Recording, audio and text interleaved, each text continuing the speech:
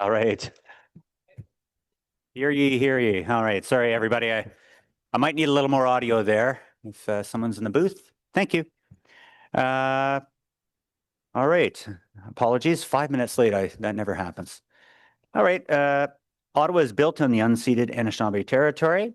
The city honors its First Nations, Inuit, and Métis people and their valuable past and present contributions to this land. At this point, I'll go to our committee coordinator to do roll call. Councillor Bradley. Here. Councillor DeRoche. Councillor Devine. Here. Councillor Dudas. Here. Councillor Gower. Here. Councillor Johnson. Here. Councillor Lowe. Present. Councillor Luloff. Good morning. Councillor Skowski. Here. Councillor Trosser. Here. Vice Chair Kitts. Here. Chair Tierney. Here. You have quorum, Chair. Thank you very much. We'll go to the agenda clearing component first. So, of course, confirmation of minutes, March 30th, 2026. Are those carried? Thank you. We do have responses to inquiries related to school bus camera pilot update, light glare, but that's not on the agenda. No need to raise those two. I think we have a full agenda already. Seeing none, we'll move ahead to 5.1, the Ottawa Hospital connection. We do have a presentation as well as some delegations, so that one's held. 6.1, Bill 56, the Strategic Road Safety Action Plan. I know Lane's excited about it. Be prepared, everybody. There's 23 slides. Get comfy. It's going to be a great day today. And then, of course, we do have some motions that go along with that as well. And 7.1, it's just the status update, Public Works Infrastructure Committee inquiries and motions ending April 14th, 2026. Is that received, or anyone see the need to add that to the agenda? Seeing none, received. Thank you. We do have a IPD. Well, there's a couple of IPDs, but I think the one where we see people signed up, and I've spoken to Councillor Menard already about this one. So 9.2 we will add to the agenda at the end, related to the update on the Ottawa-Gatineau bike share feasibility study. We have 5 speakers, and we also have a couple of, I believe it's one now, motion that we'll deal with. And then that's it. We'll go back to the rest of the agenda when we get to that point. So at this point, I'll go ahead and go to the first item that was held onto the agenda, which is 5.1, the Ottawa Hospital connection at Dallas Lake Station, environmental assessment study and recommendation. So at this point, I'll get the staff to come forward with their presentation today. Thank you.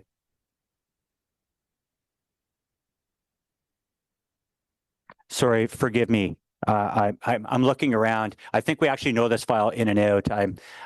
Everyone's like, wait a minute, presentation, do we need this? The members are all in favor, so I think we're all quite good on this. Does anyone need a presentation today? Seeing none, thank you. Sorry, staff, I got you all panicked there. Apologies. So we'll go directly to our delegations that are signed up to speak. Perfect. So we'll get Karen Wright. We do have the slides in file. We're going to load those up right away. So Karen, you're no stranger to this place. Take your time. Take your time. Come on down. The Price is Right's in town. So there you go.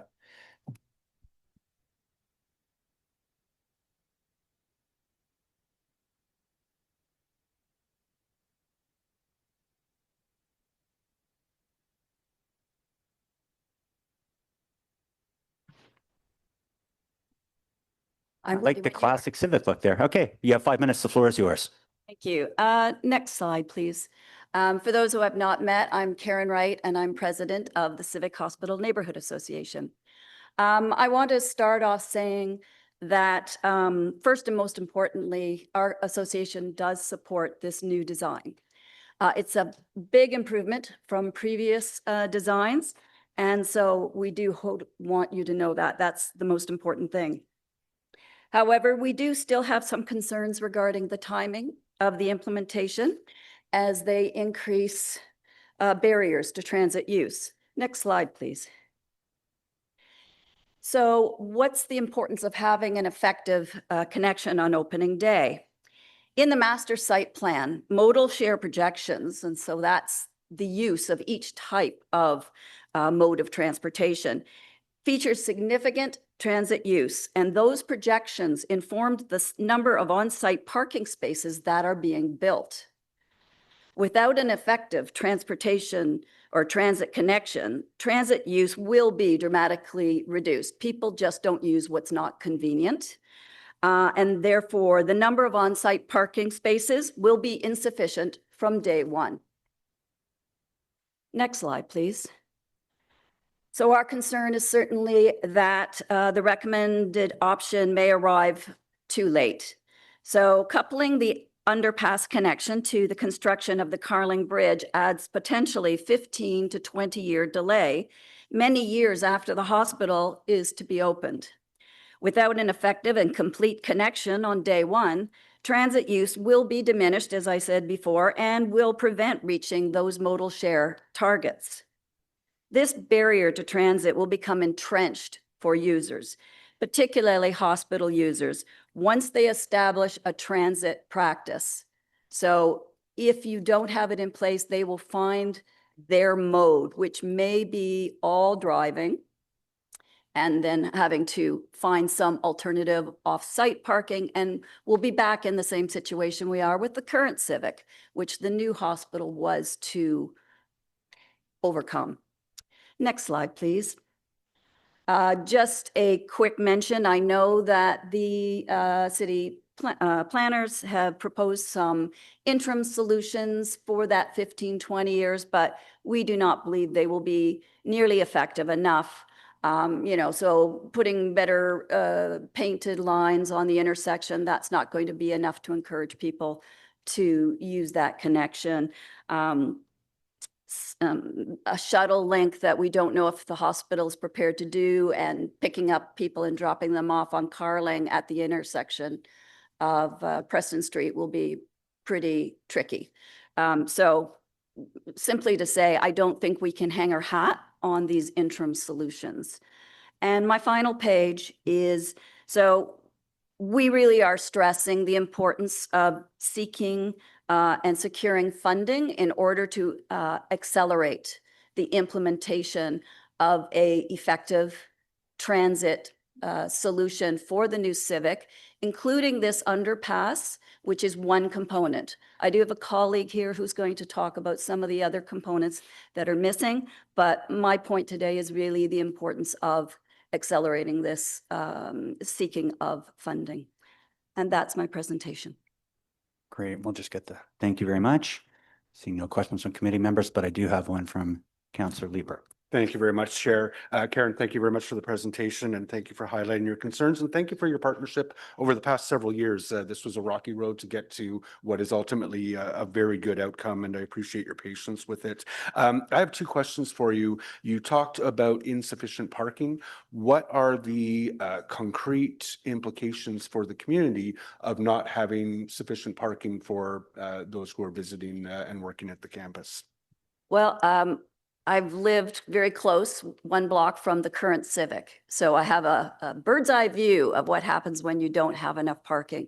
I cannot tell you how many people have come to my door begging if they could somehow squeeze onto my property. And I say, no, I can't, because my niece is a nurse and she uses that parking spot to work at the Civic. People are desperate. I see them every day. They get tickets in front of my house every day. It's not sustainable. It's not right for the people who are going to the Civic. And I certainly know from my niece, who's a staff member, it is very difficult to have to get in the winter to the off-site parking, which they pay for, and then be shuttle bused to the hospital in time for their 7 a.m. shift. So with a new hospital, it's time to get people out of their cars, help our environment, and also stop the pressure on the people who are going to the hospital at probably one of the worst times of their life, having to go through that. Thanks, Karen. And the second question is the Dow's Lake LRT station is right there on Carling. The hospital is right there to play devil's advocate. Isn't it just a quick walk over from the LRT stop to the front doors of the hospital? I wish it was. It is very close, which is great, which is why the site was selected. The problem is elevation. As many of you may know, that LRT station is below grade. So there's a small elevator if you are not ambulatory to get up to the next grade. So you still have to get from that platform up to Carling. So then you have to cross what is really 6 lanes of traffic at Carling, and it is busy in the morning. And then you have to walk from there to the new parking garage, because that's when you'll get into either walk up more steps or enter again a small elevator, which probably won't be up to capacity, to get to the High Line, to the top of the parking garage, where there is to be a connection called the High Line, all the way to the new entry to the hospital. We are talking over, I believe it's half a kilometer for that space. My colleagues are better at that distance. Sorry, it's not coming to me, but it is significant. So the elevation grades and having elevators and escalators is critical, because it's not a straightforward just walk across a small street. And when it's minus 25 and in a blizzard, that's obviously not particularly pleasant if it's not an underground connection. So Yeah. it's important that we get that underground connection Yes. as close to day one as possible. I agree. 15 years of people having to sort of use a lot of surface connections across busy streets. I think a lot of people are going to choose to drive instead. Chair, thank you. Agreed. Great, thank you. And apologies. Committee member Drosh. Thank you, Chair. I'm online now. Thank you for the delegation. When I hear the comments, I think the hospital's in the wrong spot. We had it right the first time when we were going to put it on line 1, right? We wouldn't be having that conversation today, but political forces got in the mix, and we're here where we are here today. I don't disagree with you. I think there's a lot of colleagues who'd say we want to build more, faster everywhere.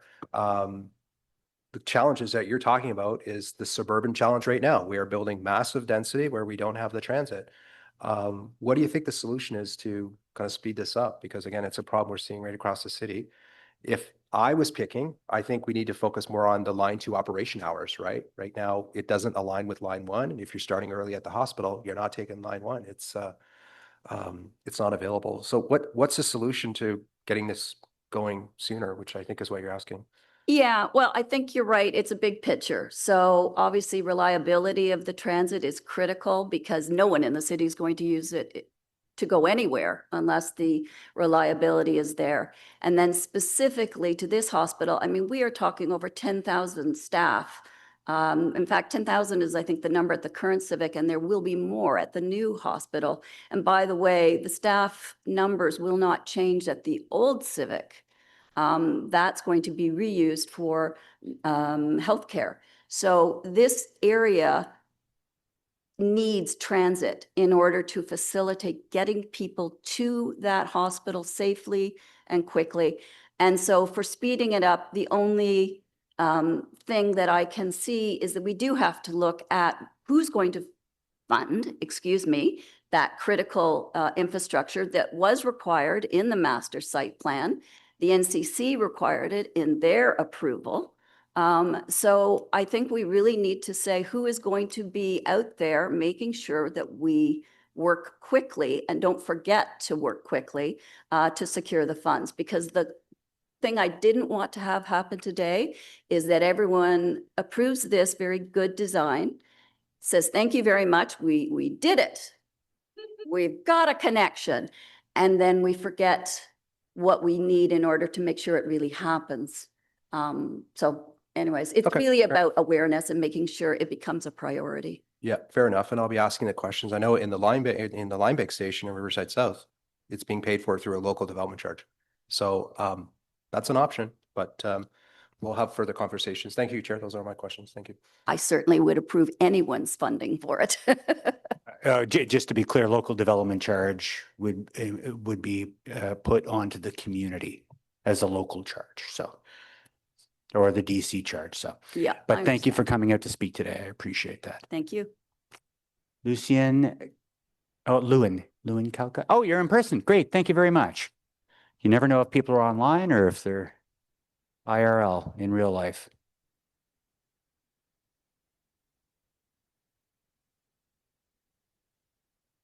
Hi, I'm Luann Kelcutt. I'm also with the Civic Hospital Neighborhood Association. Thank you. Thanks for the time today. And so as Karen was saying, we do support this design. It would be great now with the nice weather, everybody come out for a site visit to actually walk and see how far it is from the O-Train platform up to the entrance. We're willing to facilitate that anytime you like. It is a half kilometer or so. So the current proposal focuses only on one segment of 3-segment connection between the O-Train and the entrance. The previous proposals of 2024 in the EA actually included the description of the second segment, which is on the south side of Carling, linking to the garage. So it's a bit of a black box right now. That integration between the south side of Carling and the garage is missing from this design. So what's needed? As Karen said, improvements at the subterranean level of the LRT itself, where there are only currently 2 sets of small elevators. Any place that there are elevators, we should have escalators as well to move a lot of people quickly. A lot of people don't want to stand in line waiting for small capacity elevators during busy peak times. The resulting lineups on the platform, many of the areas are not covered either. In fact, the escalators can accommodate the surge in people. So what else is needed? The south side of Carling has to be well described. Not sure why we're not seeing that in this design, but the public process for considering that design is no longer available to us, and we'd like to make sure that becomes back available again as it was in 2024. Whether we can move a lot of people quickly vertically may be the greatest impediment to people using transit as well. So that could make or break the attractiveness of this design. Our suggested next steps then for after this committee, after the approval, is to look at the modal share again during the interim period when if the opening of the underpass does not take place on opening day and there's a delay while it's coupled with the construction of the Carling Bridge. During that period of time, modal shares have to be looked at again. We also, right now, are being asked to accept the overall connection without really knowing what the overall connection is. We're missing a piece, the link between the south side of Carling and the garage. So the next steps would be we'd like to see a public process to consider that design of that second segment, to continue to seek funding, as Karen was saying, and to have, during any interim period, monitoring strategies should be implemented again, looking at transportation demand management. What is the reality during this interim period? Are people using transit? Are they actually not using anything during that interim period? So that's going to be a critical period of time, and that's a risk.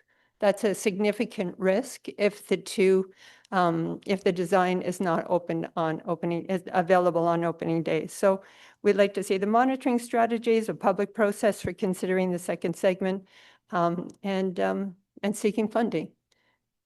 And that's it for me. If there are any questions that haven't already been answered by Karen? Good. Thank you. Thank you.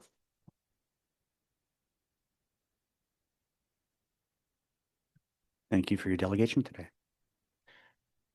No stranger to this place. Graham Bird. Come on down, Graham.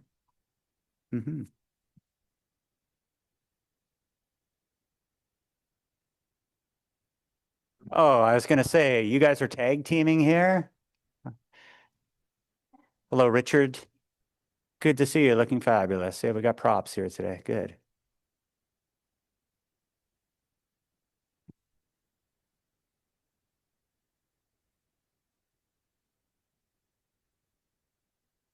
Okay, I see you two here kind of together. You signed up individually. Did you want to just go 10 minutes combined, or what do you want to do here? Oh, just grab your mic there just for our translation services and all our public folks that are My listening. apologies. Slow down. I think that would make good sense. We're essentially team, covering the sure. same information. Well, So welcome. quickly, Mr. Chairman, thank you for the time and for the patience of everybody here. And to those of you councillors that are heading off into another world next year, thank you for all you've done. And for those that are going to whack away at it, best of luck this year. I know you're up to it. And so thanks for your patience in dealing with us. I'd like to start by thanking Marcy and Angela and Jennifer and a whole host of folk that work for the city of Ottawa that have been putting up with us, I suppose, over the last year or so as we've tried to bend the boat on what should be happening here. And Mr. Chairman, to your point, Richard Brisbane and the BBB architectural team has been intricately involved with a lot of the station designs in Ottawa, whether on the Trillium or the Confed line, and is one of the prime architects on the new hospital. So he's been very intricately involved in that. Our firm has been responsible for being the development and project advisor to the hospital, and we've been busy with our team putting this piece together through COVID and beyond. And Councillor Leeper and others have been very close to helping us get it through. It's a very complex project and it's extremely large. And I'm not sure if this city quite gets what we're up to and what's going to unfold over the next 6, 7, 8 years. At the end of the day, imagine Arnprior sitting up on the top of the hill and Perth coming to Arnprior every day. There'll be over 4,000 visitors to this place, whether to work, to teach, to help, or to be a patient.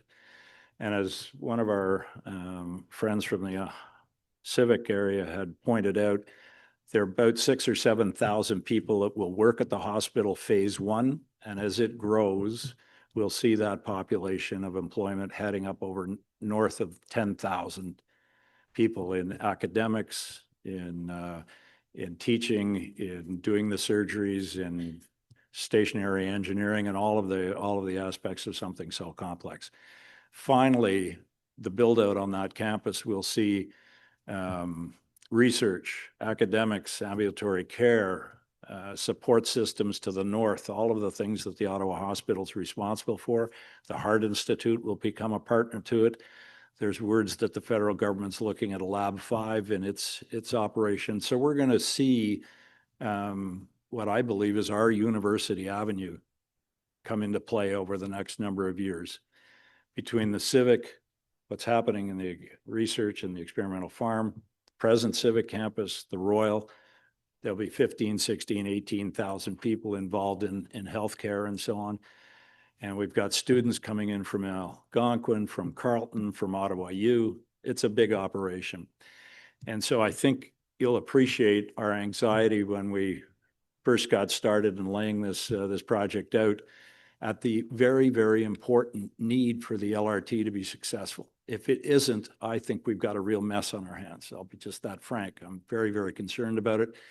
And I think what's happened, honestly, is that somehow the development and design of the LRT was done. And one of our friends mentioned a minute ago that the hospital should have been up on this part. And when the planning was doing, I think all of the apartments were about a 9-story maximum. Well, we're looking at 40, 50, 60 story apartments coming into play. There'll be, the councils are no better than I, but 10, 12, 15, 20,000 people living within about 2 blocks of and we're all relying on an LRT station that's about the size of someone's boat dock.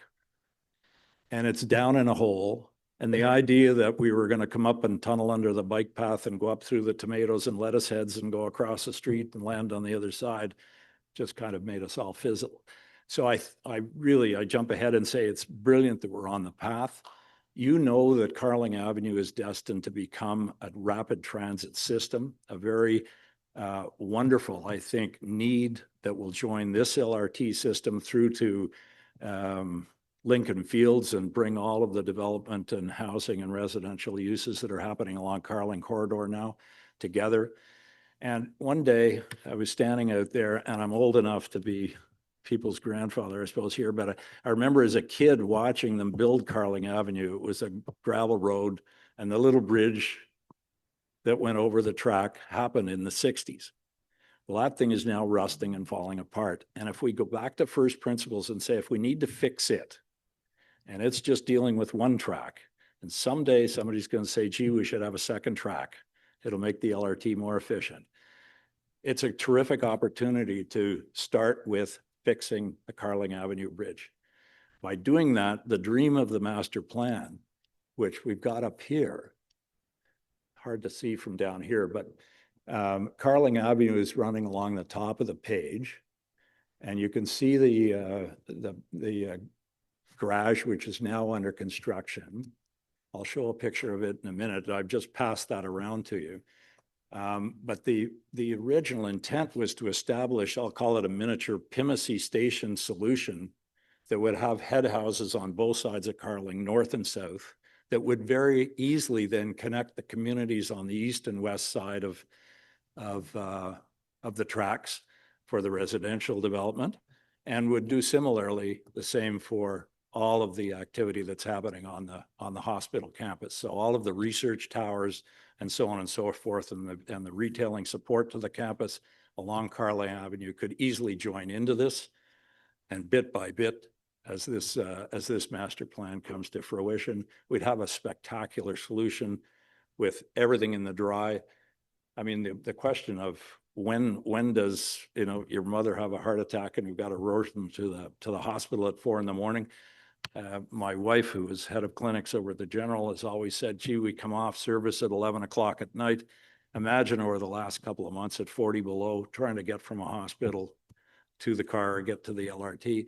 This kind of solution that we're now putting on the table, and I pray that we can, I'll turn to that in 1 second, get at it, will allow the Pimsey station solution to happen under Carling.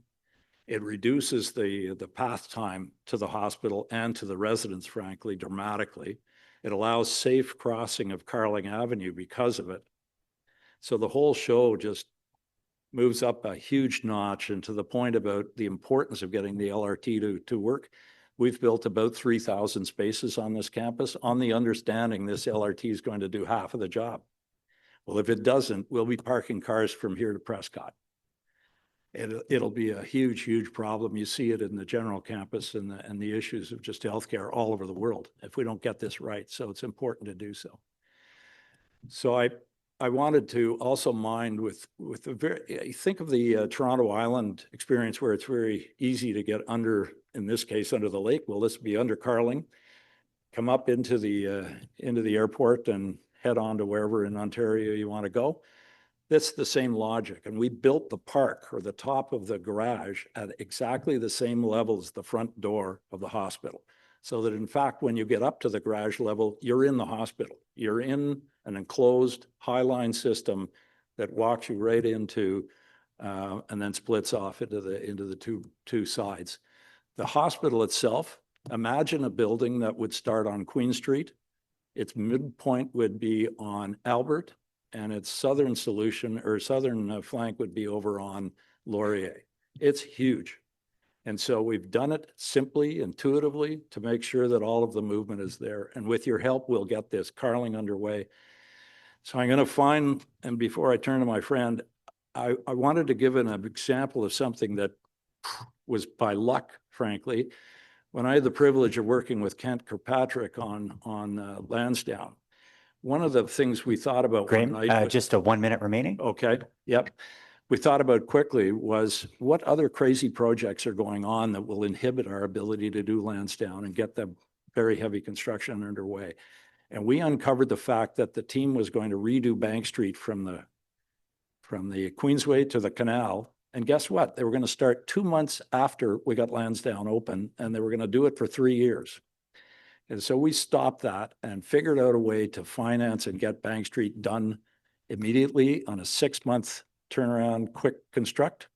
And that allowed Lansdowne and its construction to happen. I think we're in the same thing here.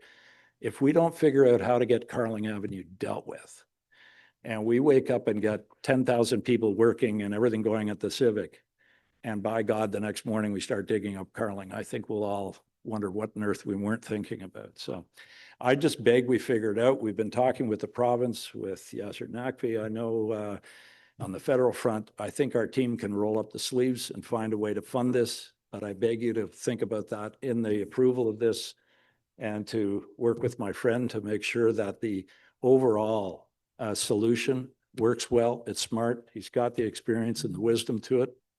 He's a good friend. He loves Ottawa, and he can be of great help to it. So Great. Thank you very much. thanks, Mr. Chairman. Thank you, Graham. What Graham's saying is he co-opted me into taking a look at this problem for him. Okay, just so you know, we've used 10 minutes Oh, we already. have 10 minutes. Okay. Love you, Graham, but That's all we right. got to dial it back here. So if I could ask you Okay. to be expeditious, Richard, I'd appreciate that. Yeah, let me give you I know. a 1-minute overview then. Thanks to senior staff for helping us. We took a look, Graham asked me to take a look at this particular problem. The problem was simple. There was no station at the hospital. There was no station at Dow's Lake. And so thank you to senior staff. What we have done is taken the station directly to this site. What I will say is there is no design at this point. So when people refer to this as a design, it isn't a design. It's an extended footprint that is going to allow us to do a responsible design. Let me say that there are huge opportunities here, but there are huge obligations as well. There's a hospital here, but this is an event station. There will be people going skating at Winterlude. There are people going to the Arboretum. There are people who are going to the Tulip Festival. There are people going to the Experimental Farm. All of the events that go on at Little Italy, and obviously there's this huge amount of development taking place here. So what we have now is the opportunity to do a PIMICI-like solution predicated on this tunnel. And what I will say is the challenge here, because transit only works when it's intuitive, I think our earlier colleague spoke to that. What we need to do is have this station open up onto the campus and provide a public space, either interior or exterior, that allows people to congregate, meet their compatriots at the site, and pause and orient themselves so that they can intuitively understand how they're going to get to Dow's Lake, how they're going to get to the hospital and move on. And what I would suggest is in my business, if you have to put up signage, then your design has failed. So I think we're at the first step of at least having a station site on campus. And we look forward to coming back to you with a station that provides all those services. Great. Thank you. Committee Member Troster. Thanks so much, Chair. So thank you for all the work that we all did together on this, because until very recently, there was going to be a design coming to this committee that no one liked and no one thought anyone would use, but staff thought was the only alternative. So the work that went into this was unbelievable. And I want to thank you for your advocacy, because we agree on this issue. We want a connection people will use. 2 questions. What do you mean by a PIMICI-like solution? I'm not clear what you mean. Well, first of all, the existing Dow's Lake station, which was the Carling station, was the poor cousin in the extension of the Trillium line. Because so many new stations wanted to come along, they essentially left it as it was. It's a one-sided station with very limited capacity. What we're looking for, the PIMICI solution has what we call 2 head houses, which are 2 pavilions, one on either side of the road. And as to my earlier comments, this allows you to actually get off on the Civic campus, which you can't do now. Yeah, well, that makes sense. And that's something we're going to have to bring to.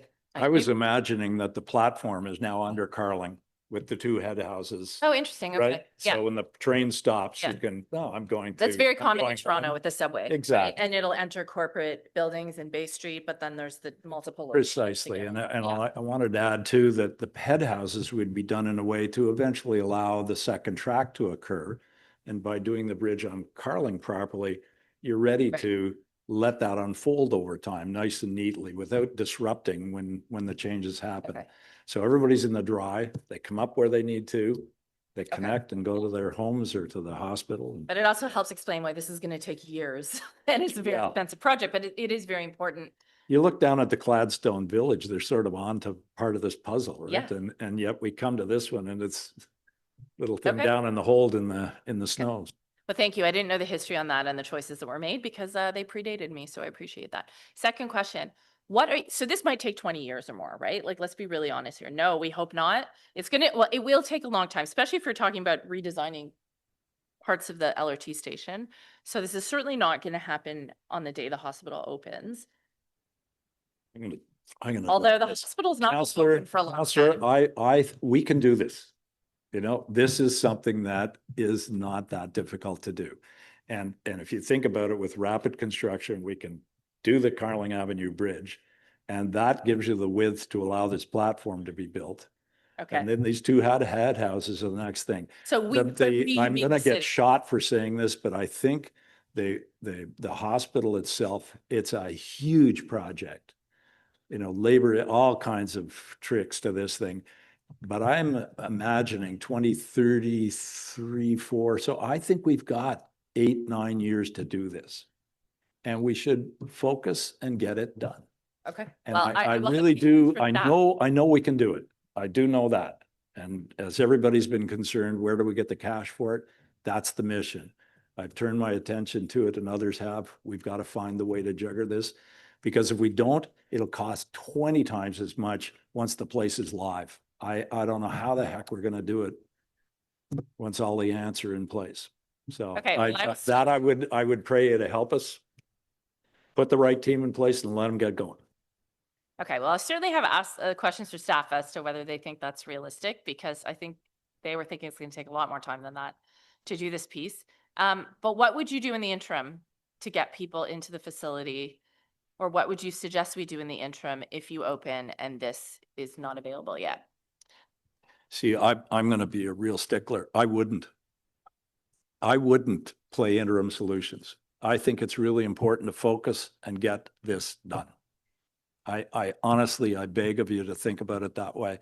We can try and find little covered bridges and do all of these little odds and ends. We're talking about armies of people, and it's time to take it seriously and get it done. And let's find the cash and move on. There's nothing that gets you from over there upstairs. You know, my friend in a wheelchair up a little elevator that goes halfway through a locked door, out at China Fence, over the bikeway, across 145 feet of lanes of traffic and buses and bikes and all the rest of it, and around the corner and up. Wrong track. This is way too important for all of us. This isn't just that local's hospital. This is dragging employees. They're coming in from Cornwall and Renfrew. If we don't get this right, they won't come. The teaching and the education programs are massive. This thing needs to be easy to deal with. Sorry to belabor it, but that's where I come from. Thank you. Councillor Lieber? Thank you. And Graham, I do appreciate the really hard work that you've done to get us into this position, and the persistence that you've demonstrated. I am grateful for that. The presentation that you gave was fairly high level. I know that some of the concerns that I'm hearing from the community, I need to get just a little bit more into the weeds on it. There is a concern on the part of the community that when it comes time to connect those head houses to the rest of the hospital, that there won't be a public consultation. And I don't know if I'm going to be able to get staff to agree to bring the public into that discussion. What reassurance can you provide that there is an intuitive, effective way of ensuring that lots and lots of people can get from the LRT into the campus when that connection is done? I'm going to ask my friend Richard to get at this, because I think that's where it's important that he and team members that are dealing with the hospital and are so comfortable with the transit system of Ottawa and the station designs can get at that. But think of it, set at a high level. If there's a head house on the south side of Carling, it spans the tracks. You come up through the pay zones, there's an easy glass enclosed walkway to the edge of the garage. Remember, the garage is set back to allow the ambulatory care and research buildings to come into place. Goes there, and just as in that Toronto Island Airport experience, there are, you know, huge elevator systems. You're at the roof. Now you're enclosed and into the hospital. And all of that's ready to go. It's under the design to get constructed.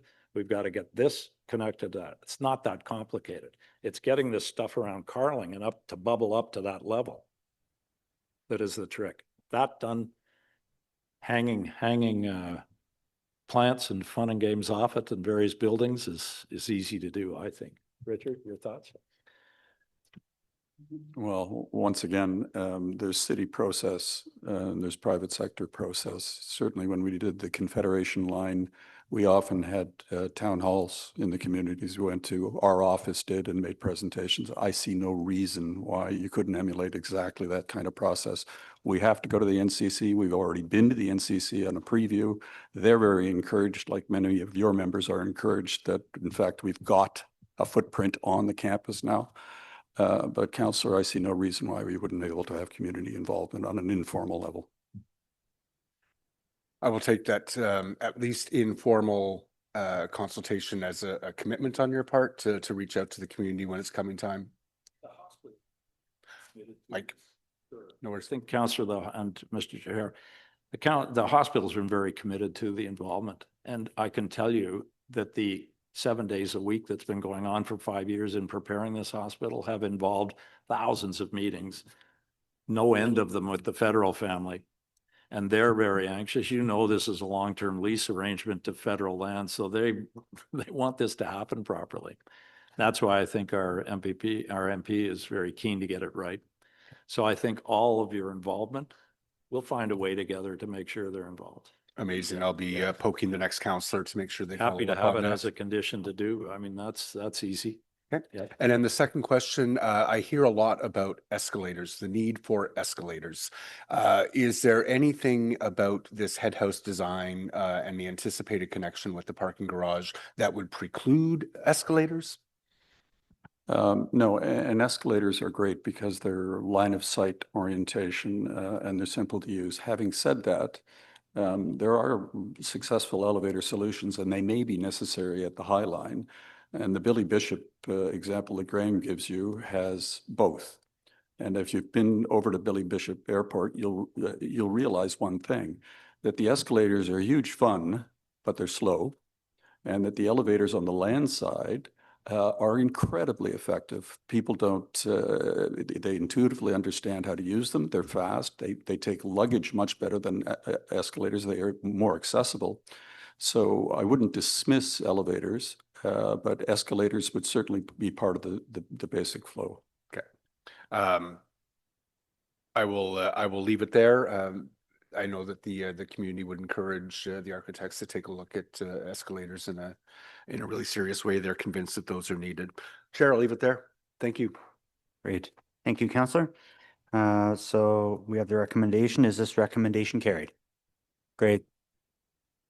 Oh, forgive me. I forgot questions to staff. Questions to staff. And by the way, build this quicker. Parts of me are falling off, so I need this place built as soon as possible. Just a footnote.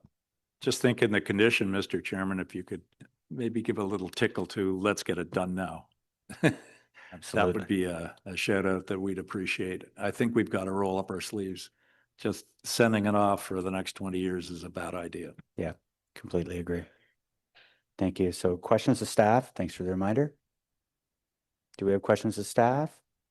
It's just you, Jeff. Go for it. Thank you, and I'll try to make it brief. I know there's some big headline items coming up in the next part of your meeting. So colleagues, like I think the Civic Hospital Neighborhood Association made the case for why there needs to be a really good connection. I'm not going to belabor that.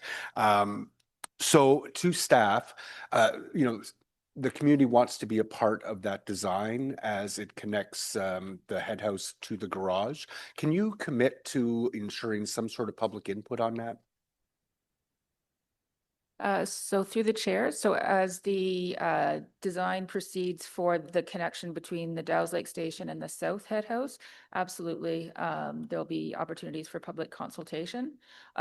Where it integrates into the hospital site, I can't make a commitment in terms of that, but there is mechanisms, Community Advisory Council, and I think Graham spoke about that. But certainly for the segment of the city infrastructure, absolutely, that will be part of the design. And I heard a commitment from the hospitals today to do that.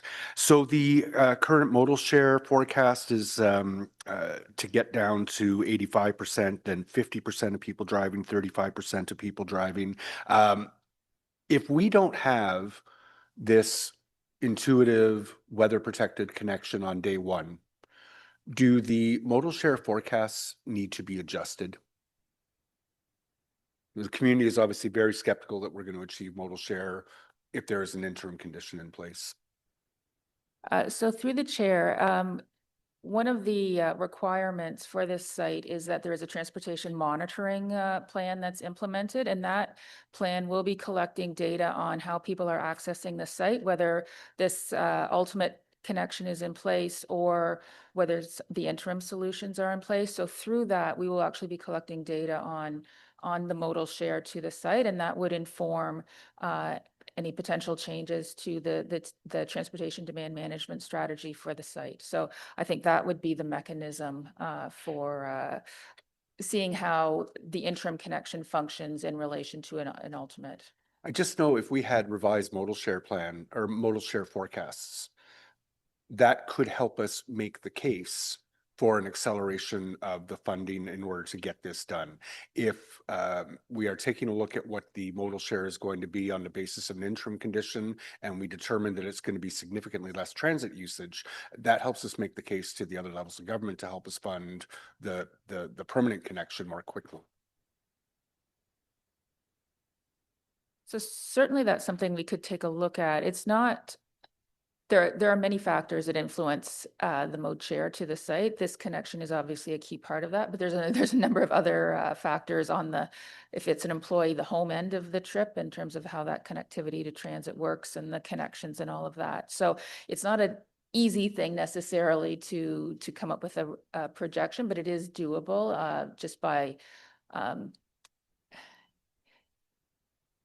I'm just thinking technically how you would do it, because it's really the quality of the experience. And typically when we're doing modeling for transportation, it's distance. How much time does it take you to get somewhere? And we add penalties if you have to stand around. And so I think there would be, we could come up with an estimate, but it would be subject to a fair amount of uncertainty, because that's something that typically is not addressed through modeling. Let's chat more about that before this comes to council at some point in the next couple of weeks. Okay, so one of the key ones for me is we still have the NCC approval language that I think is in effect. The proponent must provide universally accessible, seamless, intuitive, and weather-protected connectivity between Dow's Lake LRT station and the hospital's main entrance when it opens in 2028. So I'll use when it opens as the operative language here. How can we proceed? How can the hospital open without what the NCC is describing, which essentially is what we're going to be approving today, in place on day one? Are we going to have to go back to the NCC and seek their permission or change the master site plan?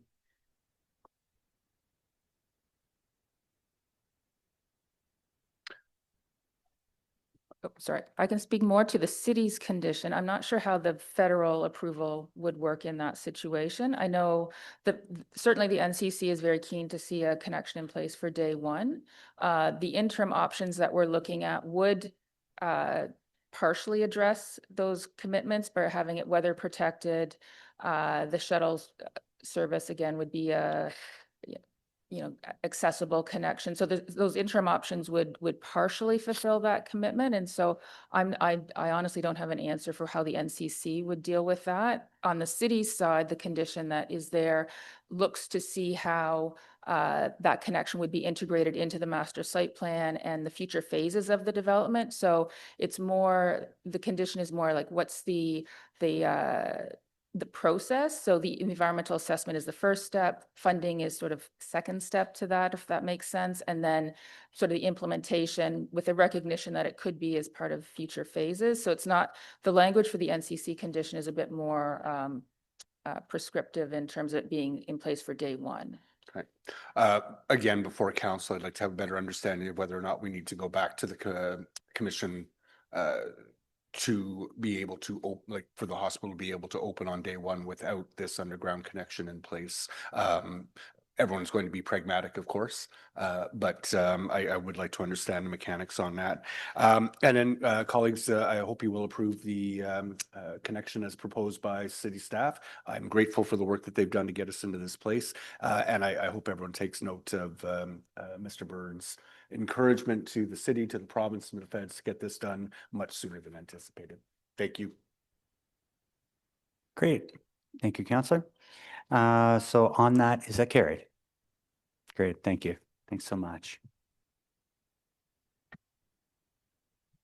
So I'm going to move to implications of Bill 56, and I believe this is the one with the presentation. All right, good. 23 wonderful slides. You've never seen 23 slides at this committee. This one deserves it. So yeah, this never happens.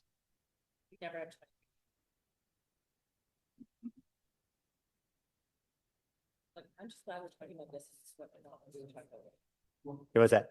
Glad this is way lower state. Yeah, touche. It's true. Yeah. Hey, always, Jeff. No problem. Oh, God. Oh, my mic's on still. That's fun.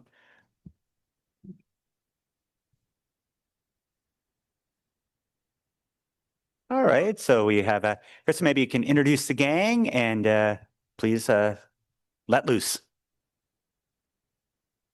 Good morning, everyone. It's a pleasure to be here today and to see this important report before the Public Works and Infrastructure Committee. This report provides committee members and council with a comprehensive overview of the financial and road safety implications of Bill 56, which resulted in the removal of automated speed enforcement in Ontario. It also includes the Strategic Road Safety Action Plan Annual Report and the proposed 2026 Implementation Plan. Le présent rapport offre aux membres du comité et au conseil un aperçu complet des répercussions financières et en matière de sécurité routière du projet de loi 56, qui a entraîné le retrait des caméras de contrôle automatisées de la vitesse en Ontario. Il comprend également le rapport annuel sur le plan d'action stratégique en matière de sécurité routière ainsi que le plan proposé de mise en œuvre de 2026. I'd like to begin by thanking the many staff across the organization who worked behind the scenes to pull together the analysis, data, and coordination required to support this item. I'd also like to acknowledge the chair of PWIC for their leadership and councillors more broadly for their patience and engagement as we've worked through the complexities of understanding the impacts of Bill 56 and what it means for road safety in Ottawa. Staff will now walk committee members through the key components of the report. To begin, Heidi Cousineau, Manager of Traffic Safety and Mobility, will provide a summary of Bill 56.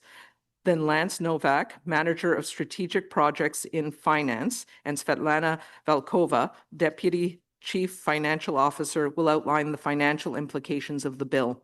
Following this overview, Heidi will take the committee through provincial funding and how it may be leveraged. She will continue by providing updates on the Strategic Road Safety Action Plan, including a brief overview of the current status of the speed zoning policy. Over to you, Heidi. Thank you, Krista. Good morning, Chair and members of committee. Bonjour. Bill 56, Building a More Competitive Economy Act, was passed by the province in October 2025 and came into effect on November 14th. The legislation introduced a change in the framework governing automated speed enforcement across Ontario. For municipalities, including the City of Ottawa, this required adjustments to available speed management tools, as well as the funding model that had supported many road safety initiatives. The remainder of today's presentation explains how the city adjusted our funding and programs as a result. La présentation d'aujourd'hui explique comment la ville s'est adaptée tant sur le plan financier que sur les plans des programmes à la suite de ces changements législatifs. I'll now hand things over to Lance Novak to first walk through the fiscal impacts of the legislative change. All right, thanks, Heidi. So Bill Next slide, please. Bill 56 results in significant financial implications due to the loss of a major funding source for road safety initiatives. La suppression du programme de contrôle automatisé de la vitesse entraîne la perte d'environ 15 millions de dollars de recettes nettes annuelles qui étaient directement réinvesties dans des initiatives en matière de sécurité routière. ASC was a dedicated funding source for a number of road safety programs and capital investments. As a result, staff have had to undertake a comprehensive realignment across operating budgets, capital planning, and the road safety reserve. The city's approach has focused on two components. First, the phase out of the ASC program, including elimination of operating costs, maximizing revenue opportunities, and transitioning key technical road safety resources.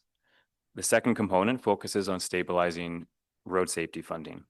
This includes identifying and maintaining key road safety programs, leveraging the use of the Provincial Road Safety Initiatives Fund, and mitigating impact on the Road Safety Reserve. Next slide, please. Phasing out the ASC program focuses on minimizing financial risk and disruption. With respect to cost management, nearly all non-compensation costs tied to ASC, such as data processing, mailing, and vendor services, have been eliminated. Several departments played a role in supporting this program and received program funding to ensure successful delivery while maintaining service levels. 84 FTEs previously funded by ASC are being phased out in a structured manner, aligned with the ticket lifecycle and workload requirements. The city will seek recovery of eligible costs from the province for the installation of mandatory signage at former ASC sites. In addition, the city will seek recovery of partial costs for Ottawa Police Services traffic enforcement and adult school crossing guards through the Provincial Road Safety Initiatives Fund. All ASC costs are expected to be fully removed from the 2027 budget. Phasing out the ASC program also requires technical road safety positions be retained to ensure continued delivery of critical road safety programs. These positions are separate from the previously discussed 84 FTEs. 13 FTEs are being retained, funded through the annual capital budget to support ongoing delivery of road safety programs. These staff support capital programs such as the pedestrian crossover, new traffic control devices, temporary traffic calming, and pedestrian accessibility and intersection ramping. One FTE will be retained to provide ongoing support for the city's automated enforcement program, including the continued delivery of the red light camera program, while supporting the evaluation of opportunities for future growth in automated enforcement. Lastly, a key fiscal bridge during this transition is the arrears recovery strategy. Tickets issued prior to November 14th, 2025 remain valid and enforceable. ASC funded collections will continue through 2026, generating an estimated $6.3 million in revenues, which will exceed program costs for the year. Next slide, please. This table shows a comparison between the original 2026 budget, which assumed a full year of ASC operations with an additional 24 cameras, and the revised forecast on the right side, which reflects post-Bill 56 reality. Le coût total du programme de CAV passe de 19,3 millions de dollars à 5,5 millions de dollars. Comme nous l'avons déjà évoqué, cette réduction est attribuable à la suppression des coûts non liés à la rémunération, comme le traitement des données et les envois postaux, et la baisse des coûts de rémunération suite à la suppression progressive des activités financées par les CAV. Au niveau des recettes, les prévisions concernant les recettes du CAV ont été revues à la baisse, passant de 40,9 millions de dollars à 6,3 millions de dollars. Les recettes ainsi générées reflètent les efforts déployés pour recouvrer les infractions non payées.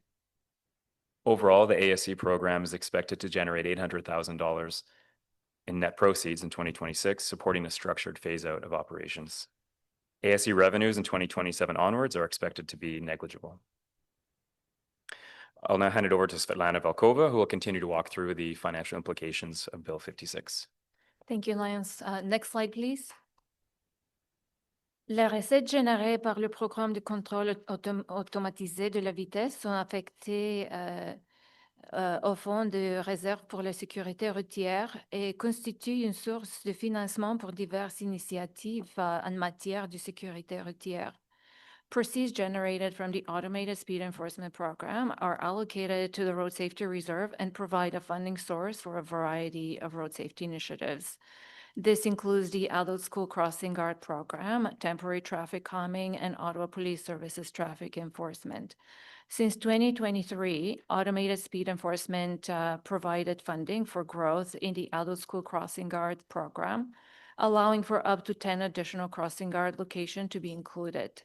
In 2026, this amounts to $796,000 in funding from automated speed enforcement, the equivalent of 31 crossing guards.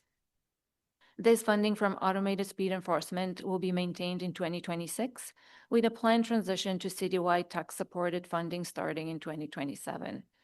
The city will also seek recovery of the $796,000 automated speed enforcement portion of costs for this program through the Provincial Road Safety Initiative Fund, mitigating the impact on the Road Safety Reserve.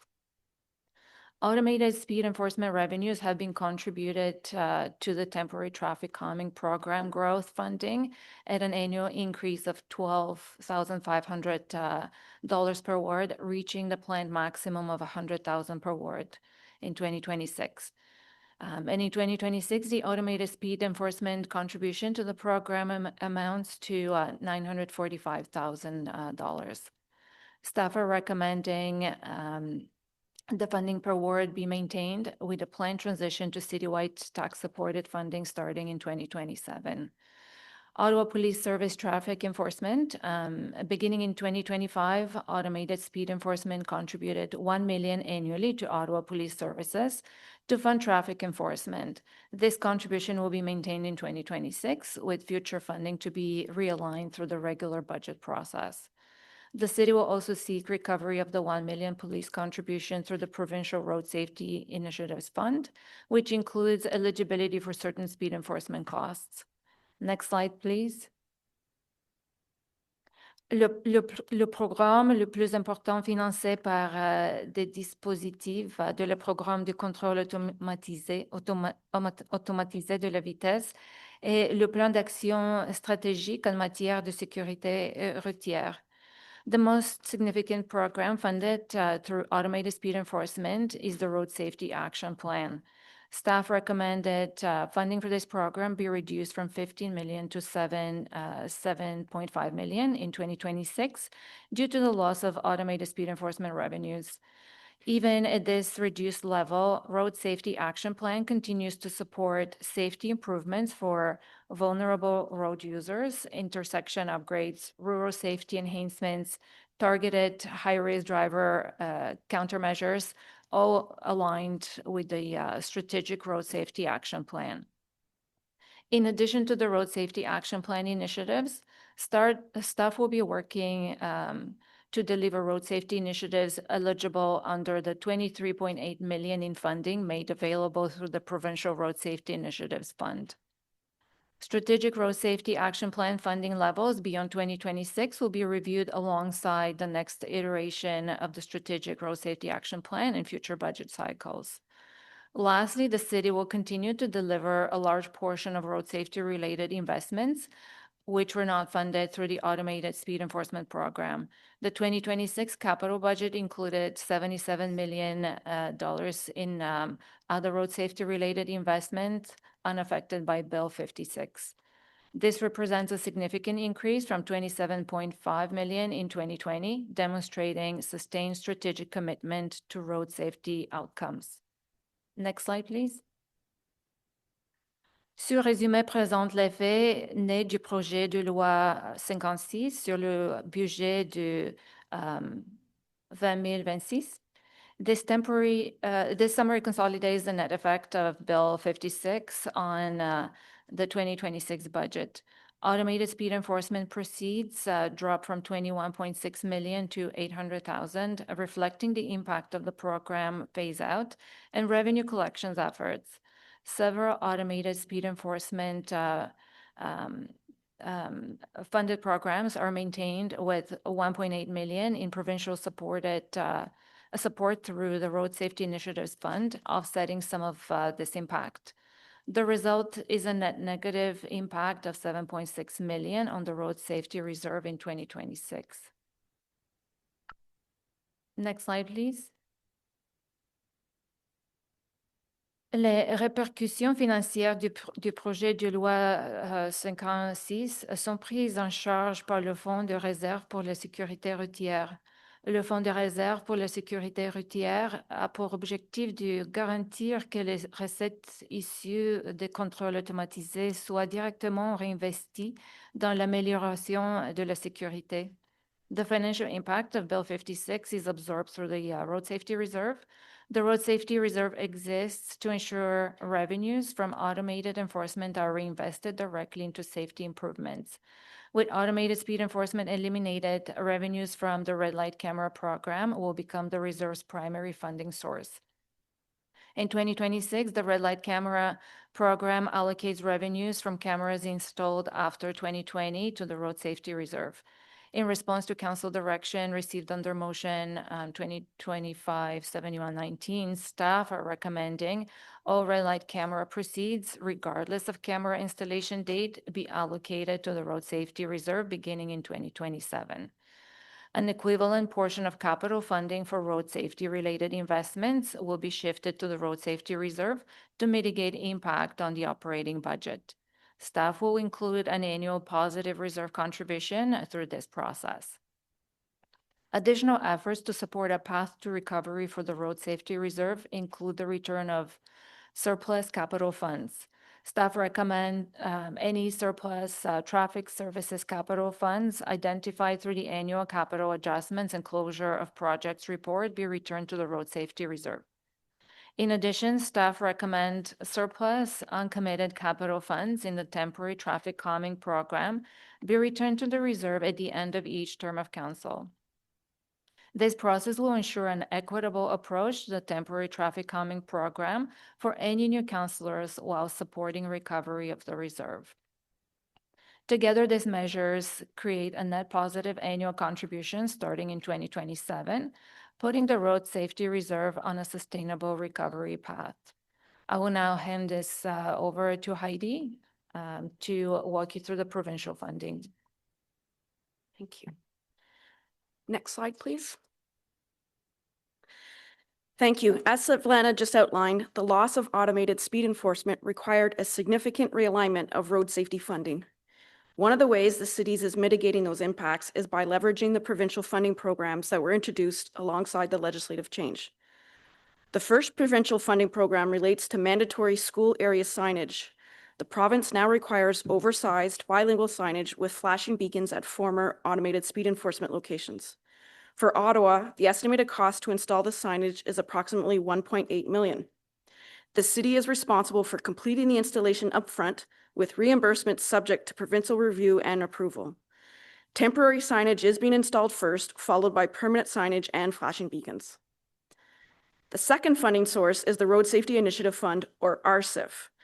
Ottawa is eligible, as mentioned, up to 23.8 million in one-time funding through this program, approximately 4 million in immediate interim funding, and up to 19.7 million through an application-based stream. It is important to note that RSIF funding is limited to provincially sanctioned safety measures, which I will highlight shortly, and applies only to former automated speed enforcement locations where implementation is feasible. Next slide, please. As mentioned, RSIF funding is restricted to the former automated speed enforcement locations and supports a defined range of eligible measures.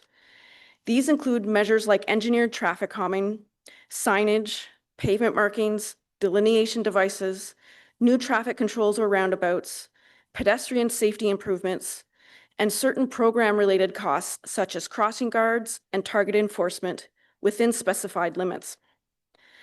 Eligible planning, engineering, and project management costs may also be recovered subject to program caps. To qualify for funding, applications must be submitted by December 1st of 2026, and all approved measures must be completed and incurred by March 31st of 2028. Given the time required for design, approvals, and construction, this effectively allows for one full construction season. As a result, early planning and submission were essential, and these program requirements directly informed how staff identified and prioritized potential projects for inclusion in the application. Next slide, please. Given the required timelines, staff have identified projects that are sufficiently advanced in design and feasible to deliver within the available timeframe. And I can confirm that the RCIF application has now just been recently submitted. The application seeks to recover funding for a range of eligible road safety measures, including, as Saflana noted, the adult school crossing guard services and traffic enforcement activities. It also includes the implementation of select traffic control devices and pedestrian crossover projects that are sufficiently advanced to be delivered within the program timelines at these former AAC automated speed enforcement locations. The application also includes engineered traffic calming measures such as speed cushions or speed humps, speed display boards, school area pavement markings, and hardwired flashing beacons, along with eligible planning, engineering, and project management costs. All proposed measures were identified based on eligibility, feasibility, and alignment within program requirements. While the application has been submitted, final implementation remains subject to provincial approval, detailed design, and site-specific considerations, so some elements may be refined as that work progresses. You will find the Road Safety Initiative Funding Spending Plan in document 1 of the report. Next slide, please. So up to this point, you've heard about the financial adjustments and funding strategies required following Bill 56. I'd now like to turn to what we're seeing from a road safety perspective. Automated speed enforcement was a proven and effective tool, especially in school areas. Data from Ottawa's original pilot sites showed sustained improvements over time, where it was shown that speed compliance increased to 87% after 4 years, and high-end speeding dropped to just 0.3%. Following the implementation of Bill 56, the suite of tools municipalities can use to manage speed changed. Automated speed enforcement had previously been one of several measures contributing to speed compliance, particularly in school areas. Safe speeds remains fundamental to the safe systems approach. La gestion des vitesses sécuritaires demeure un principe fondamental de l'approche des systèmes sûrs.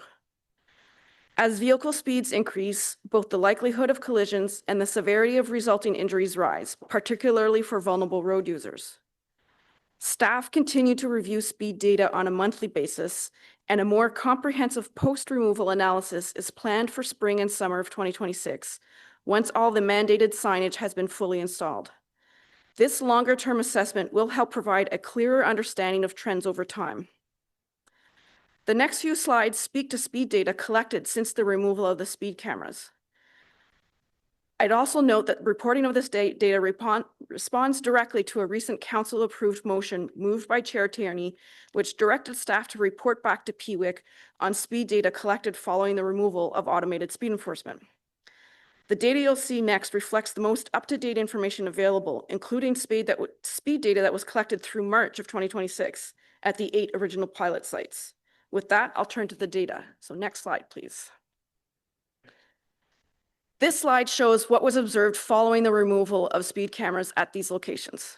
Prior to removal, speed limit compliance was approximately 87%. Within 16 weeks, compliance declined to about 36%. It's important to note that these results reflect conditions before all mandatory Bill 56 signage is fully installed, and therefore represent an early monitoring period rather than the complete picture. Continued monitoring will help assess how driver behavior evolves over time as required signage and additional safety measures are fully implemented. Next slide, please. So we see a similar pattern when we look at the high-end speeding, which refers to vehicles traveling well above the posted speed limit. Prior to removal of the speed cameras, high-end speeding at these locations was measured at approximately 0.3%. Within 16 weeks, that share increased to about 6.1%. Higher levels of speeding are associated with an increased risk of more severe collision outcomes, particularly for vulnerable road users. As with overall speed compliance, these observations do reflect an early monitoring period. Continued data collection will be important to assess longer-term trends as the mandated signage is installed and other safety measures are implemented. Next slide, please. One of the ways that we're addressing speed more broadly is through a new proposed speed zone policy. This new policy would be grounded in the safe systems approach and reflect best practices in speed management. It would consider all the context and use of each roadway, integrated all existing council-approved speed-related policies, and support a longer-term cultural shift around safety and speed. Changing posted speed limits alone doesn't immediately change behavior, but it is a foundational step that supports design, enforcement, and education over time. Next slide, please. The review of the new speed zone policy is complete, and staff are now validating the recommended approach to ensure it works well for Ottawa-specific conditions. This includes testing along corridors that were raised through councillor consultations. Bill 56 has introduced some uncertainty, however, around the future funding needed to implement the policy at scale. As a result, and to ensure their approach is technically sound and financially realistic, staff are planning to bring the finalized policy forward next term of council, along with a citywide implementation strategy. Next slide, please. Turning now to the Strategic Road Safety Action Plan, or as we refer, RSAP. The 2020-2024 plan is in its third iteration of Ottawa's long-term road safety strategy and is built on safe systems and Vision Zero principles. It was approved in December of 2019.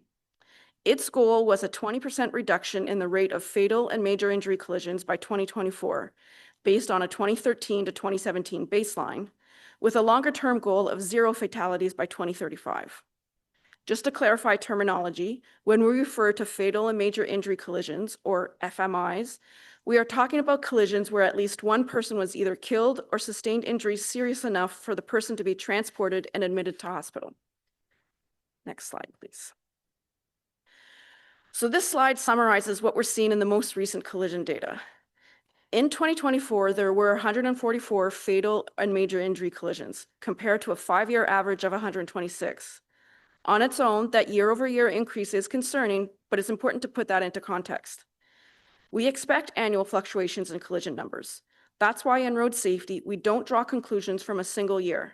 Instead, we focus on longer-term trends, which smooth out variability and provide a more reliable picture of progress.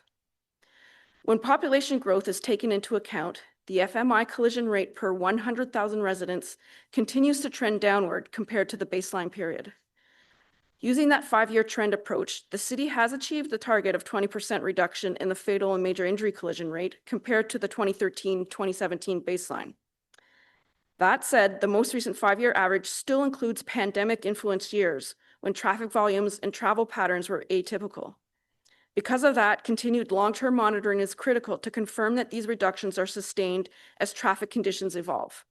Next slide, please. I'd like to briefly walk through this table as it helps put the trends we've just discussed into context. As mentioned, the city relies on 5-year periods rather than individual years to assess road safety outcomes. This approach helps account for normal year-to-year variation in collision data and provides a more stable basis for assessing longer-term trends. The 2013 to 2017 period represents the baseline. The 2020 to 2024 period reflects the most recent 5-year data available and is used here for comparison.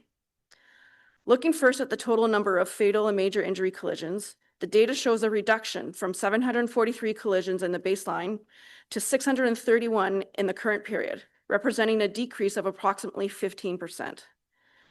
When examined on a population basis, the 5-year average fatal and major injury collision rate per 100,000 residents declined from 15.5 to 12.4, which corresponds to a 20% reduction and aligns with the target established in the Strategic Road Safety Action Plan. The average number of fatalities per year also decreased over the same comparison period from 27 to 23, reflecting a longer-term downward trend despite expected year-to-year fluctuations. Overall, this comparison shows that when viewed over an appropriate multi-year timeframe, changes in the most severe collision outcomes can be observed. At the same time, the inclusion of pandemic-affected years in the current period underscores the importance of continued long-term monitoring and a consistent, data-driven approach as travel patterns continue to adjust. Next slide, please. Moving now to the 2026 Road Safety Action Plan budget. This slide shows how the $7.5 million budget is allocated across the 4 emphasis areas. Given the reduced RSAP funding in 2026, staff have focused the program on highest risk locations and on projects that are sufficiently advanced, allowing us to continue implementing safety improvements as efficiently as possible. The largest share of RSAP funding, just over 70%, is directed to vulnerable road users. A further 3.8 million is allocated to cycling safety improvements focused on locations that are already well advanced in design. Several high-volume cycling locations are currently at various stages of design. Within the RSAP program, just over 1 million is allocated to intersection safety, including funding for protected left turn implementations and rail-related safety improvements identified through detailed safety assessments. Rural safety accounts for approximately 1.1 million, focused on geometric improvements at skewed intersections where elevated collision risk has been identified through network screening. Finally, a smaller allocation of 50,000 supports gateway signage to address high-risk driver behavior. It's also important to note that RSAP funding is complemented by increased investments through the tax-supported capital budget. As Svetlana noted earlier, the RSAP program sits alongside a much larger portfolio of tax-supported road safety investments, particularly at intersections and pedestrian crossings, where funding has increased over the past 2 budget cycles. Overall, the 2026 RSAP implementation plan reflects a focused and pragmatic approach, prioritizing implementation readiness and locations with the greatest safety risk, while operating alongside that significant additional tax-supported investments across the city's capital road safety programs. Next slide, please. Finally, to close, staff will maintain the current road safety action plan delivery model through the remainder of this term of council. Work on the 4th iteration of the Strategic Road Safety Action Plan has just begun and will be brought forward early next term. That work will include an evaluation of past measures, analysis of post-pandemic collision trends, and identification of future funding needs. Together, these findings will inform future priorities and ensure the city's approach remains data-driven, targeted, and focused on reducing fatal and major injury collisions. Ongoing monitoring will remain essential as travel patterns continue to evolve and new safety measures are implemented, with both RSAP initiatives and the broader city programs contributing to continued progress. Together with the financial measures and funding strategies outlined earlier, this next phase of the Road Safety Action Plan development will help ensure road safety efforts remain sustainable and evidence-based. La prochaine version du plan stratégique de sécurité routière continuera de s'appuyer sur les données, l'évaluation de ce qui fonctionne et l'évolution des comportements sur le réseau. Thank you. Well, wow, eye-opening, right, folks? No surprise to anybody, by the way. Before we get into things, I'm going to go ahead and get Councillor Troster. There's a great motion here, and then followed by Councillor Johnson to read their motions in, and then we'll go to questions to staff, and we'll continue our discussion here. I want to thank you guys. You put a tremendous amount of work into this, and I'm glad we had the foresight to keep an eye on what's happening out there. Clearly, it's what we predicted, and now we have to find measures to fix it with less money, which is always a challenge. So, Councillor Troster.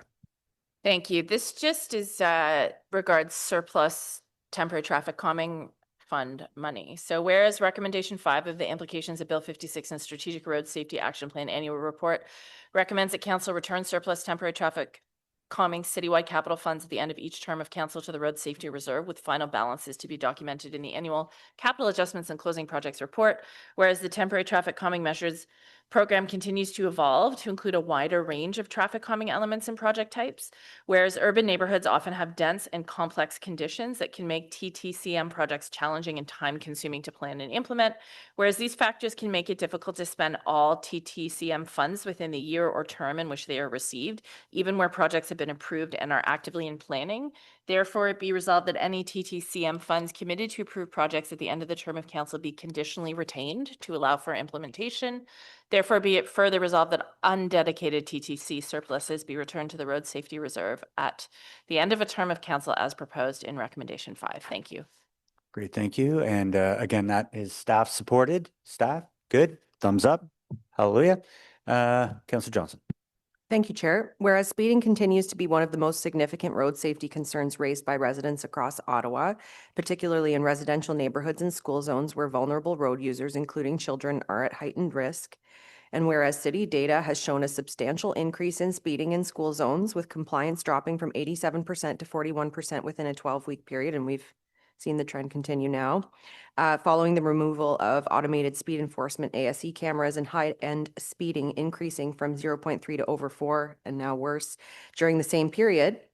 And whereas speed data is an important input in understanding risk related to more serious collisions, whereas the city's current approach to collecting speed data is limited and does not provide a full picture of speeds across the roadway network.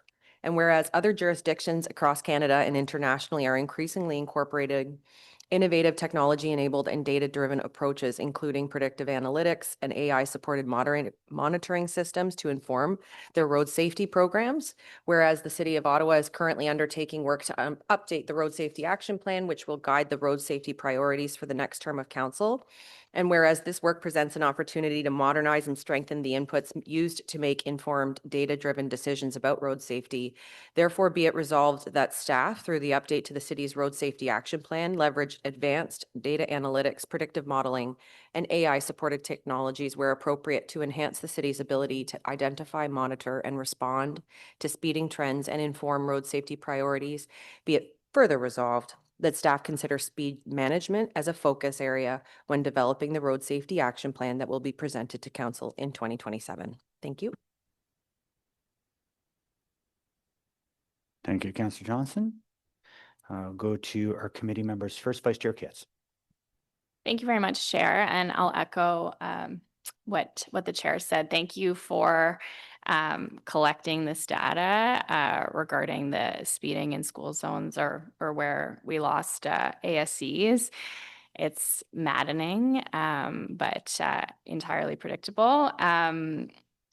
So we're going from, $15 million in revenue that we were reinvesting into our SAP to a $7.5 million budget this year. The report talks about what we are investing in, but what are we losing?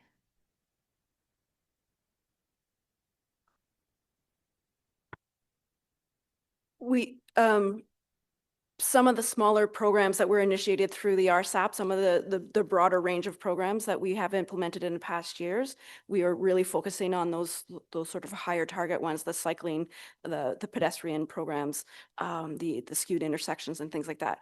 Maybe we can't do as many intersections as we had hoped to in the past, that kind of thing. And we're still emphasizing the 4 emphasis areas, but not being able to provide as much funding to each one of those emphasis areas. So not as many projects.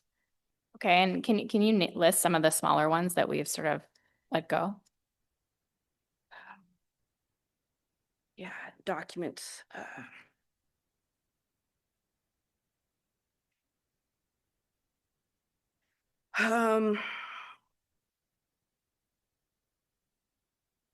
Yeah, I might have to get back to you on that to identify some of those specific ones. But like I said, it's more mainly about the less number of locations that we can do. Instead of 5 intersections, we're doing 2 type of thing. Understood. We are essentially pillaging our reserves for this next year to stay afloat and to be able to provide some investment into the Road Safety Action Plan. I would assume, what's the plan going forward? I would assume it becomes a budget pressure. Yeah, thank you, Chair. So I think, we've laid out a plan to recover that road safety reserve. It will be a long-term plan. It will take, regular annual budgeting through red light camera revenues will be incorporated in a path to recovery. So I think fortunately for the automated speed enforcement program in Bill 56, it is isolated to the road safety reserve, that impact.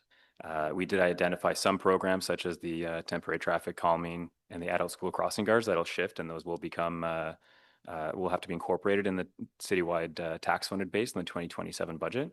But as for the road safety reserve, we do anticipate that will be recovered over the course of several years, including the return of surplus capital funds.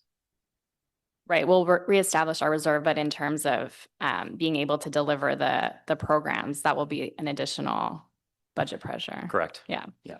I think that's really important for anyone who thinks that this, was a good idea. We used to, the people that were speeding were paying for our road safety measures in this city, and now the burden is shifted to everyone. So that is a really important takeaway for the public to understand.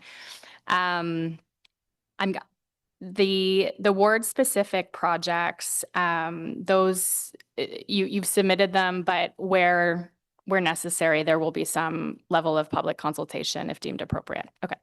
I'm going to go back to AS. I do have a question. I see Ottawa Police are with us, and I do have a question for them on ASEs. But before shifting or letting staff go, I did want to comment quickly on the bus arm pilot. I know that I had an IPD that I didn't think we needed to lift, but it is part of RSAP. So just to comment on it quickly, I think it was good to get an update that it has been a pilot since 2019. This is a concern that we do. I mean, I don't know how often other counselors get correspondence on this, but certainly in rural areas, we do hear this, that buses that are stopped are being passed at a high rate of speed. And it was shocking to me to see 356 tickets. Only the cameras are only on 5 buses. So that to me is actually quite a large number. And the IPD states that unlike ASCs, where it's a revenue generator, it would be a budget pressure. It would be something that we would have to choose to invest in. So I just wanted to sort of put that on everybody's radar. It may be something we consider in investing in the future. I know the RSAP is being updated in the next term of council, but yeah, shocking to see that many instances of people blatantly passing stopped school buses. So I did have a question for OPS. I don't know if you wanted to come up to the mic.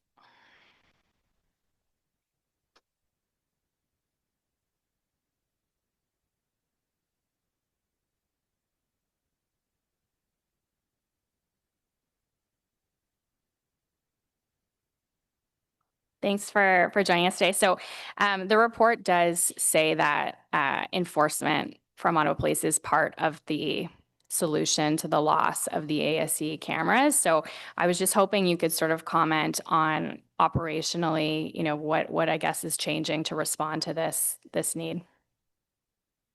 Yes, of course. Obviously, the biggest challenge is we cannot compete with a 24/7 enforcement strategy.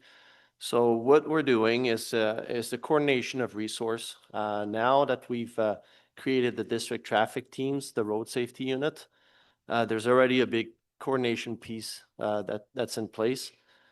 So the 84 locations where we had the ASCs, we will be incorporating those locations into the enforcement location that we distribute across all the sections.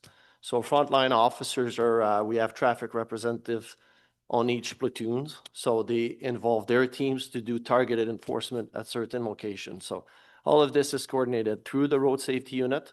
So we were not targeting those locations before because the speed cameras were in positions. So now we have to incorporate this. So we have to be realistic. We cannot be at each of those locations all the time, but it's going to be a mix of including those locations, the intelligence that we get, the complaints that we get from the community, and we will prioritize the locations in that way. Okay, thank you. And appreciating, of course, you can't be there 24/7. Nothing is going to be able to replace the efficacy of the cameras, in my opinion. But you feel you're adequately resourced to be able to respond to the speeding that we're seeing in our city? Well, we can always have more resource allocated to this. I'll be honest, but we will be tracking. We've already discussed a plan to start tracking all the enforcement done specifically at those locations so that we can support the cost recovery with the province for the 1 million that comes to OPS. So. Okay, thank you very much. That's it for me. Thanks, Vice Chair. Councillor Lowe. Thanks, Chair.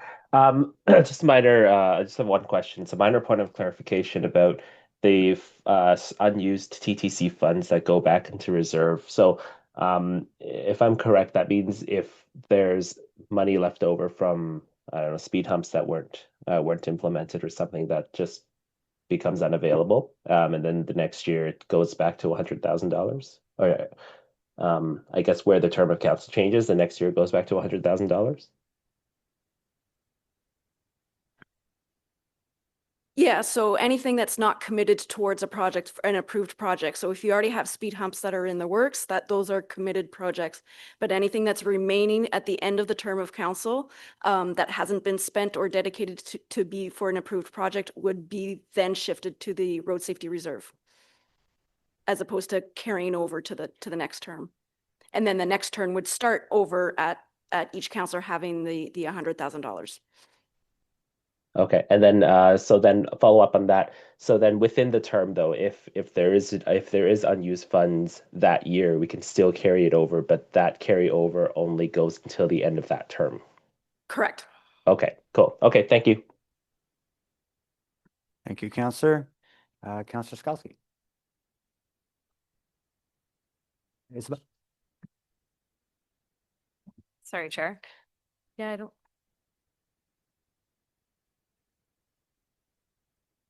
Yeah, my screen's showing something different, so I've been told. Councillor DeRoche. Yeah, thank you very much, Chair. Thanks for the update. This situation of speeding and aggressive driving continues to be the #1 complaint that I receive in my office, and it has been for a long time. Sadly, we're in a crisis situation, I think, across the city of just non-compliance. And we are doing what we can as a municipality to engineer and educating, but it's a struggle every day. And I implore the public to, especially around our schools, be safe. I'm concerned that the signage, is going to be ineffective. Essentially, these are people who know there's a school there. These are not people visiting the community for the first time from Timmins. It's people who live in the community. So the cameras really were playing an important role, and the hole that has been created financially is very worrying in terms of what we can do to re-engineer some of the communities and keep these programs going.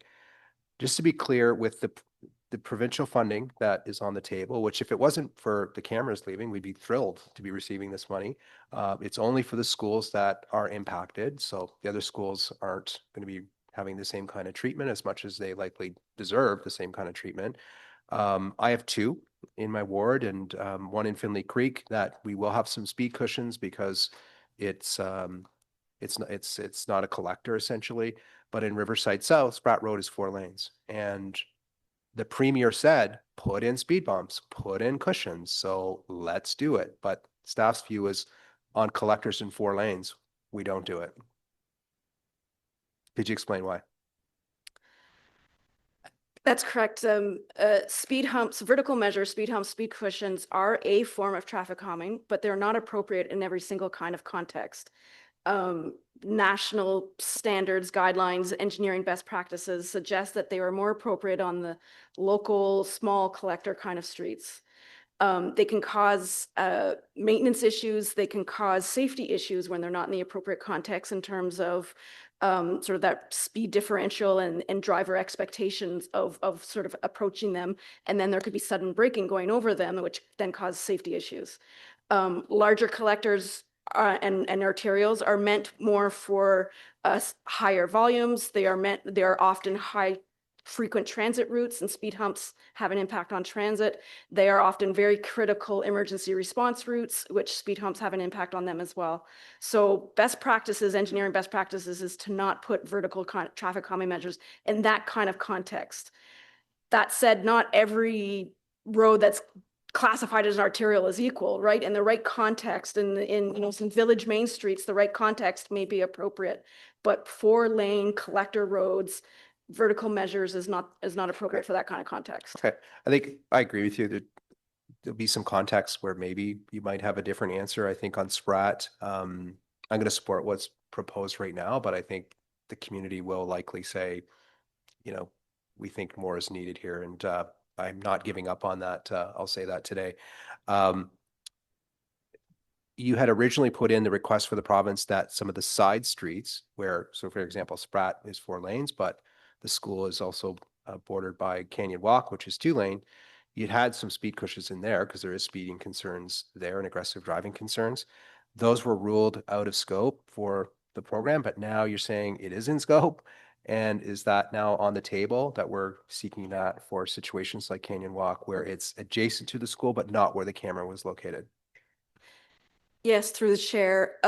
Yes, some preliminary guidance that we had been receiving from the province was saying that they would not apply it to the side streets.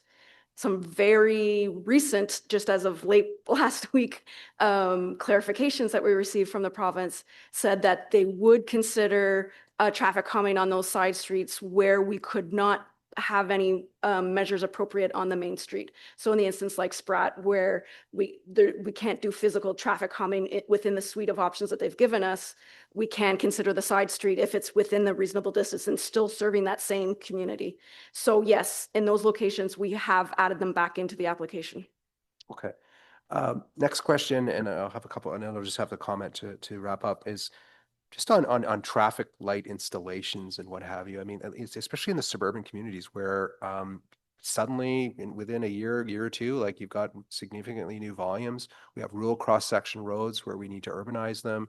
I was disappointed this year. We didn't have more protected lefts or traffic light installation, which is kind of the gold standard for managing intersections. What's the plan there to hopefully expand those, especially where either they're warranted or it would greatly help the safety of the intersection?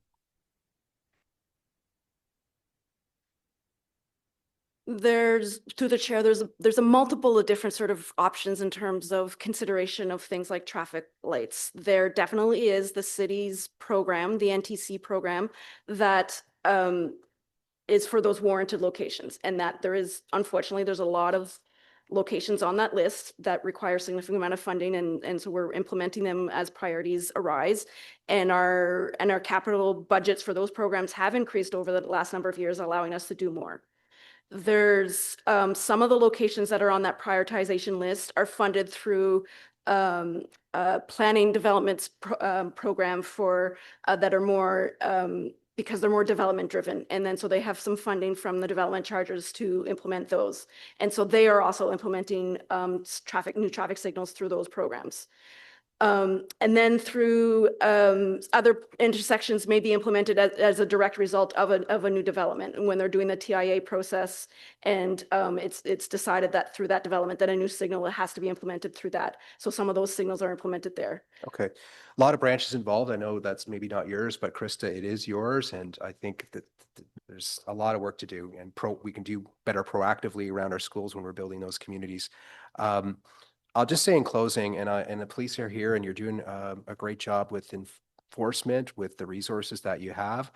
I'm going to be raising it on Monday at the Police Services Board that you issued like 52% more warnings than actual tickets. And I think we're at that point there where the warnings are insufficient, right? Certainly in front of the schools, you should be handing out warnings. I can't direct the police, but I want to give that feedback that if we're going to be handing out warnings, we're not helping, I think, the cause overall. So I will be raising it at the Police Services Board on Monday. Thank you, Chair. Great, thank you. And I'm looking at the correct screen now, Councillor Scully. Thank you, Chair. So I have several questions, and I'm sorry to belabor the traffic calming piece, but I just want to make sure it's really crystal clear to me. So the way I understand that it operates today is every year the ward has access to $100,000 and it carries over from year to year.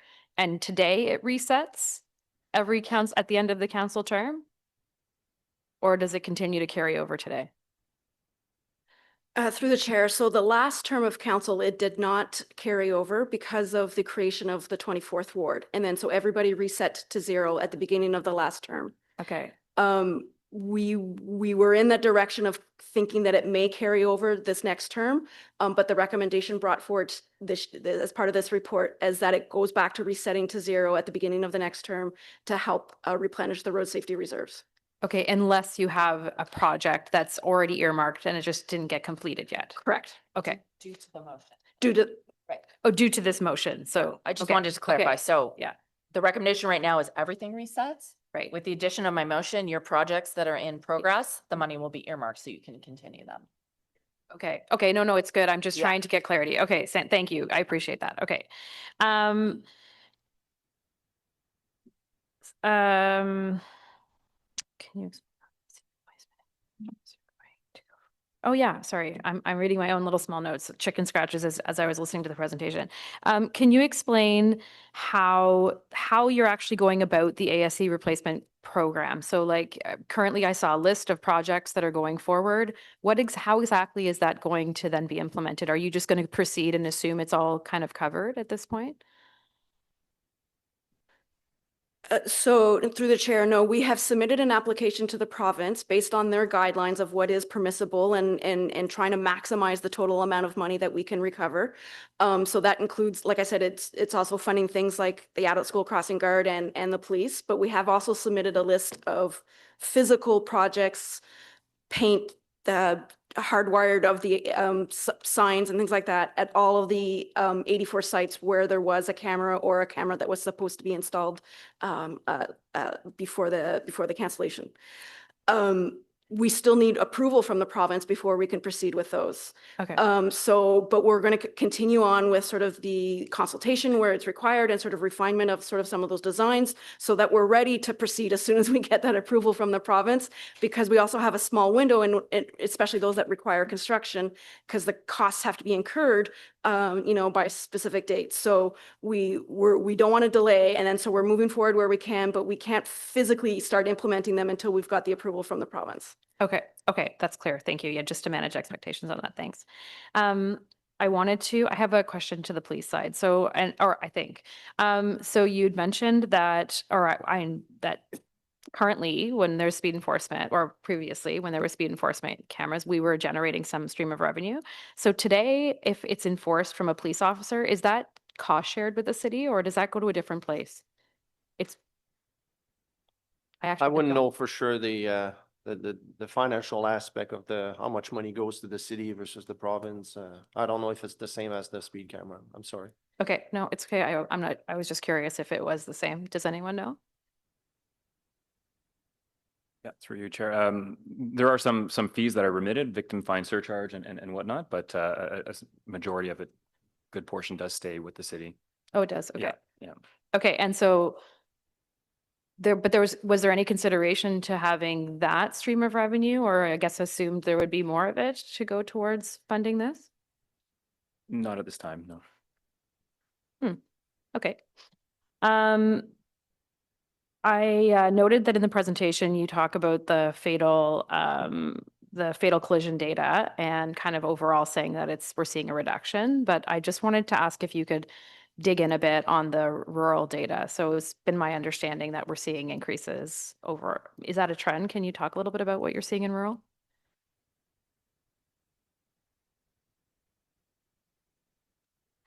I'm wondering if I can ask Kathy Kruma to come up to get into sort of more specifics of the rural trends.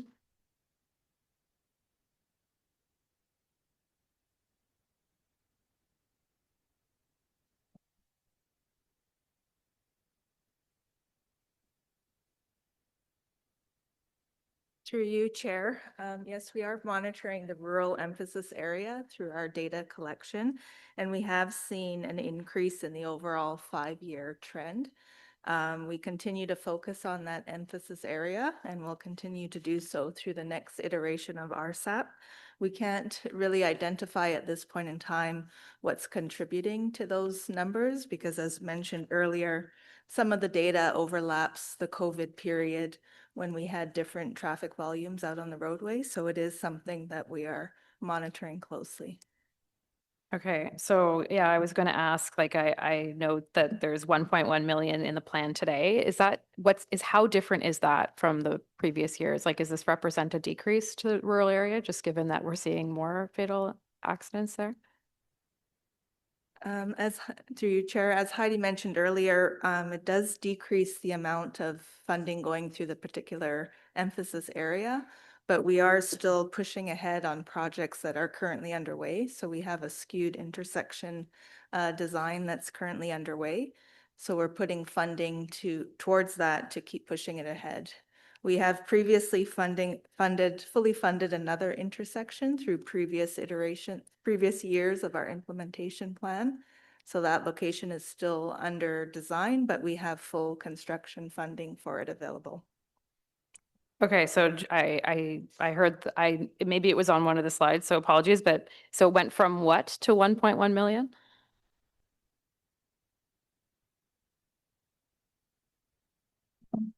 Through you, Chair, in the 2025 Road Safety Action Plan, it was 4.8 million, and it's 1.1 million in 2026. Wow, okay. Okay, I'll just leave it there. I've got many more chicken scratches, but that's what I wanted to hear about. Thank you.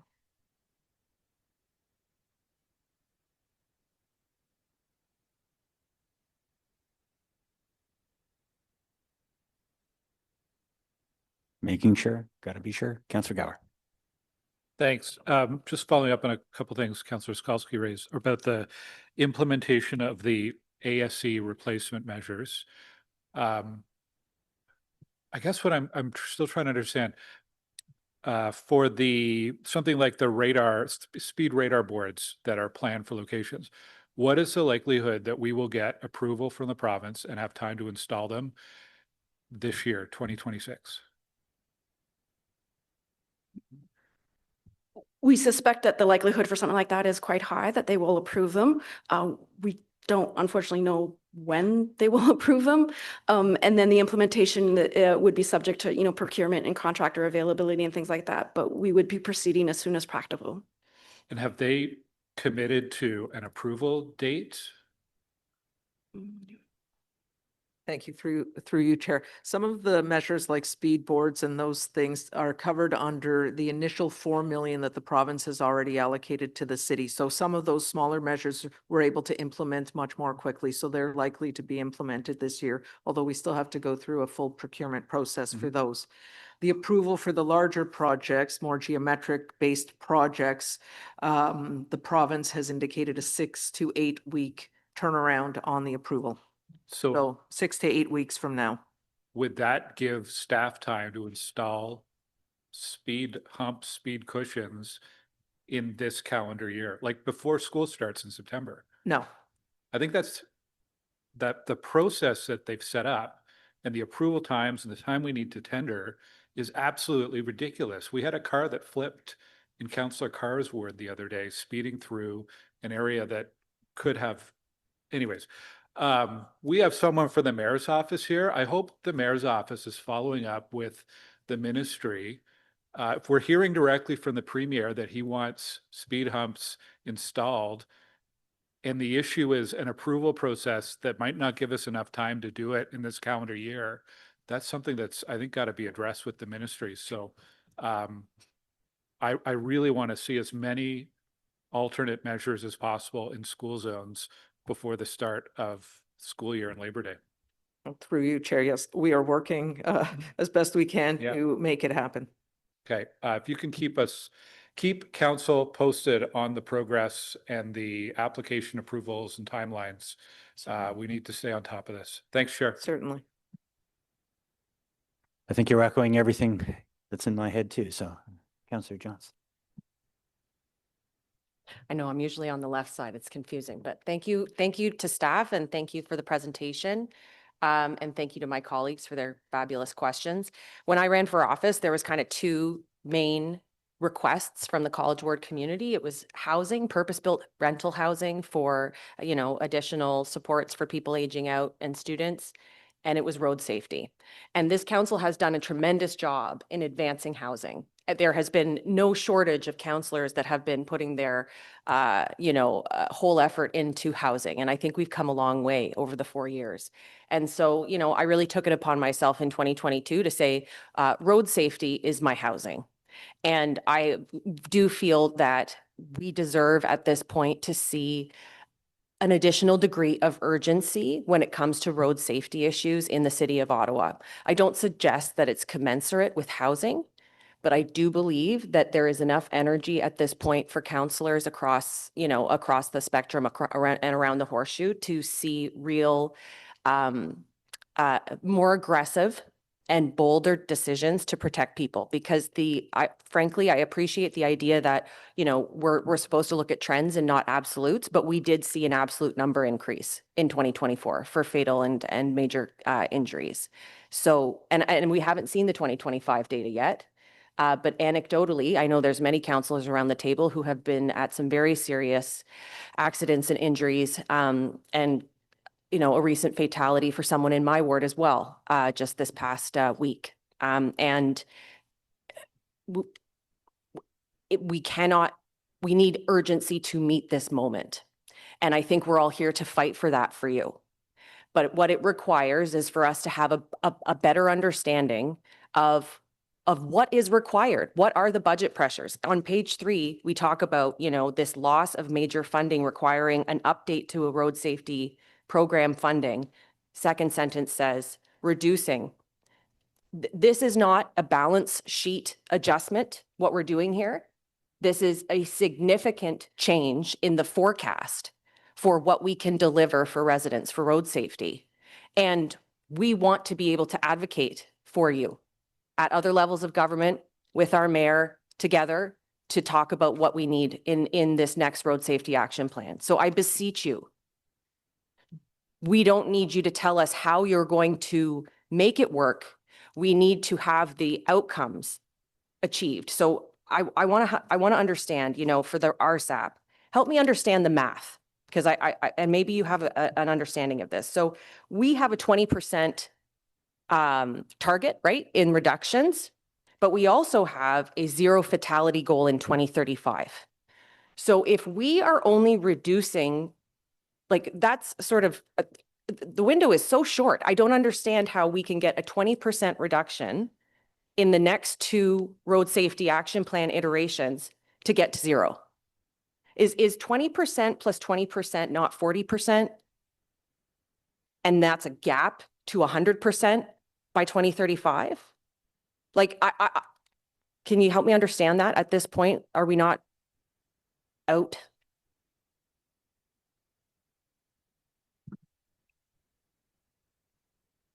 The next iteration of the Road Safety Action Plan, through you, Chair, is being developed currently, and that will set the priorities for the next term of council. It'll identify what the contributing factors are to fatal and major injury collisions.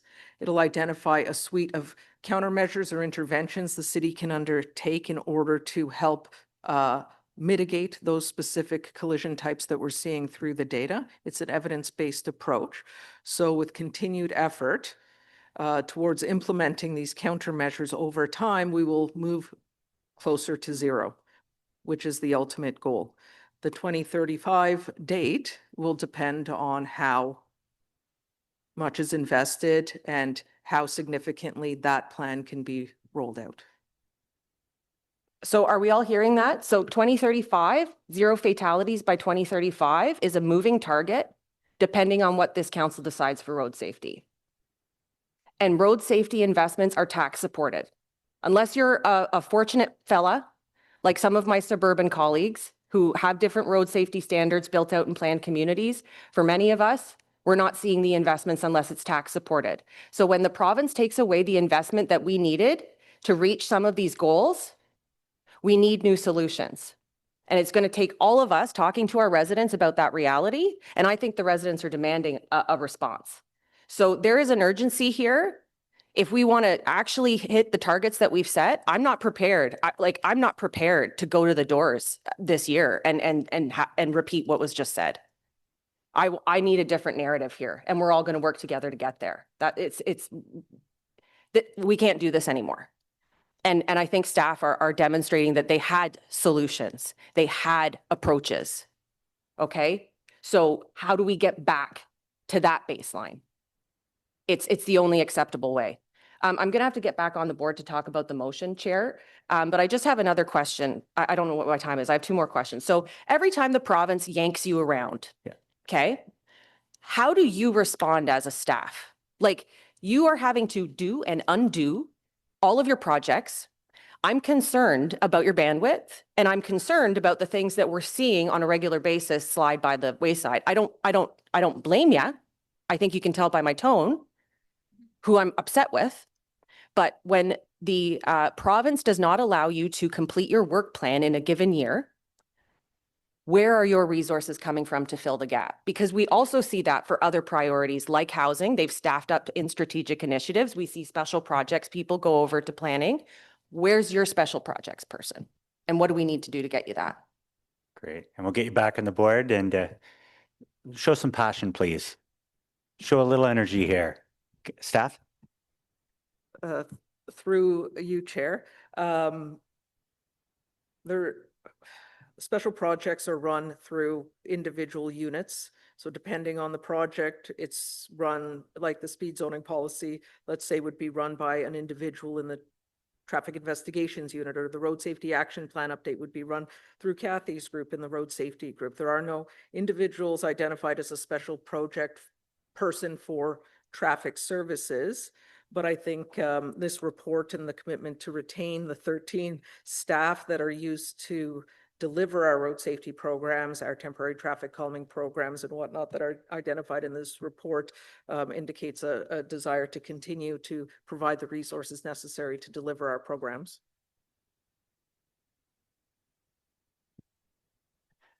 Great, thank you. That's great. Councillor Troster. Thank you so much. And thank you to Councillor Johnson. I completely agree with you. I mean, last summer I had to attend a vigil of a woman who was killed crossing the street right in front of City Hall. And it is the most devastating thing one can imagine. And I think we need to remember that when we delay fixing our most dangerous intersections, we're increasing the possibility that more people will lose their loved ones. It's really serious. And when there's a clear and present danger in front of us, it makes me deeply sad that right now the reaction is, well, we don't have the funding to fix it, so we're just going to have to prioritize. So it's like we're choosing where it's going to be safe and where it's not going to be safe. So I agree with Councillor Johnson. I think as a council, we need to be more ambitious. And just like we're doing with the supportive housing piece with the motion the mayor put forward saying, let's create a citywide fund to accelerate supportive housing, and then we'll invite the province to the table to join us.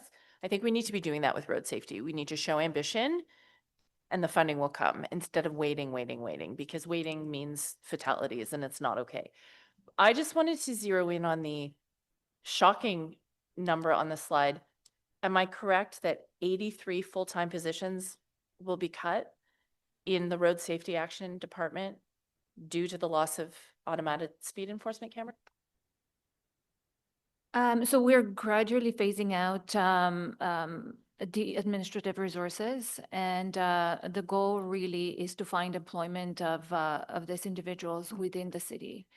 So currently, we have transferred a number of employees or the residual resources to revenue services so they can focus on collections and not only on automated speed enforcement fines, but other infractions.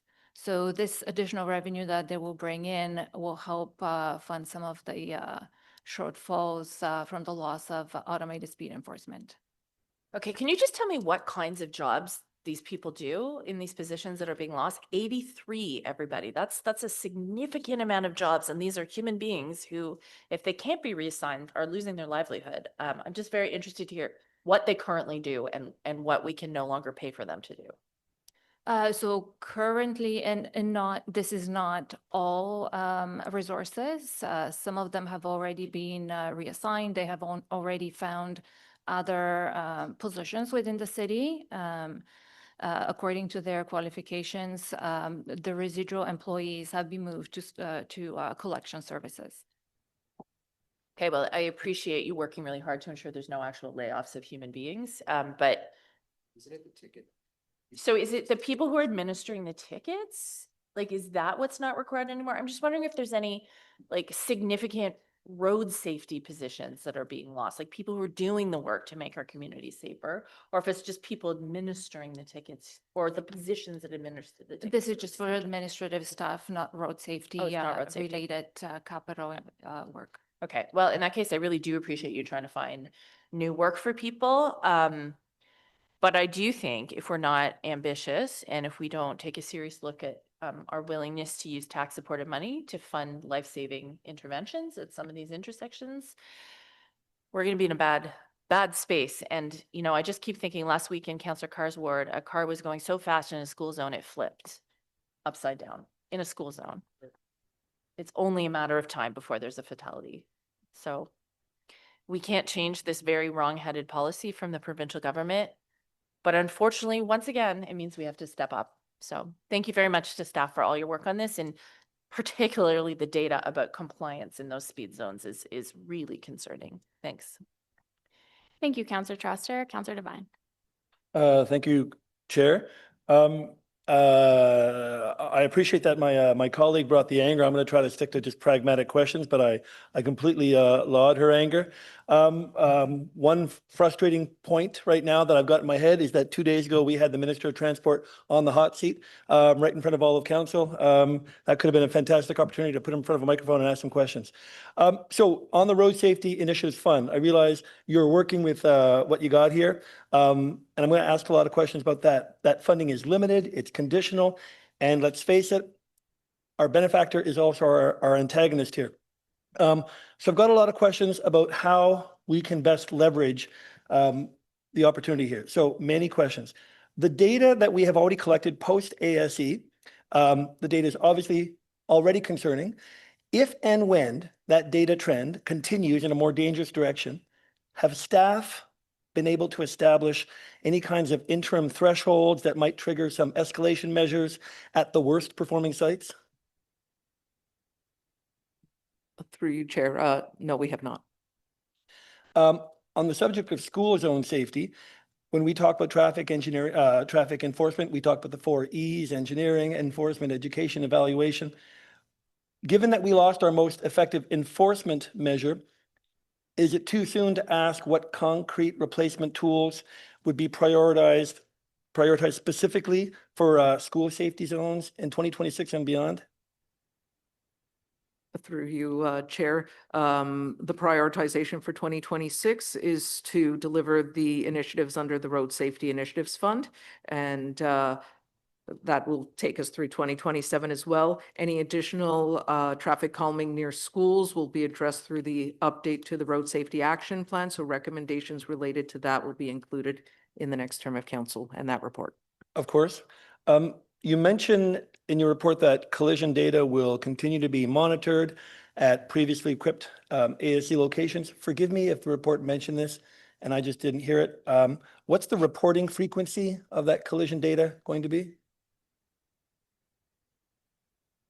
Through you, Chair, I believe we have to report biannually to the province in order to do that, but I can clarify that okay, for you.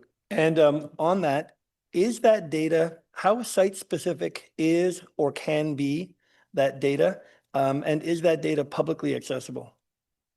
Through you, Chair, the requirement is for 500 meters within proximity to the site, the ASC site, the collision data. I'm not, it will be included as part of our regular collision reporting on open data and whatnot. But the summary, you know, around the ASC sites is planned for submission to the province as part of our reporting requirements. Now, on the Road Safety Initiatives Fund, it has limitations. Limited to former ASC locations, limited must be done by March 31st, 2028. What proportion of Ottawa's highest risk locations are not eligible for safety improvements through that funding because they weren't ASC sites? And whether or not, that's a hard question to ask off the what proportion, but can I just ask, do you have you identified high risk areas that you were going to be spending money on projects, but you cannot do because you're handcuffed at former ASC locations?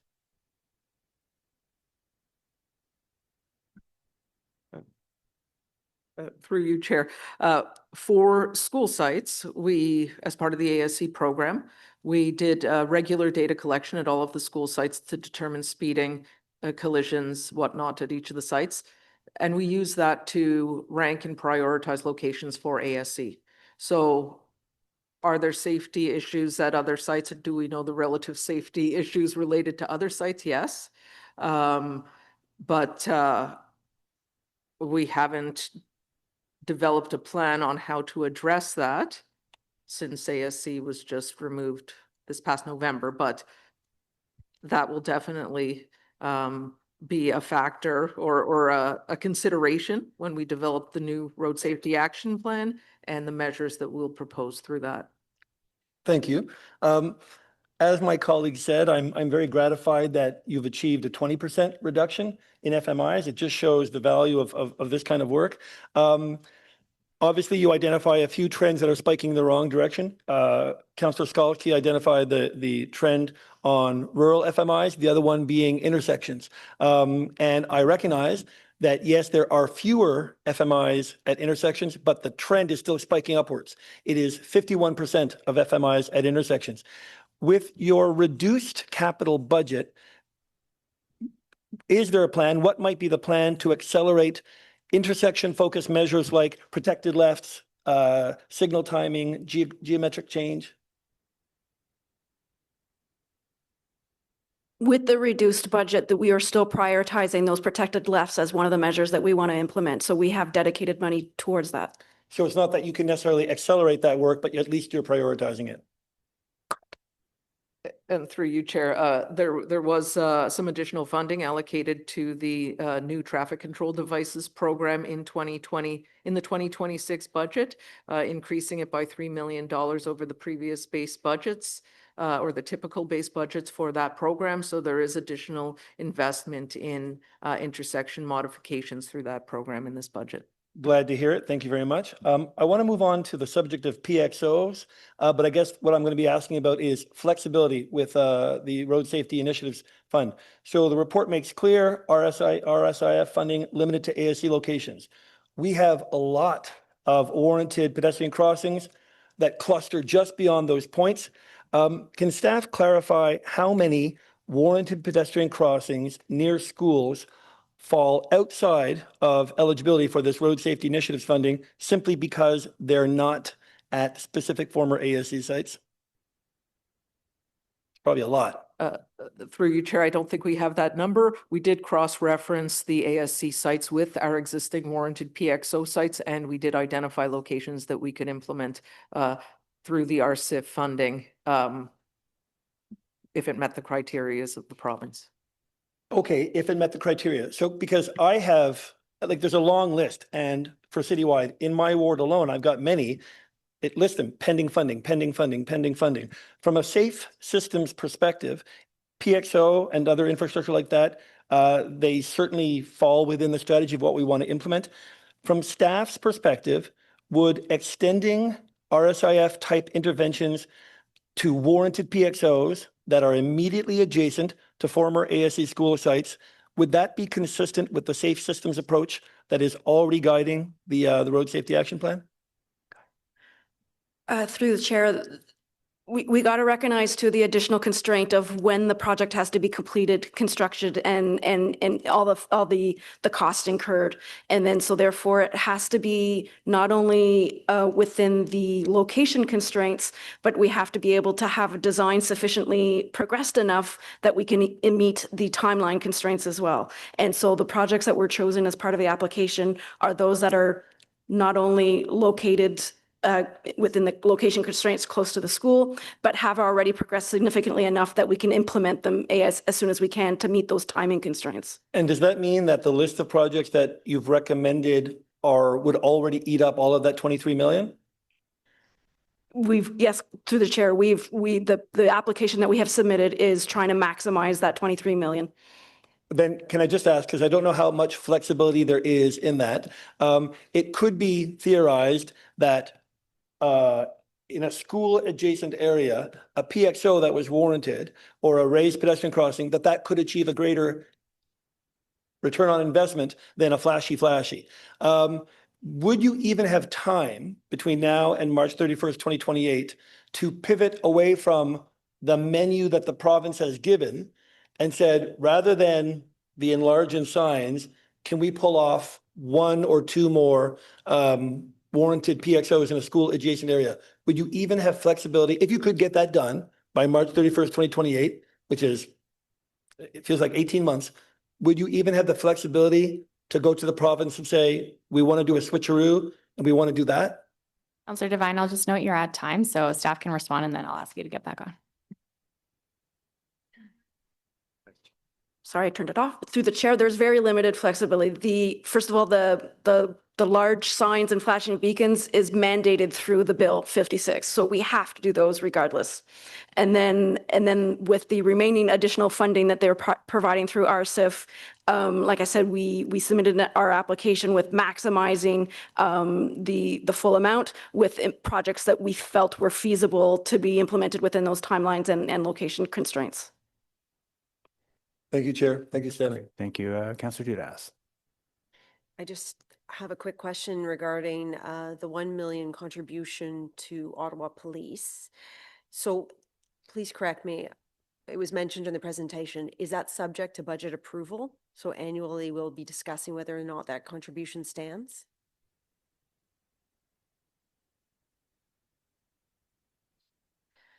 So the contribution will remain until we receive any further direction from council. Through the 2027 budget, it will be the funding for this 1 million contribution will be realigned. Okay.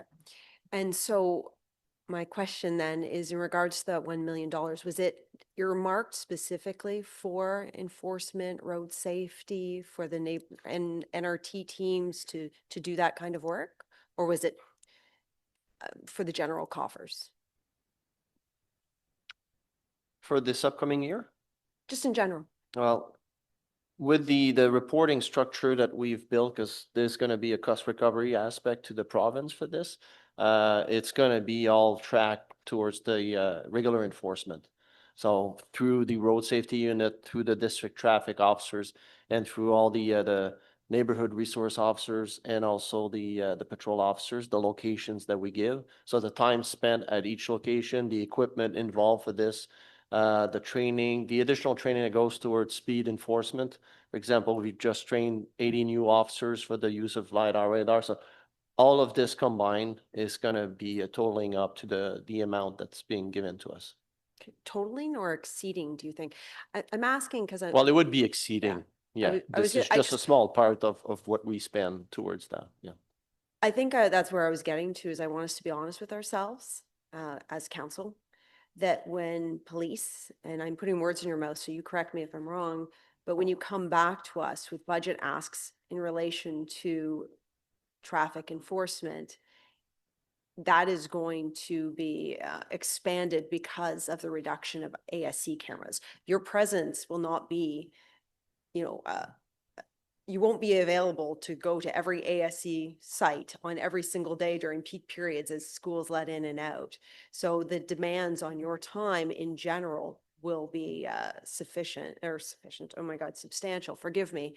So I'm just curious in terms of the NRT teams, the teams that are out there are doing great work. And I'm hearing a lot of really good compliments in the East End in respect to their presence just at the start right now as we're starting to see you. Do you anticipate that there will be additional costs and pressures on your teams as you try to fill in that gap that was left by the removal of the ASC cameras? Yes, there will be. What comes to mind is we're increasing the number of officers into our district traffic positions, and also there's a budget position to grow the road safety unit. With that comes all the additional equipment, the additional vehicles. So all these additional pressures are a substantial cost. In terms of, I can today tell you if it's been already budgeted for the growth. I know the positions are already part of our future budget. But all the additional equipment and stuff like this, I wouldn't be in a position, that question would have to be directed to our CFO. Okay. I have an odd question. and feel free to, you don't have to speculate if you don't need to. We're almost going back in time, right? We didn't always have ASC cameras. We had various tools. That was new. The province allowed us to do it. We took them up on their offer and now we've gone back. We now know that the numbers, the data is showing us that people are speeding to excessive rates in school zones. Are we here because we removed the ASC cameras? Was it always anticipated that driver habits were going to lead to these numbers? Are we seeing excessive, breaking of speed limits across the city in all areas? Or is it just that we removed these ASC cameras and folks are saying it's a free-for-all, let's speed in front of a school? I'm being facetious, but it just seems like it's a school zone, folks, slow down. So I'm just curious, are we seeing that this is a change in behavior? Do we anticipate maybe people will ease off on that kind of desire to speed? Well, I think for the purpose of today, the data that's been presented is to show the specifically at the AAC sites, but speeding happens everywhere in the city. So those cameras alleviated a lot of pressure on us, on the Ottawa Police in terms of enforcement, because then we didn't have to dedicate specific resource to those locations, and it was 24/7. So it was a great enforcement tool, a great deterrent tool. And then we were able to focus on other areas. So now it is an additional challenge for us, because now those locations were identified based on intelligence, to say this is where we're going to put the cameras. So obviously those are locations of high impact in terms of speeding that we need to address. So I'm not sure if I'm answering. It does. And, your question. it was a bit of a loaded question, right? And I guess, we're talking about, and don't get me wrong, I very much endorsed having ASC cameras in school zones. One was right in front of my child's school, and we saw a marked difference. And we're talking about putting pressure on the province to either reverse or revisit their decision. We're talking about all the infrastructure pieces we could put in. Maybe there's one more message that I just want to put out there is drivers, slow down. I mean, what's the rush? In particular in front of school zones. Like, there is some onus on all of us as motorists to not speed in front of children's schools. Seems kind of simple there. So as a municipality, obviously we're responsible for infrastructure and we need to do what we have to do. And the province has to, well, doesn't have to, but hopefully will listen to us as we work through this. And police have been wonderful partners in terms of the collaborative approach. But at the end of the day, we are all driving in these areas. So folks, let's slow down. I have no further questions. Thank you, Chair. Great, thank you. We're still in first round, so I'll go to Councillor Ludoff. Thanks so much, Chair. Listen, I want to thank staff for their work and flexibility in consulting with councillors on the measures being used to replace ASE. At this point, as Councillor Dudas was saying, there's very little value in continuing to debate ASE. It's no longer in place, and our focus needs to be on what comes next. And I think that this report and this presentation shows that staff, have had to pivot quickly, and they've done a really strong job working with us throughout that transition. Context matters. Every school zone is different. You've got ones that are on major arterial roads, ones that are on major collectors, ones that are embedded in neighborhoods. So that context really matters. And when we remove a blunt tool like automated speed enforcement, we need to be far more targeted in how we approach safety. Measures like raised crosswalks and lit PXOs are the kind of measures that can make a real difference, especially on those higher volume streets. Staff have been really accommodating in working with my office to identify what makes the most sense in each location. And if we continue this approach, I'm confident that we can make meaningful improvements to safety in our school zones. And I just wanted to thank staff for the work that they've been doing on that so far. Really appreciate it.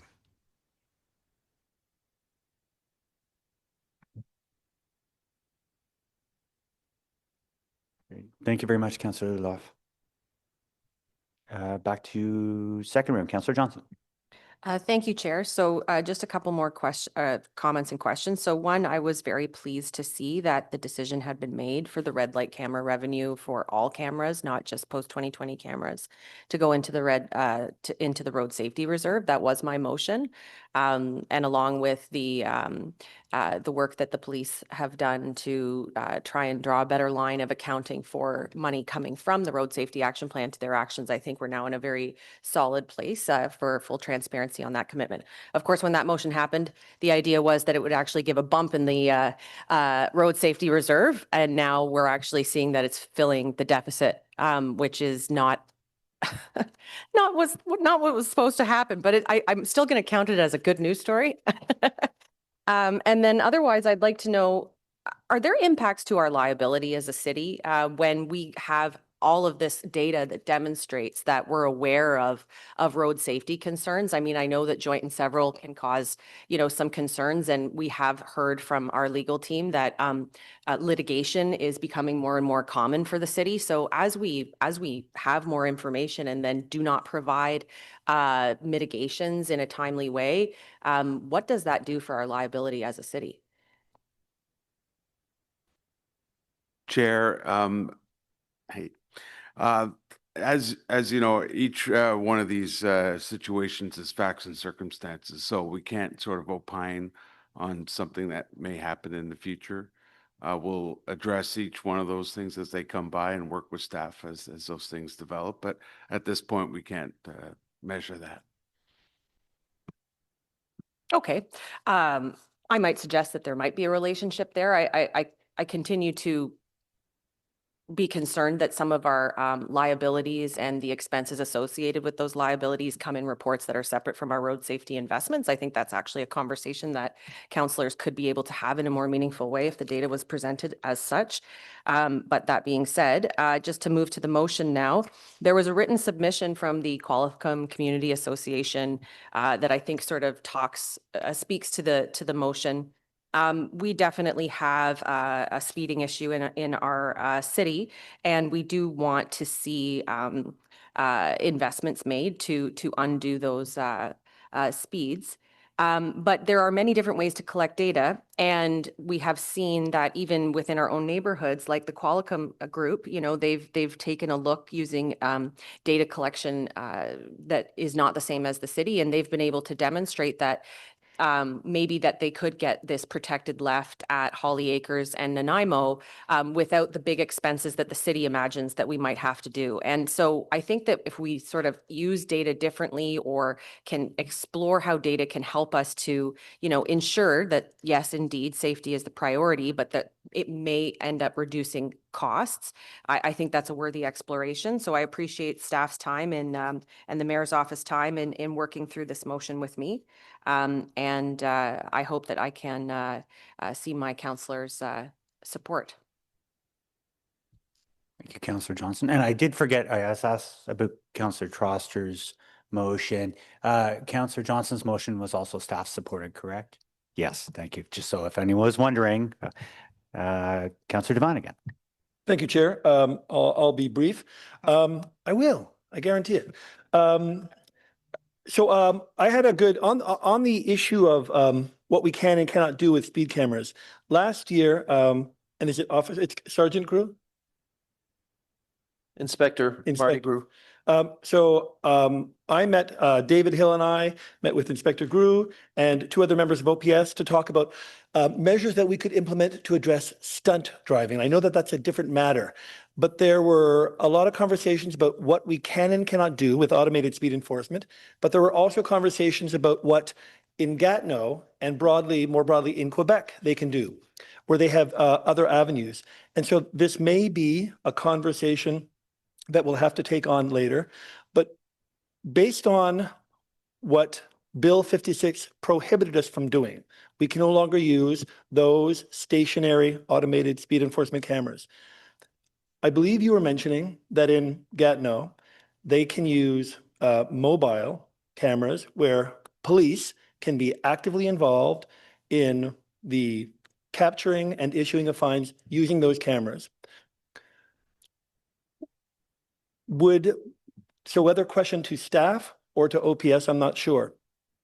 But would the allowance of that kind of technology that may exist in Gatineau, that may not exist in Ottawa, whether or not it is permitted to or not. So I guess a question to you first, and we may just have to follow this later. Are you of the mind that what they can do in Gatineau with their cameras is something that could perhaps circumvent how we're not allowed to use ASE cameras here, so that we might still be able to use automated technology with officer involvement so that we could bring that effective tool back? Do you think there's an avenue for that? Yeah, just before we go to, we're really going into the delve of, if you don't know, it's provincial legislation. So it's very different, and maybe you want to follow up on that. But if you don't remember the Harris years and what happened there, there was definitely a thing about mobile radar And that's to the province more than anything, but please proceed. Actually, I was, through you, Chair, I was going to suggest, like, we would have to explore the flexibility in the legislation to see, because I know what they have in place, and from what I've just reviewed, I think the bill is preventing the use of camera that automatically charges an owner of a vehicle without issuing the ticket directly to the driver, if I'm correct, but that would have to be corrected. I think what they have is vans equipped with camera for capturing the vehicles, but it goes still to the owner of the vehicle. But if the van was to be operated by a police officer that can still do what, like when an officer conducts enforcement, they look for a driving behavior that that stands out from the regular flow of traffic. So if they're targeting a vehicle speeding, they are already observing the regular flow of traffic, then they'll focus on the vehicle that separates itself from the rest of the vehicle. So I'd be curious to see if with those vans, if an officer is in the van operating those cameras, if they can still differentiate the behavior that stands out, the speed behavior, without issuing it to the driver itself, but instead the owner of the vehicle. I don't know if that would meet the requirement of the new bill, but definitely something that could be explored, because then that would provide the city and us additional tools to conduct enforcement. And Chair, I know that I brought that conversation to the Solicitor General when we were talking specifically about stunt driving.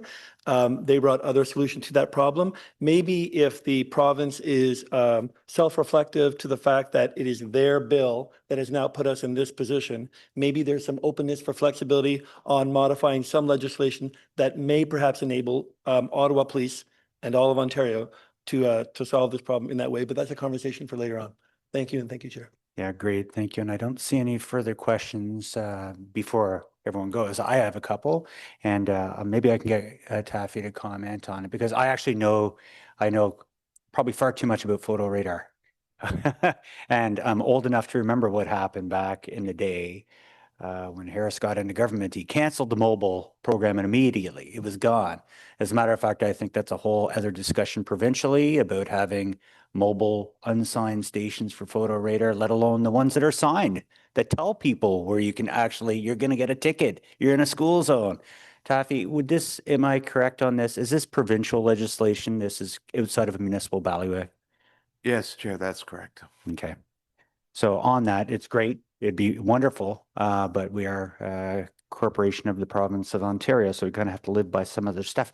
I want to thank staff. The 8 locations, what's concerning to me on a couple of the things, and I'm glad we're monitoring over the last 4 months, we definitely see the trend. The one that really bugged me a lot was the high-end speeding. Like, just real quickly, can you tell us, when we look at, you see these numbers, you see some of these trolls online, they're like, oh, it's like 5-6 kilometers. No, people are doing like 12 kilometers an hour over in many of these zones just for a basic ticket.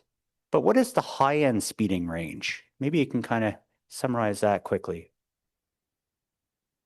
which we're seeing a higher trend on now too. Yes, that's right. Through you, Chair. The high-end speeding is defined as 15 kilometers an hour or more over the speed limit.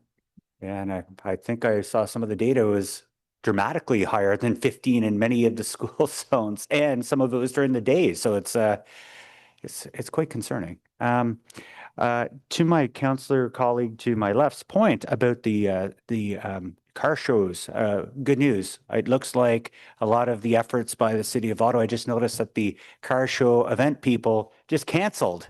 They told people, there's too much liability. We're not doing any more of these things. And that's the great effort of our Ottawa Police Service, working in conjunction with the city to make sure we shut some of these down. So please take that back to the amazing officers and folks over at the OPS. Thank you, Chair. I'm looking at what we have in front of us today. Obviously, we have a challenge here. I know that some people feel it's simple. We can just get a little shovel out and start building speed humps everywhere. It's not that simple. It requires asphalt. Is that not correct? It requires a lot of work and construction. When we get we could have a giant bag of money on the floor, which is not guaranteed, by the way. It still requires time to be able to source asphalt. Would that be correct? Correct. It takes time to complete a design first to make sure that we're not, causing undue effects like to drainage or things like that. And then it takes time to put together a contract package that contractors can bid on. And then yes, it takes material and whatnot to actually construct. Right. Sorry, and asphalt. I know I'll get lit up for not saying asphalt. So you have that aspect of things. Then throw in, I think we're still working on the fact that the boards that were provided to us, they're substantially heavier. They're not like what we're used to, which is, all municipalities use nice aluminum ones for a reason. These are massive. They're like marine board. They're very, very heavy. So they require us to actually pour a base and put them on some kind of steel pole so we don't get sued when they fly off. Would that be correct? Correct. Yeah, so there's a lot of work involved. It's not quite that simple. Throw into the mix, did they finalize things on how we're going to deal with the flashing lights? Because the flashing lights are going to stop everybody. If the signs don't, the lights got them. Have they finalized, are we allowed to use solar in certain areas? Is it now on both sides of the road? Because obviously this is another aspect of things that we have to look at. Have they spoke to us about that? Do we have a final, or are they still going back and forth on this? Mr. Chair, the provincial authorities will be providing solar paneled flashing beacons for one sign in each direction on the approach to the school. Great. And when you say they're providing, Yes. do we source those, or is the province of Ontario, like the Marine Board signs, shipping them to us? They will be shipped to us. Wow. I got to get into the solar panel flashing beacon business these days. So that being said, it's not as simple as it sounds. And anyone that comes at me and says, oh, he's still waxing on about automated speed enforcement, we know the ship has sailed. We know that. Now we're dealing with the reality that we have to figure out how to get all this asphalt, how to put it down, how to put in lights, and do it in very short order while we already had a plan, while we see increasing speeding and trying to find solutions as quick as we can. So thanks to staff, because the ground keeps changing all the time. So ship has sailed. We're moving along. We're going as quick as we can. I think we know there's big challenges when you have speed humps. So we want cushions. 4-lane roads are almost impossible. Emergency services, police services, people on a paramedic, on a paratransport vehicle that have oxygen machines, they don't want to go over bumpity bump all the time, and it creates a big challenge. So we have to use them on side streets. So obviously we're getting a plan together now where we're looking at those targeted side streets. But there's a massive cost. And I think we're really concerned about that being picked up as well. So when you talk about like speed cushions, for example, or a raised intersection, how much is like a raised intersection? I know I'm getting one, thank God, but they're pretty expensive, right? Correct. It can be quite expensive for a raised intersection compared to something else like a speed hump or speed cushion, because you now start getting into fixing up all 4 corners and the drainage, and how far back do you have to sort of reintegrate it into the rest of the road? How many catch basins do you now have to relocate because you've completely changed? So it's hard to give a cost per raised intersection that can vary very significantly depending on the context. Is it a local street, or is it a different street? But they can cost upwards of 50 to 100, 150 grand depending on the location. Yeah. And I don't think people realize that. Oh, I saw on Google, I can get a plastic speed bump and I can just staple it into the road. And it's like, well, it's $5 grand. No, it's not. We got to engineer these things to make sure cars aren't bottoming out, or we're going to be sued. There's lots of different challenges. So it's not as simple as it. So if anyone's listening, we're not talking about cameras anymore. We're talking about the reality that's in front of us. And we're just going to move ahead and figure out how we can achieve this. But it's up to the province to show us the money. They made this decision, they could figure it out. So that's my diatribe for the day. So on that, I think we'll move along on this item. So we, on Councillor Troster's motion that's accepted by staff, is that one carried? Thank you, Councillor Troster. Councillor Johnson's motion also approved by staff, is that one carried? And on the main motion itself, is that carried and received? Thank you. All right, that was fun. So we'll move on to the next item onto the agenda. Oh, and carry the item as amended. I have to say it that way. Is that carried? Thank you. Yeah, thank you, Marcella, for keeping me in line. Now we'll move along to the next item on the agenda.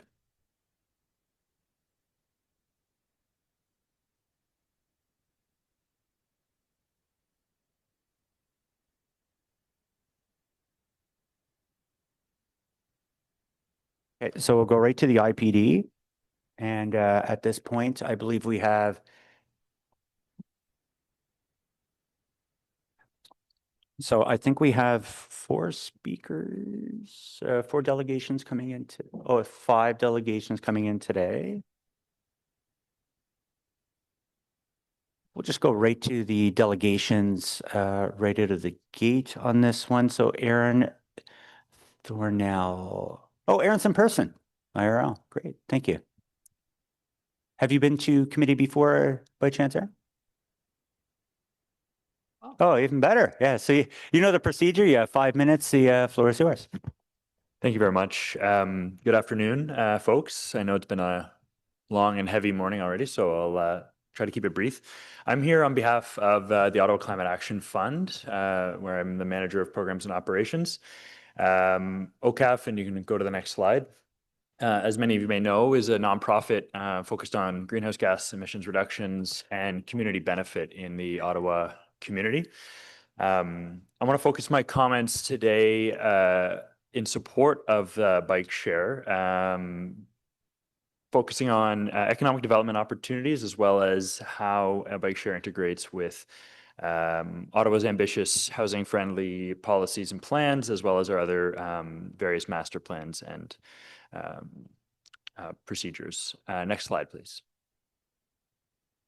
So OCAF has been part of the working group around bike share for the better part of 3 years. In collaboration with EnviroCenter, who you'll hear from in a few delegates, we conducted a preliminary feasibility study in 2024.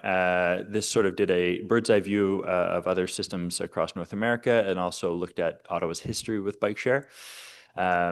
Subsequently, we contributed $25,000 to the current feasibility study that's in front of you today. And we were participants in the working group alongside EnviroCenter, as well as City of Ottawa staff, NCC staff, and Ville de Gatineau staff, as well as the advocacy group Mobio. Next slide, please. So to focus in on the ways in which bike share supports city building. First and foremost, I think it's important to note bike share really helps unlock the value of transit-oriented development. The proposed service area encompasses 16 rapid transit stations in Ottawa, and it, in doing so, dramatically expands the catchment area of each O train and LRT stop, wherein a 5-minute walk reaches about 400 meters. A 10-minute bike ride allows you to reach a distance of 2 kilometers. Therefore, really growing those areas that are in very close proximity to our growing rapid transit system. And this ultimately means a lot more housing can be built in slightly further afield from those LRT stations, but still be considered sort of transit oriented. Furthermore, it obviously makes car-free or car-light living more viable in our already dense neighborhoods. So as the city plans to intensify along primary corridors and urban nodes, new residents who are often finding themselves in smaller units may not have space for personal bike or secure storage. However, bike share removes that barrier, making active transportation much more accessible. It also supports Ottawa's 15-minute community vision, which is very firmly defined in our official plan. According to the 2022 Origin Destination Survey, a quarter of trips in Ottawa are under 2 kilometers, and the median trip distance is approximately 3.5. And this is squarely within the range that bike share users often are using to make up. A well-placed network of stations transforms everyday errands into bikeable trips and gives life to the 15-minute neighborhood concept across the inner urban areas. It also reinforces the City of Ottawa's transportation master plan, 50% target of sustainable mode share. Don't really need to expand on that. I think it speaks for itself.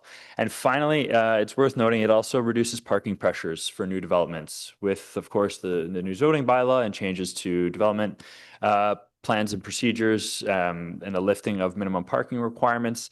Bike share really allows, is an intentional tool to justify reduced parking minimums in new developments, in particular near rapid transit. And it allows us to build more units for the same footprint. And of course, from a climate perspective, helps to lower embodied carbon by avoiding the need for parking lots and parking garages. Next slide, please. Oh, and actually, I'll just stay on this slide for one moment. The graph or the table, I should say, really illustrates, I think, the business case, right? When we think about a destination like Lansdowne, it's, as you can see, roughly a 30 to 45-minute walk from the closest LRT stations. Bike share or bike transit travel makes that a 10 to 15-minute trip. So really entrenches accessibility to major events, centers, tourism destinations, and I'll speak a bit more to that on the next slide. Next slide, please. So the other angle that I wanted to highlight here is how bike share is a support to the city's economic development ambitions. Worth noting, the Ottawa Board of Trade specifically advocated for bringing back bike share in their downtown revitalization strategy and the Downtown Ottawa Action Agenda. Just your time is up, but sure. You do have a counselor asking a question, Councillor Troster.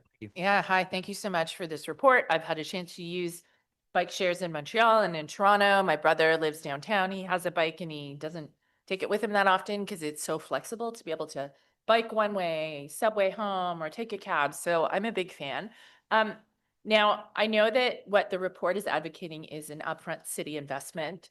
And I'll have lots of questions for other delegates and for the authors of the report and for staff about why previous attempts have failed, but it seems obvious that it was because there wasn't city investment in the program. Now, it does sound like an expensive upfront cost. It's about $10 million. My question, for the capital investment piece, but I was wondering if you could speak to how programs like Bike Share save the city money over time, because this is one of these examples where I think an upfront investment will reap rewards, certainly in terms of transit use, but I'm just wondering if you have any data on that from other cities. Yeah, certainly. I mean, it's worth noting that upfront costs, the proposed plan coming out of the feasibility study process was a shared cost between the City of Ottawa as well as Gatineau and the NCC. And I know those other two partners, while not here today to speak to their thoughts on this, do have fairly strong support. There's also likely or potentially funding available from other senior levels of government that might be able to be pulled down for this. But in terms of your question about sort of economic uplift, certainly, I mean, bike share goes a long way towards supporting our existing transit investments, which I think is a pretty critical and fairly, I guess, a sensitive area for the City of Ottawa at this point in time. Worth noting that bike share serves to complement those existing investments and really connect folks with that last mile or first mile opportunity. So there's an opportunity for the investment in bike share to have positive uplift on transit user fees and revenues in that sense. There's also an associated cost of doing nothing. We looked at some of this in the feasibility study, but certainly, things like congestion, avoided trips, untaken trips, lost revenue through tourism, like these are all reasons why, or these are all maybe missed opportunities that Ottawa is lacking without a bike share system. So those are a few things. And then there's some direct job creation opportunities as well, of course. But yeah, I hope I've addressed your question. Thank you. Do you know of any jurisdictions that are combining a bus pass with a bike share membership? Like, is anyone doing that? It's a really good question. I don't off the top of my head. I might, I'll look to my Okay. fellow delegates from Enviro Center who might be able to speak to that. Cool. But, I just think it's a really good idea, right? Like if you pay certainly. as your last mile solution and to have it integrated. Because I know, I live right downtown, but it is a solid 20-minute walk to the nearest LRT station because of where I'm located.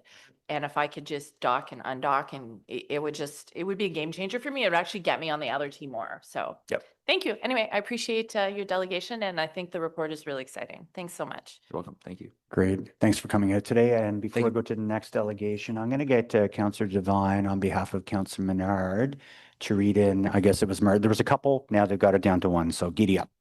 Great, thank you, Chair. Reading this on behalf of Councillor Menard, but his office and mine worked on this. Whereas bike share systems increase transit connectivity, mobility options for residents, and support the city's efforts to encourage cycling as a space-efficient, healthy, sustainable mode of travel. And whereas since 2023, there is new information about bike share that is relevant for Ottawa, including the Bike Share in Ottawa-Gatineau initial report, Transportation Association of Canada report on shared micro-mobility services in Canadian communities, and the Ottawa-Gatineau Bike Share Feasibility Study. And whereas staff have prepared a memo to the Public Works and Infrastructure Committee that summarizes the new information, and whereas the feasibility study suggests pursuing a publicly supported bike share system using docked bikes for an initial rollout and could offer a number of advantages in terms of fleet deployment, parking, program continuity, and user affordability. And whereas staff will benefit from taking the time to assess options and potential partnership opportunities to present to the next term of council, therefore be it resolved that staff be directed to develop a capital and operating funding strategy for a bike share system in Ottawa, considering the findings from the feasibility study and the results of the additional assessment. And be it further resolved that as part of this work, staff pursue funding discussions with the National Capital Commission and identify possible grant opportunities in order to reduce costs to the municipality. And be it further resolved that staff report back to Public Works and Infrastructure Committee by Q1 2027 with recommendations for implementing a bike share system in Ottawa to enable a bike share system to be launched as early as possible in the next term of council, subject to council approval. Thank you, Chair. I'll let you get back to delegates. I'll provide framing remarks later on. Great. And I'm certain there'll be questions to staff. Xavier. Thank you very much, Xavier. Scythe, is that how you pronounce the last name? Wonderful. You have 5 minutes. I'll give you a 30-second timeout. You love the vibe you got going on here. That's good. All right. So I'll get you just to turn on your microphone, and when you start talking, at that point, we'll go ahead and start the timer. Great. Thanks, Xavier. So just first to respond to, Truster's not, darn it. I was going to say, one example of a combined card system would be the climate card in Seoul, where you can use your transit card as your unlock card for the e-bikes and e-scooters. But more broadly, to address my submission, I also submitted a written report that folks can read and may have already read. But today I'll be advocating for a dockless system, which is a very unpopular opinion, but based on my experiences on living in Seoul and living in Montreal, I believe it is a superior system. So first of all, if you can imagine driving to a doctor's appointment, right? And you get there and the parking garage is full and you are going to be late for your doctor's appointment. And this is the problem that anybody using Bixby in Montreal during a high capacity time of day, you're faced with. You end up having to park your bike 3 blocks away. You end up late for your appointment and the whole experience sucks. And it, in my opinion, drives people away from actually using the bike share. It also suffers from the last mile problem where you're never able to get your bike to your apartment to drop off your groceries. There's accessibility concerns, there's equity concerns, and even concerns in terms of transferring between different modes. So transferring to a bus, you have to have a bus stop next to each dock. Beyond that, every dock costs $9,000. And that adds up very quickly. You also have to be able to design the dock system in advance. So you have to guess where ridership is. You can't adapt accordingly. Dockless systems can also preload bikes in specific areas. So if there's a big event at Lansdowne, you could put a ton of bikes there in advance, for example, whereas a dock would be capped at a certain amount. Additionally, in terms of just overall fiscal cost and maintenance and social cost, docks take up parking spaces, they take up patio spaces, they require specialized equipment to be lifted up for snowplows. So I'm essentially a vote for a dock-based system is a vote for a more expensive one, a clunkier one that takes up patios from small businesses, one that takes up parking spots, whereas a Seoul-style dockless system that uses cameras for enforcement of parking, so people cannot park them in the way or they'll be banned from the system entirely, is a modern tech-forward way to execute this vision based on demand. So you can't just leave them everywhere. You will be banned, you will be punished. So that concern is addressed. Additionally, the technology since our initial dockless system 15 years ago has advanced considerably. You can look at global cities around the world that use dockless systems. Unfortunately, this report neglects to look at global cities. It only looks at local nearby cities in North America. And in my opinion, we should be learning from cities like Seoul, where I lived in the suburbs and could access these dockless systems, rather than learning from cities like Hamilton, Ontario. We want to be a G7 capital.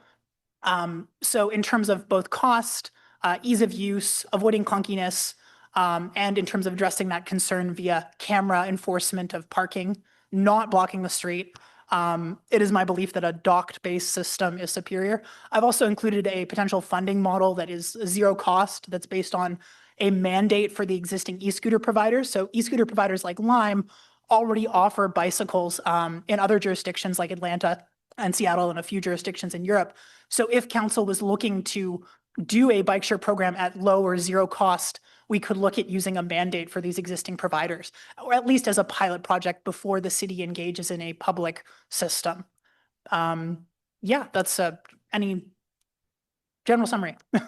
Yeah, and you're going where my head's going, and I'll have very similar questions to staff. We don't know each other, right? Like, this is just weird. I thought you were coming in to speak about docking systems, so this is kind of interesting. I'll have a couple questions at the end, but I'll go to Councillor Troster first, and then Councillor Devine. Yeah, thank you. I appreciate your delegation, although it is kind of putting the cart before the horse, because first we have to, commit to the project. And I'm very excited about the motion that was put forward today.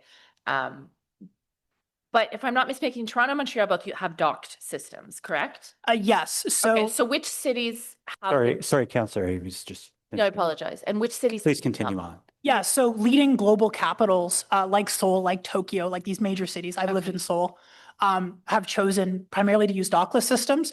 Now, there are some issues of a lot of companies competing. So several companies each having their own bikes filling up streets. And that is, often attributed to, it's because it's dockless. No, it's because there's 7 different companies with 7 different colors of bicycles, right? So generally, if you look at global cities, as opposed to being kind of that myopic view of locally. So the report looks at cities like Hamilton, Ontario, which to me is not a global city. No offense to Hamilton, and we really should be looking at these global centers, and we should be trying to be better than Montreal. I lived in Montreal for 3 years, and I gave up on doing errands with Bixi because I didn't want to walk 3 blocks with heavy groceries. And I love bikes, but we need to address that Ottawa is not a bike city. It is a city the size of Tokyo. And the idea of building a dock network at $9,000 per dock that covers the whole city year round, it has taken over a decade for Bixi to be expanded to suburbs. I lived there and I couldn't get to my friends in the suburb. And a dockless system would have preemptively addressed that, preemptively addressed the weather-related concerns of snow removal. And there's unfortunately a lot of fear around this idea of them cluttering the sidewalk, but global cities like Seoul and Tokyo have solved that. And it's a solution that we should be taking a look at, in my opinion. Okay, I appreciate your delegation. I'm still skeptical because I've seen the impact of dockless scooters, and even with all of the surveillance monitoring, it still presents a huge. Have you been to Seoul? Have you been to any of these Asian cities? With all due respect. Let me finish. Sorry. We don't allow for debate. Okay, I think. Yeah. Do you have anything further, Councillor? Yeah. So just we may be physically the size of some of these cities, we are much, much less dense. So anyway, I appreciate the delegation. Thank you very much. This is why we have democracy. We can have differing opinions, but we have to allow people to complete their sentences. So, Councillor Devine. Hello. Thank you, Chair. Hey, that was a good catch on your part to go back and say, not that I was knocking Hamilton, because when you said, rather than cities like Hamilton, that sounded like a pejorative to me. But hey, what I appreciate about your delegation is I never, I like to quote my colleague, Councillor Johnson, I love the expression that I hear her say often about, taking the wisdom in the room. And the wisdom in the room obviously, involves public delegates. The wisdom in the room also involves, the feasibility study that we're looking at, staff's expertise or other experts. And I don't ever enter into any process. I like to enter eyes wide open. So I appreciate any conversation that will point us towards, take a look at everything before you make a recommendation. So I like that. I also thank you for making reference to, you made reference to a program where there might be a city that has a combined transit and micro-mobility pass. Yes, so Seoul uses the climate card, which is a combined transit micromobility pass. And it's the same, basically your monthly transit pass includes access to these bikes and e-scooters. Great, because that has been a question that people have been looking at when it comes to bike share, to see it as an extension of transit. And among all of the models that I hope may be considered, the involvement of OC Transpo is something that I certainly think can and should be considered. Now, even though I welcome, your suggestion to consider all things, I just want to push back on a comment you made twice, where you were saying, like, rather than walking 3 blocks. And while I understand that convenience is always a value, it is that same position, rather than walk 3 blocks, which is why this council in this city often leads towards a policy of, well, we got to have parking everywhere, rather than walking 3 blocks. I think we have to stop saying, rather than walking 3 blocks as a bad thing. Like, look at me, buddy. Like, why do we have to say rather than walking 3 blocks is a bad thing? I should not be following that advice. So I think all I want to say there is, rather than consider that bikes at a dock may be a bad thing inherently, also consider anything that advances, let it be resolved that we never walk 3 blocks. Because broadly and largely, the city has goals towards being a healthy city. And those last 3 blocks might be the thing that turns me from this into this. So thank you very much for your delegation. Well, there's some theatrics here at times, but I did want to thank, and before you go, I'm kind of the same mind as you. I didn't anticipate you to come speak today. I was kind of odd. So that being said, I think there'll be questions to staff. I haven't been to any of these places. I don't think taxpayers would let me fly there. It'd be fun. But I do like the climate card idea. I think there's a lot of opportunities on that. And especially if there's a way to be able to do things in conjunction with maybe Presto in the future, or combine systems like that, that might be great. So I think there's a lot of work that we could look at. To add to that, again, like, one of my opinions is we should try to do better than Montreal, and Montreal does not have that combined system. So having a combined card like that would really make Ottawa shine as an example to other cities if we were able to execute on that, like with Presto. So that's very, very true. Yeah, and when it comes to the dock list thing, I'll save my questions for staff, but I did appreciate that, because I think to be able to execute a dock list plan, we can do like that using Canadian companies that are already in place. And we've seen the unfortunate situations of places like Montreal and Toronto, where they start off with some seed funding, but then it quickly escalates. I think we've seen that. And even places like Vancouver that used to go full dock stations have pivoted away from it because it becomes a challenge. I'll save those questions for staff, but I want to thank you for coming out and delegating today. Thank you so much, everyone. Our next delegation, no stranger to this place, is William Van Geest. Thank you, Chair. Am I audible? We can hear you. You have 5 minutes. The floor is yours. Great. Thanks very much. And thanks to the committee for hearing my delegation on behalf of Ecology Ottawa. So in one sense, this report is, of course, welcome. It shows us how eminently feasible bike share is in Ottawa and many of its attendant benefits. But in a broader context, it has us wondering, why another report? As the staff report accompanying outlines, we've received reports on bike share in 2021, 2024, 2025, and now the present feasibility study. And we've also seen bike share deployed with great success in peer cities, as mentioned, like Toronto, Montreal, Quebec City, Hamilton, and so on and so forth. So we're left wondering, what's the holdup? When will we actually see the step we know that we should take? Now, the consequences of the city's delay on adopting bike share are real, as a previous delegate mentioned. We would have greatly benefited from bike share in January when 1 in 10 bus trips were canceled. Or a little further back when New Ways to Bus rolled out last May and people needed to adapt to the new routes and to fewer overall bus hours. Or even when the LRT first opened, even further back, when bus routes downtown were removed, of course, the very location where bike share would be first deployed. The point is that bike share offers resilience, and our transportation system has recently shown how unresilient it is. Looking at staff's recommendation on this report, their intention to, quote, carry out additional review of cost considerations and system types, public versus private, and develop a funding and rollout strategy, end quote, suggests that they're considering bike share the wrong way. The feasibility study cites the cost as minimal, around $20 million over 5 years, including upfront capital costs and operations. Just for some perspective, let's compare this expense to a few other recent transportation-related expenses. I'll take the Earl Grey Underpass in Canada, $28 million. Airport Parkway widening, $89 million. Greenbank widening, $56 million in this year's budget alone. And the list goes on. And of course, we know that projects often increase in cost. Each of these projects that I mentioned, and again, many more I could mention, at best offer a localized reduction of travel times for cars. Moreover, we know from the phenomenon of induced demand that this reduction will be temporary and that we're only ultimately adding more cars to an already strained system. In this light, the city should be leaping at the opportunity to implement the bike share system. What other $20 million investment over 5 years would provide affordable and accessible mobility over a 30-kilometer squared area while also easing car traffic? And in fact, it gets better. A 2025 study by the European Institute of Innovation and Technology estimated a 10% return on investment from bike share when you account for the environmental, health, and economic benefits. The city really should go all in on bike share, minimizing the cost to those riding the bikes since everyone else benefits from bike share.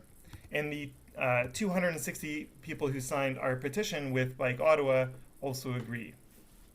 Speaking of environmental benefits, I would be remiss to not mention some directly ecological aspects. Last September, we learned that emissions from transportation in Ottawa have increased from 41% to 44% of all community emissions. A few months earlier, while discussing Phase 4 of the Transportation Master Plan, city staff shared revised modal share projections, whereby we're abandoning the official plan's commitment to shift to sustainable transportation. Should we be surprised, given the slow pace of cycling infrastructure rollout and our massive investments in car infrastructure? Of course, bike share can help. Operational emissions from bike share are almost nil, and roughly 30% of trips in Ottawa are 2 kilometers or less, well within biking range.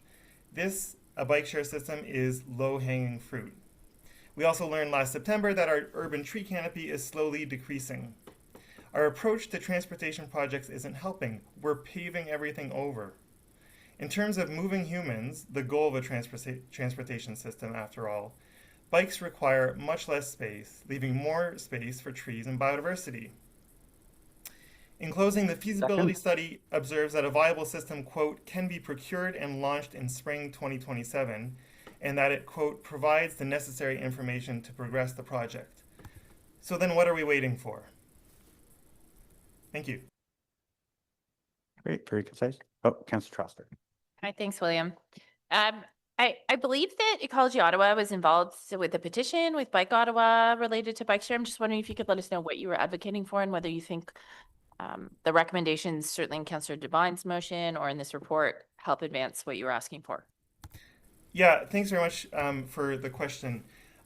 So we had a number of demands or requests, recommendations in this petition. Again, I'll mention 260 folks so far have signed it. So we wanted to have both standard and electric assist bikes available, and for the system to be year-round and to be a station-based system. I can get into the benefits of each aspect here. We wanted to ensure that the service area extended beyond the downtown core and particularly privileged equity-deserving neighborhoods. We asked for integration with OC Transpo, both bus and O train, as well as major institutions. We can think of universities, for example. We asked for collaboration with Gatineau and, of course, the NCC to make sure that the system was seamless and regional. Almost there. We asked for substantial municipal financial support to make sure it's affordable for those biking using the system. And then we asked for an expansion in subsequent phases. So, relative to the motion that we saw a moment ago flash on the screen, I think two things in particular stick out. One is the timeline that we're asking for in this petition. We and the authors of the feasibility study think that this can be done by 2027 next year, Q1 next year. And there's no need to delay. We've done, a number of studies already. And then the second key aspect is that public financing. Really, we need to stop thinking about this as an expense and really as an investment. We've got that data from 2025 showing a significant return on investment. We know our transportation system is in crisis. We go from week to week. If it's not bus shortages, it's spalling and fewer cars on the LRT. So we need to really think of this as a boon and a very cheap addition to our transportation system. Okay, thank you. I appreciate that. And as I said to the previous delegate, I think conversations about the ins and outs of what the system could look like and how it operates will come when staff come back with a proposal, assuming this motion passes. I think they need to take the results of this study and then recommend something to us. But I appreciate all the background work that you've done on this and your engagement with the public. Thank you so much. Thank you. And just before you leave, William, staff will go out and do their research. The previous speaker brought up the dockless, knowing it could take, you're not opposed to dockless? We ask in the petition for dock full, a dock-based system. It's a bit more predictable. Of course, there's a bit of a political issue. I know with the e-scooters, there's frequently a problem of them being left on sidewalks, which, as we know, are too narrow to begin with. And that doesn't build support for a system. I think with the kind of bike unavailability issues, you're going to have that actually with dockless systems as well. Jurisdictions like Toronto, I know they've got workarounds for it. I've seen it in Montreal as well, that they can replenish bikes according to kind of the waves of transportation patterns. So yeah, we certainly support the dock-based system.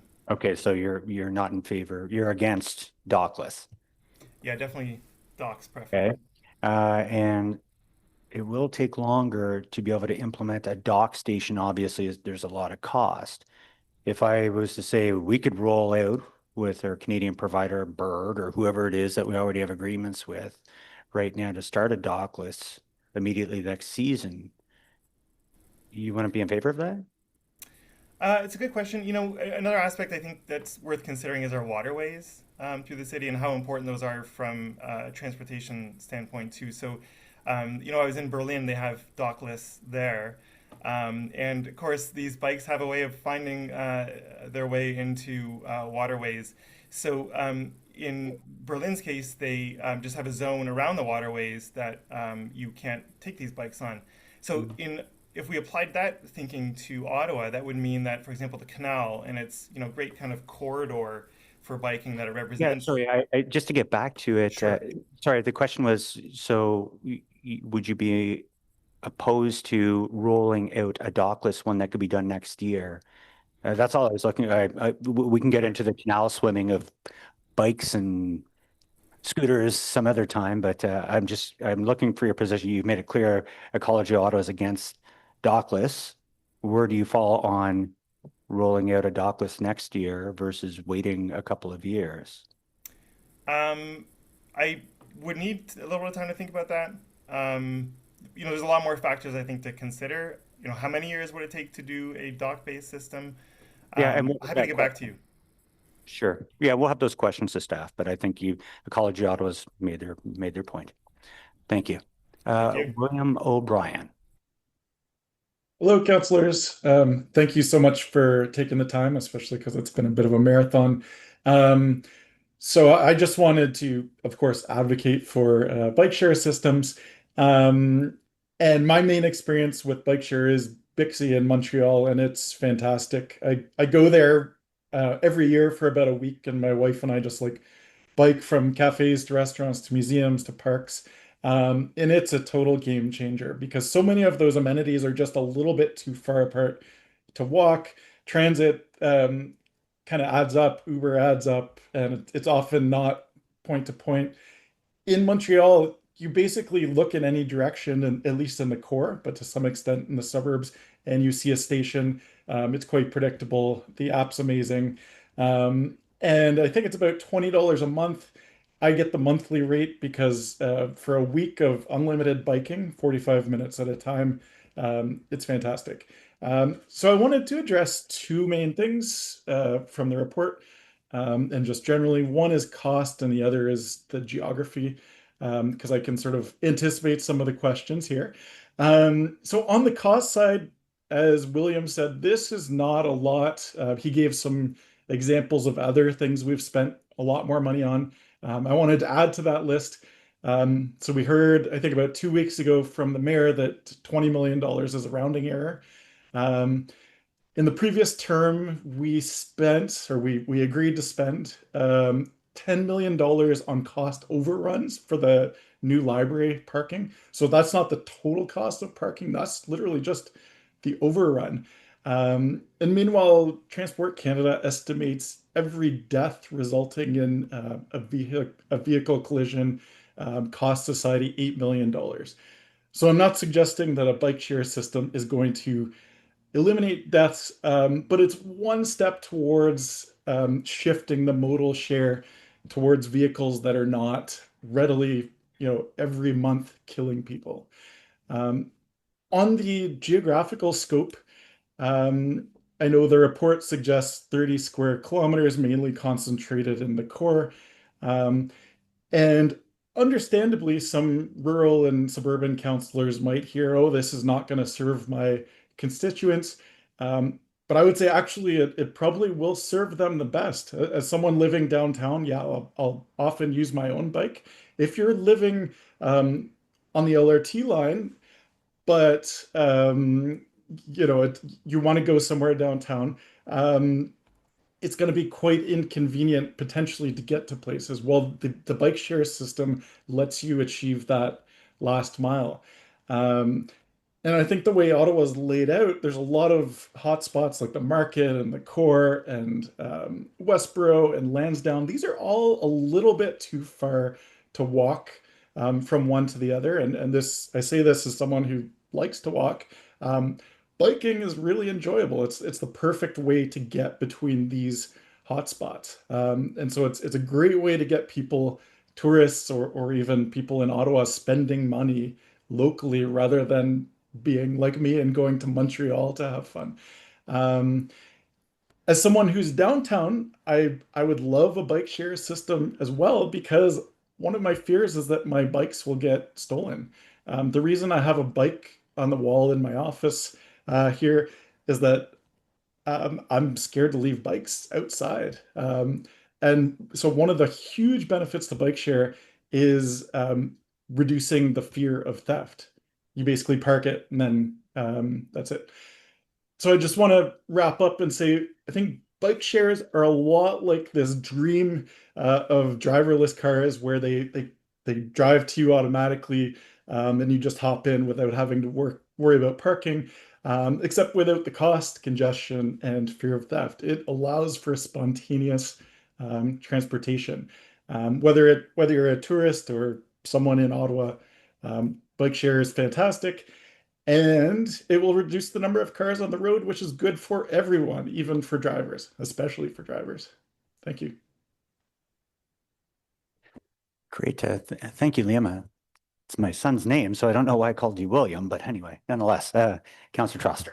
Hi, I just wanted to thank you so much for mentioning the bike theft issue because, fun fact, My ward, Somerset Ward, has the lowest rate of car ownership, but it also has the lowest rate of bike ownership, which leads me to believe that the theft issue is quite profound in people's decision whether to buy a bike, and also storage in small apartments, like getting it up and down, not having a place to put it. So I do think that's really an important argument, because I think there's the number of people who have told me, well, I've had my bike stolen 3 times, I'm not bothering anymore, or they don't have a place to put it and they're scared it's going to be stolen, and that's actually having a huge impact on their mobility. So I just wanted to thank you for that point.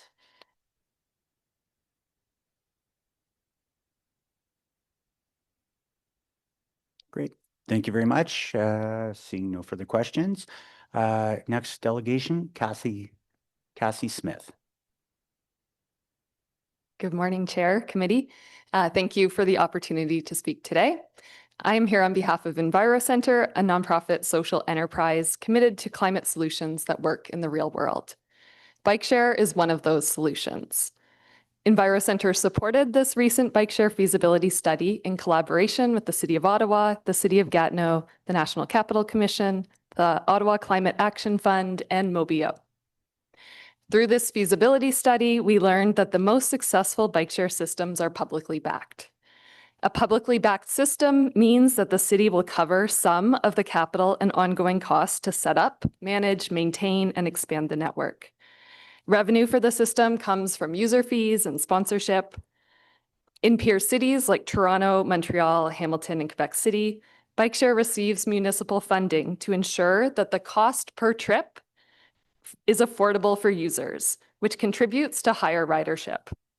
The annual membership for a publicly backed system is typically around $100, so $100 a year for bike share. In a private system, that's usually about $1,000 a year. So that has a really big impact on how people choose to use it. Municipal funding in those cities also ensures that the stations and bikes are placed in the areas of the city that need them, not just in the locations that will generate the most revenue for a for-profit business. And that system lasts over time and doesn't just disappear. One day it's there and the next it's not, and we don't even know why. Successful nonprofit bike share operators like Bixi, which is rapidly expanding across Quebec, have shown that publicly backed systems lead to higher ridership and meet community needs.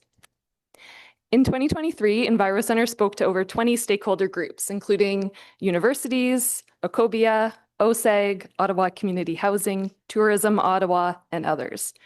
We heard firsthand that they want bike share in the region to complement transit, support intensification, contribute to affordability, provide low carbon transportation options, and attract tourists, talent, and events. They also said that the system needs to be affordable, equitable, sustainable, and a part of our transportation network. The only way to do that well is through municipal investment in a publicly backed system. We know here in Ottawa that we need to get people moving. Bike share supports and complements transit. The O-Train has really changed how transit works in Ottawa. It's a major city building project, but there are still gaps in getting people where they need to go, especially those segments of trips called the first or last kilometer, or kilometers, when rapid transit is nearby, but not quite near enough to make it quick and efficient. This challenge in getting to transit is one of the reasons that the city subsidizes and provides often free park and ride spots for people to use. One of the other delegates gave the example of Lansdowne, but another really compelling example here is people that are coming into the city and work at some of the government buildings and other locations in Gatineau. They have to take the train, get off, make a connection or a really long walk. And having bike share would be a seamless way to get faster to their location. According to the North American Bike Share and Scooter Share Association, across North America, 18% of all shared micromobility trips are taken to connect with transit. Bike share is also available on demand and 24/7, making it easier to travel at times when there is less transit service. And as another delegate mentioned, it provides redundancy. If a bus is canceled or the train is down, some people could choose to hop on a bike wherever they are in their journey and keep moving or get to another route. And that would also lessen the pressure on replacement bus service and just generally make it easier for people to choose transit. We think that this is a strong plan. It would connect people to 17 rapid transit stations, 4 post-secondary institutions, 8 business improvement areas, 15 equity priority neighborhoods, and across 5 interprovincial bridges. People need affordable mobility options now. Gas prices are volatile, parking pressures are high, transit-oriented development is underway, and the 2030 emission reduction targets are looming. Ottawa needs bike share. We encourage you to support staff in moving forward with next steps to make this happen. Thank you. Great. Councillor Devine. Thank you, Chair. Thank you, Enviro Center, not just for delegating, but for, if I understand correctly, for finding the funding to cover the cost of this feasibility study, if not all of it or the lion's share. So thank you very much for doing that, because you may very well have, enabled a process that can, put the city in a great place when it comes to achieving our broad official plan and transportation goals. I appreciate the comment from my colleague, Councillor Tierney, from Chair Tierney, about, let's get this done as fast as possible. I remember Councillor Menard and I had, asked multiple questions. Hey, can't wait to get this feasibility study. Where's the report? Where's the report? We finally got it. I look at the cover page. I have to do a double take. The report date is July 2025. The report was ready in July 2025. I had to ask, was that a mistake? No, it wasn't. I can understand that, it can be, hard or frustrating for the city to go through processes where things got to be right. The recommendation got to be just right. We got to make sure we talk to this person, talk to this person. Can I assume, but that's water under the bridge. Can't do anything about that right now. But can I assume that if that report was ready by July 2025, that means that all of the partners involved, the city, Gatineau, and NCC, they were aware of the findings by then. Can you confirm, are the other partners, Gatineau, NCC, whatever staff ends up recommending, whatever is the best way to do this, are partners eager to get on board with this? Yeah, not to speak on their behalf, but throughout the process, they were very eager to do this as fast as possible. So they wanted to hire the consultant as fast as we could. They wanted to have all the meetings as fast as we could. They're very eager for this project. And I recognize that we are the larger partner in terms of geography and scope of whatever the area might be. But in addition to them being, eager and willing to move forward, can I assume that, and you see this in the motion about funding strategy, can I assume that our partners are also eager and willing to commit their fair share of whatever model we end up with? Again, hard for me to speak on their behalf, but those were part of the discussions. And I think that those discussions have continued to be had. We're not always privy to those, but there is commitment from all of the partners to provide funding for this project. Thank you. And I should have mentioned earlier that the motion as drafted, it was developed with staff as well. And I think the intent behind the motion, which I'll talk about a bit when we get to the motion itself, is to give staff, empower staff to go off, do the final work they need to do to come back with a recommendation that is most viable. My team member sent me a great video of bike share models across Canada. And you can clearly discern, based on different changes, why some models work long-term, why some don't, and how some decisions on a model will guaranteed dramatically increase ridership from year to year. Can I just ask, we certainly have waited a long time to get this.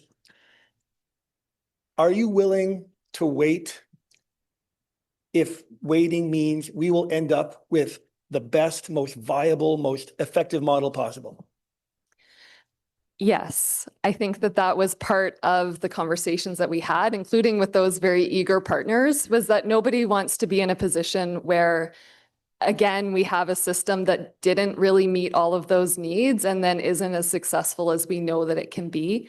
One of the questions we've had a lot through kind of some of the media around this feasibility study is, but bike share was in Ottawa before. Why would we do it again?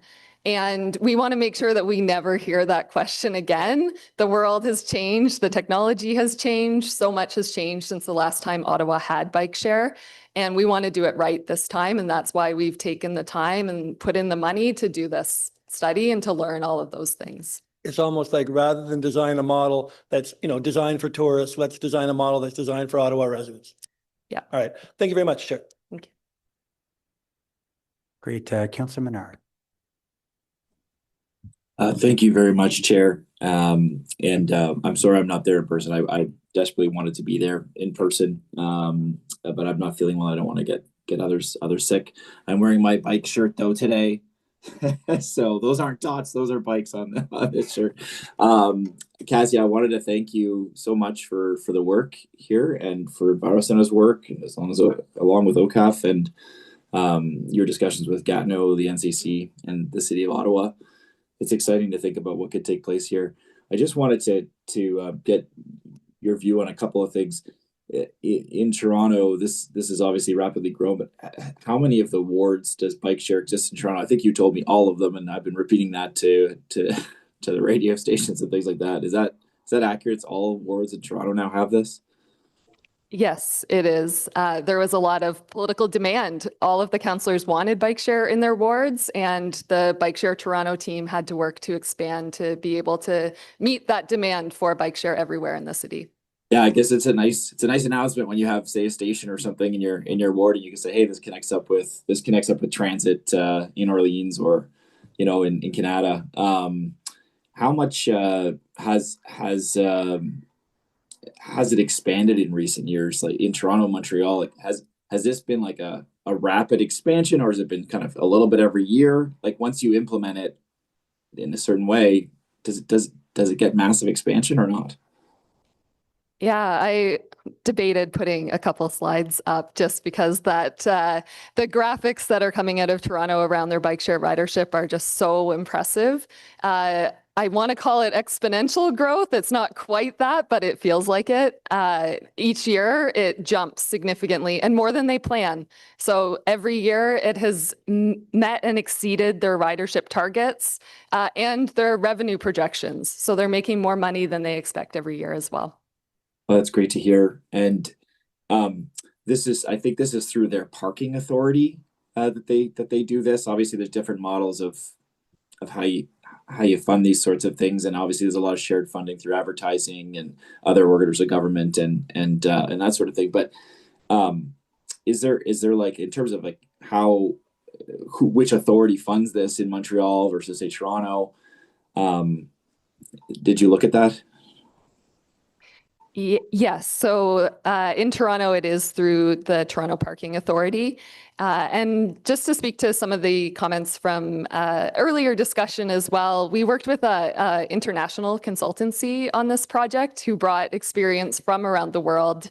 The study focuses primarily on peer cities because we felt like that was most relevant. That's why we're looking at Toronto and Hamilton, where they're dealing with the same provincial requirements as Ottawa.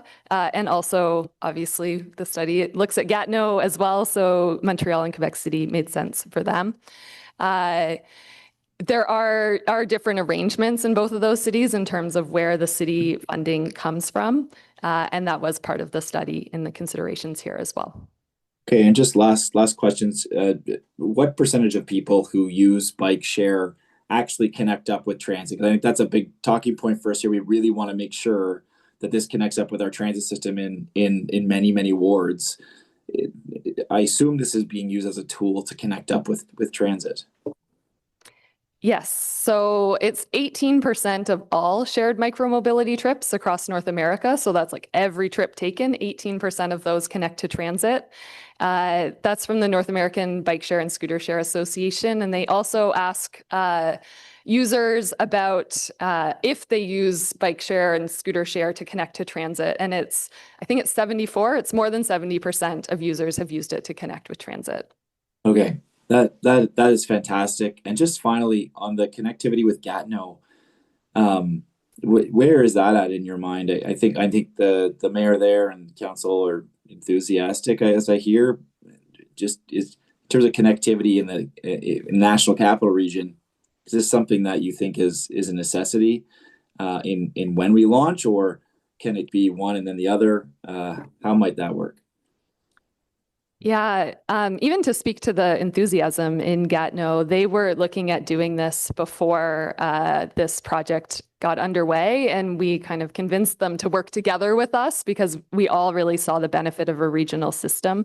There's been really strong support. The mayor of Gatineau has sent a letter supporting the project, and the staff there have indicated that they're continuing to move forward and look at how to make those next steps happen. Well, that's fantastic. There's just seems like so much momentum here, and what an exciting thing it would be for the city to get this up and running next term of council, early next term of council. So thank you for your work on this. Thank you, Chair. Great. And just before you leave, Cassie, thank you. I don't see any other questions. You said Toronto's generating revenue.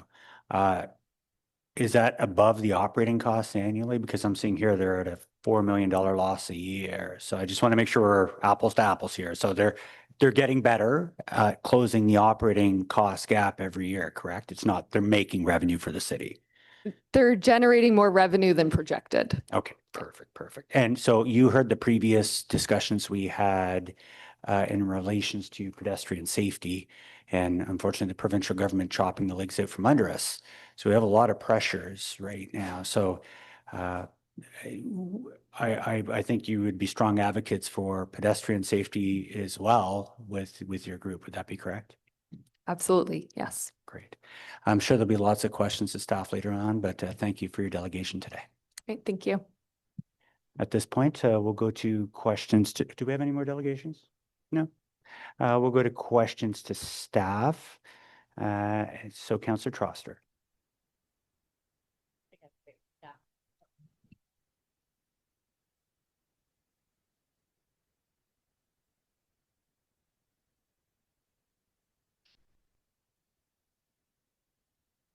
Thank you. I just wanted to address this surprise debate about dock versus dockless system that happened at this committee meeting. My understanding is that a dockless system is actually much more expensive, up to 3 times. Do you recall if that's true?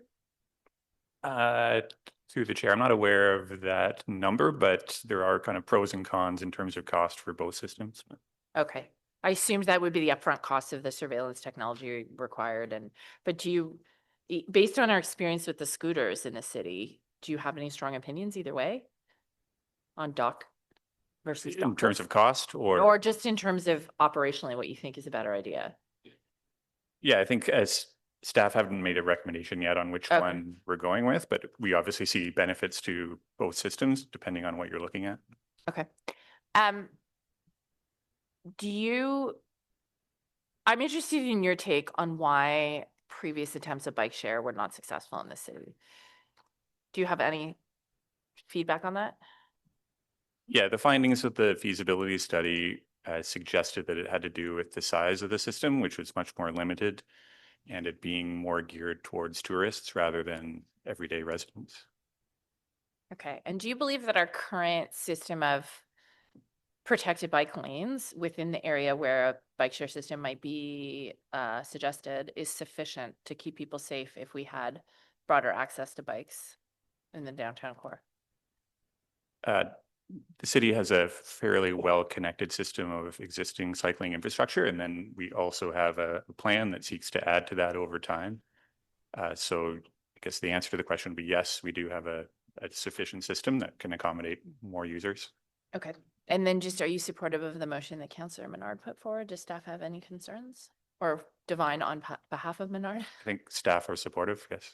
Okay, thank you.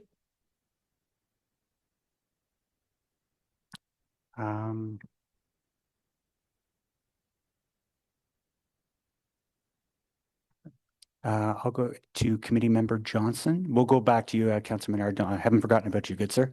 I go to committee members first in this committee. So Committee Member Johnson.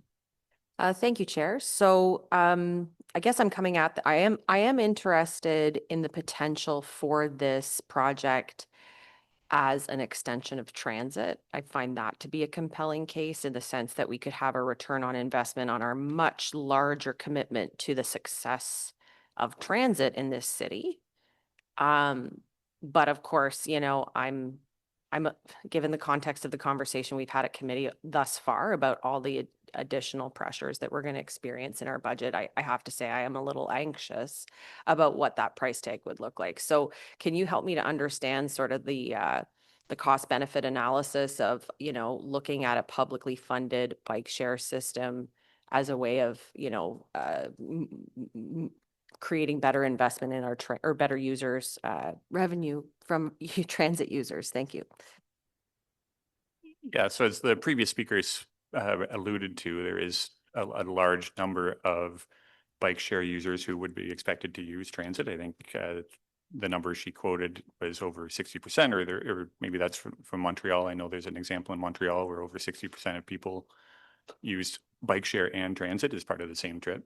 So I think we do see there being potential for the two to kind of be mutually beneficial for each other. And to understand sort of the motion that's on the floor, are we voting today on a financial commitment to the bike share, or are we, would you consider this already a sort of, it would be well worth your time and energy considering the further benefit to the city in terms of staff resources? Yeah, so there's no recommendation yet from staff on whether to go ahead with the system. The motion today is just to direct staff to look into how we might fund such a system if it were to come along, and a few other elements that we need to do a little bit more research on before coming up with a recommendation. Do you think, I mean, so yes, the work still has to come. Do you think there's any risk to other programs that are already identified as being central, or is the parking program an opportunity to invest in a program like this that, like, we've tried to stretch the parking program in many, many different road safety directions and have been told, you know, unequivocally no. So if it's no touchy for road safety and we have to find road safety elsewhere, can we look at that sort of protected revenue source for a program like this?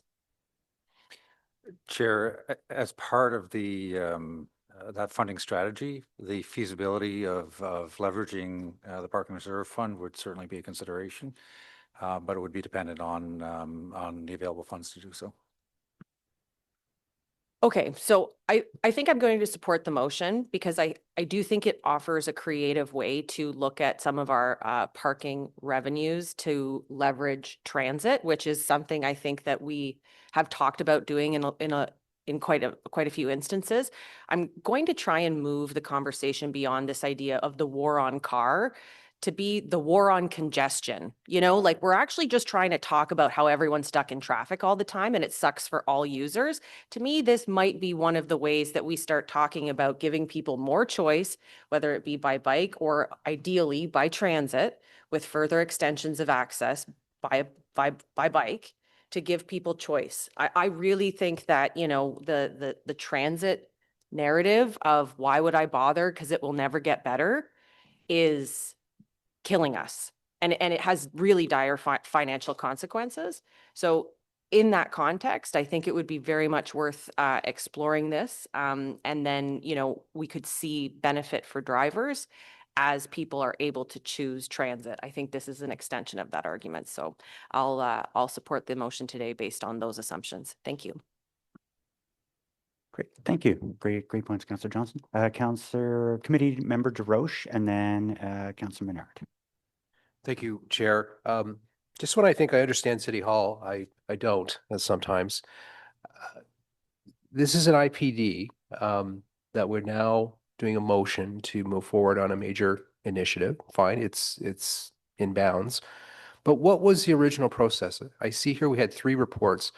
One was a bike share report by some stakeholder groups that we heard today. The second was kind of a larger sort of national study, I assume, that kind of looked at it and, you know, was pro. And then the third one was, it looks like where we as a city had invested in a study to look at kind of the concrete details in terms of how we would work in the national capital area. And it would strike me that there'd be work coming from that staff would be bringing forward a report versus an IPD and taking action. So what was the plan? What was the plan to bring us to where we are today? Because it seems like we're maybe skipping over a step? Through the chair. So you're correct. Those are kind of the three new pieces of information that we have. And we were directed back in 2023 to report back to council on the feasibility or how a bike share system might look in Ottawa. So those three pieces of information kind of contributed to this memo that we're presenting today. I think the intent was that report back would be to provide a recommendation, but we don't have enough information yet to provide that recommendation. So that's why we are presenting this as an interim report back, and then we'll come back in early 2027 to provide a full response on how to proceed. Okay. Because like we haven't talked to, have we talked to Ottawa Tourism? Were they part of any of the conversations that we've had? Not that I'm aware of, no. Pardon me? Not that I'm aware of, no. Okay. Yeah, I appreciate there's, you know, a sense that we want to do that, or some people want to do this as quickly as possible, but I think we need quite a bit more information. Perhaps that's going to come if we vote in favor of the motion that's before us today. Some of the delegations were talking about really bike versus like just bike. Is there net increase in cycling as a result of this? I heard a few say, well, I don't have to use my bike. I'm afraid it's going to get stolen. To me, that's, you know, that's not why you develop a program. You know, we deal with bike thefts through, you know, police enforcement and dealing with criminal activity. I'm trying to understand here, what's the cycling lift here? Is it versus, okay, well, people are just opting to use someone else's bike instead of their own? Yeah, I don't have specific numbers for you about the number of additional riders, but we would expect there to be an increase in cycling because we would expect that bike share would attract people who would not normally ride or would not normally have that as an option or would forgo that as an option. So we would expect to see an increase. Okay, that I would accept, but like replacing another bike for another bike, to me, I'm not sure that's why we would do a public investment. But and can you explain what's the dynamic for transit? So someone would use this bike potentially instead of walking, or they wouldn't take transit at all, or they would take their car in what's already a very congested and dense part of the city. What's the formula that you're seeing that there would be a lift in transit? Yeah, it could work in many different ways. I think we would see that someone might take transit to get near a destination, but it's that last mile that might be challenging for them to get to their final destination, and having a bike share system where there's a station near the transit station would allow them to make that last connection. That depends on the type of trip that it is, but that would essentially be how it would work in many different contexts. Okay. I'll just leave it there for now, Chair. Thank you. Great, thank you. And some hands started flying up. So I'm going to go to committee member Gower because he hasn't spoken yet. Since Councillor Devine is moving the motion, I'll let him go after Councillor Menard. Does that make sense with everyone? Everyone's good? All right, Councillor Gower. And thanks. And if you're required to put your hands up, please put them up now. It makes it easier to figure out who's going to speak. I'll just be really quick because it's just something the previous speaker said. I do want to move as quickly as possible on this. I want to do it, you know, with the right information. I think the motion in front of us sets up council to make a responsible decision next term by understanding what the potential funding sources are and costs and some of the other implications. But given the success that other Canadian cities have seen with bike share, given that our transportation master plan policies call for more shared mobility options, and given that we just in general, we want to give people as many options as possible for getting around. And this is another great tool for people to have in the toolbox. So thank you to everyone involved in bringing us to where we are now. And I hope that staff and council can continue to move forward quickly over the next year or so. Thanks, Chair. Great, thank you. Councillor Menard.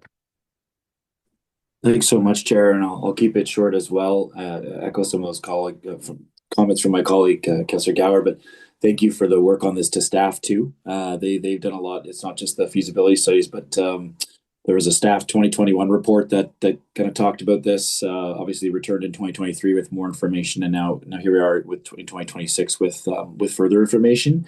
The intent today is obviously the motion is not to decide on the model, but rather give staff the space they need with the very best information, so they can come back with the best option for our city and potential other partners, which would help with us on the cost, et cetera. So I think pleased to be at this stage today, and in terms of where we're at, giving them the space to come back and report to us is I think the right call in this scenario. So I'll leave it there and just say one last thank you to committee and staff. Great. Oh, thanks, Councilor Menard. Councilor Devine. Thank you, Chair. Just a few quick comments and then a question for staff. So colleagues, if it's not already clear, I just want to reassure everyone that the intent of this motion that is before us today is not to make any decision or even for staff to land on any single recommendation, whether it's private versus public, doc, no doc. That is not what we are voting on today. The intent of this motion is simply to direct staff to do whatever remaining work or analysis they need to do so that they can make a recommendation for what they believe to be the best model possible so that we can make as informed a decision as possible when that happens. So I'll be supporting my motion. As to what my colleague Councillor Johnson was saying is like, don't look at this as a war on cars, look at this as a war on convenience. I'm not even looking at it as a war on anything. Like for me, like I keep on saying it, Ottawa is growing from 1 million people to 1.4 million people in less than 30 years. For me, the biggest issue that Ottawa is facing to make Ottawa as viable as it can be, to make Ottawa thrive as much as it can be, to reach its potential, for me, that issue is mobility.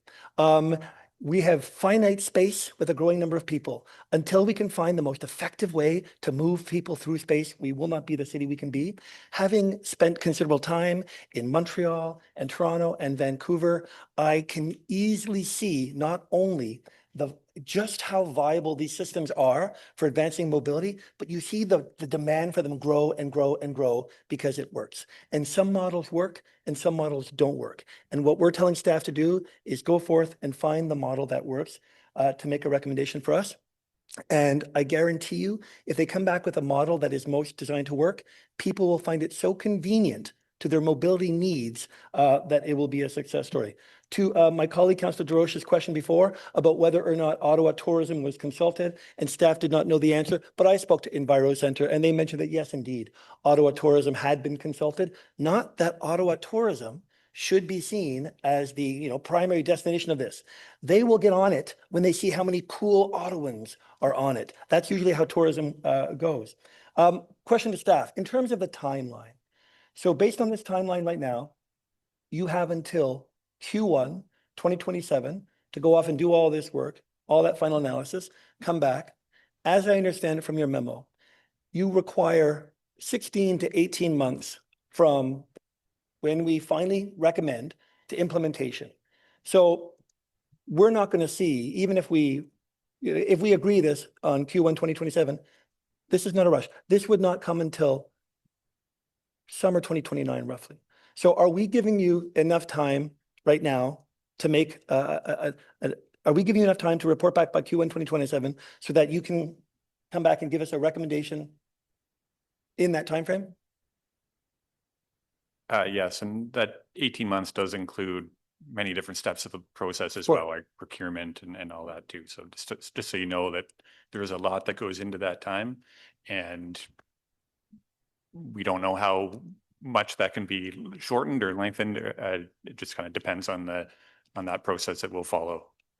But just to confirm, the reporting timeline you have here, Q1 2027, if all this motion is doing is telling you to go off and do whatever analysis research is required, that gives you enough time, correct? Yes. All right. Thank you very much. Thank you, Chair. Thank you for that. Oh, Vice Chair Kitts. Thank you, Chair. Bixby may not have succeeded, but I was a big Bixby user. I was sad to see it go. I lived downtown at the time. So I am, I do think it's good that we are exploring bringing something back in terms of bike share. The motion says the feasibility study suggests pursuing a publicly supported bike share system, but we will also be looking at private options too, like the scooter system, correct? That's correct. In the memo, it speaks more clearly about the publicly led and privately led systems, and we'll be looking at that in more detail before we report back. Okay, great. Thank you. I'm struggling a little bit with having the funding strategy come back before knowing which method we are going to be pursuing. So within the motion, I'm struggling with that a little bit, but I will leave it there. Thanks. Thank you, Vice Chair. And I think I echo some of that, and I've heard from some of my colleagues. I think, first of all, thanks to Councillor Menard. This has been a great conversation in advancing things. There is some questions, obviously, related to, it seemed to turn into a dock, don't dock situation. And we heard in the previous part of the meeting, lots of concerns around it. The cost alone is a big challenge, but that's not what we're here to discuss today. It's about just trying to advance strategy. And we hear the NCC, anytime I hear them, I head for the hills. But if they want to fund something, great. It behooves us not to go out and chase that down. I also have concerns with some of the minor parts of this motion. So I'm going to ask for it to be broken into 3 parts, because the only one that concerns me is the first clause, only because it seems to really saddle us. And feel free, everyone, to vote the way they wish, but I'm requesting that the vote be called individually on all 3 items. The first, therefore, be resolved. That the staff be directed to develop a capital and operating funding strategy for the bike share system in Ottawa, considering the findings and the feasibility study of the results of the additional assessment. I'm going to call for a vote on that. Call for a vote on 2 and 3. I'll get the committee chair to go ahead and I will be voting against the first one, obviously, but I'll be supporting the other 2. Committee chair. A point of order. What's the point of order? I'm just not sure. I want you to do what you want to do, but I'm not sure. Are you with a friendly? I'm not sure what the rationale for wanting to change that. Is it that are you saying it's cart before the horse, or is there an amendment you could be looking towards? Like, I'm not sure what I just want to know what the concern is. Yeah, let's get a staff comment, and it's only based on the feedback I've heard, but certainly staff.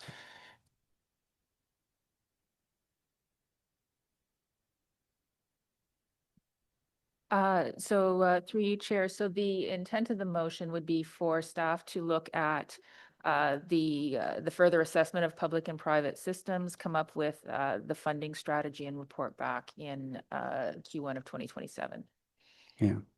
Yeah. And I think my concern is obviously, and what I'm hearing from committee members is it's very difficult. We have a lot of pressures, and that kind of saddles it to one specific thing. So I certainly want to see this broken apart into 3 parts like we've done with many others. Otherwise, I'll have trouble supporting this. Maybe we can get a comment from Marcia. Sure. So I would just maybe how we see the 3 different clauses. The first clause is to cost out the options and come up with a funded strategy for each of them. The second clause is to go see, confirm whatever contribution would be from the partners, specifically referenced here as the NCC. And then the third clause is to come back for recommendations on the strategy and how we move forward, whether it be a public or a private system. The third one is, second and third is definitely what we said we were going to do already in the IPD. So this sets an earlier time frame on it. The first clause, though, is taking an analysis a bit further in terms of actually figuring out how to pay for the strategy. Yeah. So taken together, we'd be assessing any and all options from clause 3 to achieve clause 1. Right. So there is a difference. So Chair, can I ask a clarifying question of staff before we go on to the vote? So I respect the fact that I think what I'm interpreting my colleague's concern is that there's a concern that by implementing that first clause, we're making a funding commitment. It's not my understanding that we'd be making any funding commitment. But can I just get clarifying, because staff have not made a recommendation yet. Could I get clarification that is that first clause open enough that what staff might be coming back with would be a broad strategy that speaks to how models could be funded, and that within there may be a recommendation for a model? Yes, our understanding is that first clause would give us that flexibility to look at all different models. And to follow up that, so just to repeat, that is not voting now on a funding commitment, let alone a funding commitment to any specific model, correct? That's correct. Could I ask further, if we were not to pass that first item, if you were not to go off with the direction to develop a broad financial strategy on any number of models, and if collectively there's been a desire to, let's make sure we can come to a decision as soon as possible, would not passing that motion delay us to be able to make any kind of decision on what you might recommend? I will answer that question. I would just say that whatever financial strategy would require going to budget, unless we're going to make a council decision to do something in year, but typically we make these decisions at budget. And any option from clause 3 that we would be looking at for recommendations, we would look at all of the opportunities and constraints, including how financially it would be paid for, both from a capital and an operating perspective. So that would be part of it. The difference for me on clause 1 is that you're asking for a strategy, a capital and operating funding strategy. So we are, I see that as more detailed than thinking about the implications of, but either way, we will have to go to budget if there is a municipal contribution. I don't know if my colleague Alain wants to elaborate. Yeah, it certainly may be more detailed, but my understanding of the motion is that we want that detail so that we can make the most informed decision possible. It's not a funding commitment, of course. Yeah. So, Chair, yeah, please go if ahead. I can add, if you look at the IPD basically clearly lays out what the next steps would be. I think the commitment that we would be coming back to committee and council don't change if we remove even or amend the first one. Yeah. So I would say that So remove the first 2 and 3 are clear. They're very much aligned to the IPD. They also remove confusion around what's the difference between clause 1 and we're identifying the IPD. So my suggestion would be, if there's concerns with that, removing it doesn't change what we're going to be reporting back to committee and council. But just take away clause 1. To clarify that for sure, by removing that, we are not changing any deliverable. That does not automatically put the decision-making and any process back by a few months? No. All right. Great. Councilor Menard, did you have something? Yeah, thanks very much, Chair. Just I want to clarify on the first one. The first piece talks about the findings from the feasibility study and the results of the additional assessment. Obviously, that's important to maintain, because we just spent, I don't know, 2.5 years making sure that information was clear and out there.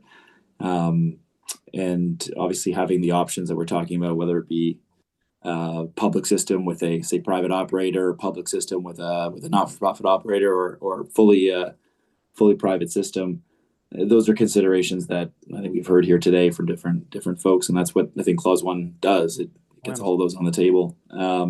Just to clarify, staff are supportive of clause 1, 2, and 3, as I heard.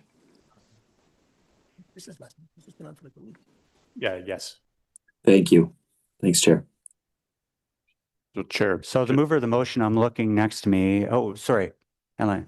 Sorry, I think the point that Marcy and I were trying to clarify was, if there was discomfort with clause 1, that without clause 1, we're still delivering basically what council requires when this comes back in 2027. So it was just to remove basically that uneasiness that some of the councillors may have with that first clause. Yeah, and thank you. And I think this is the dangers of IPDs. We've been overusing them coming here because it puts staff in a very awkward position where we're making modifications. And maybe that's something the next term of council could look at. Again, I've asked for it to be broken apart. I feel 2 and 3, unless the mover of the motion wants to get rid of clause 1. I wouldn't mind seeing if we could find perhaps a happy middle ground, because I am getting assurances from staff. Well, we've debated this and we've used a lot of staff time. You can challenge the chair if you wish. Oh, I'm not- I'm calling the vote now on the 3 items. If you do wish to remove the first clause, you've heard from staff, it doesn't affect anything what they do. Do you wish to remove the first clause? It's almost as if first clause doesn't matter, so I'm not sure why to remove it in the first place. But what I'm to give you comfort, sir, what I was hoping to wonder is if we remove that first one, if all we do is This is on the fly now. We've heard, like, this is the dangers of this. So if you don't wish to remove the first clause, I'm going to call yeas and nays on the items, but I'd prefer if you just remove it so we can have unanimous support. That is up to you. question to the clerk. Is it a point of order or? I'm not sure. Bear in mind, I'm looking to work collaboratively with you and all my colleagues on this. I think I'm we've just all heard. wary of the risks of. Do you wish to remove the clause, Councillor, or not? All right, Yeah. I'll leave the clause. Yeah, okay, great. Thank you. It's either way, like, Thank it's you. not a big deal here. All right, so on the first item, therefore be resolved clause, that seems to be at the pain point for committee members, but you wish to call the vote, please. Councillor Luloff.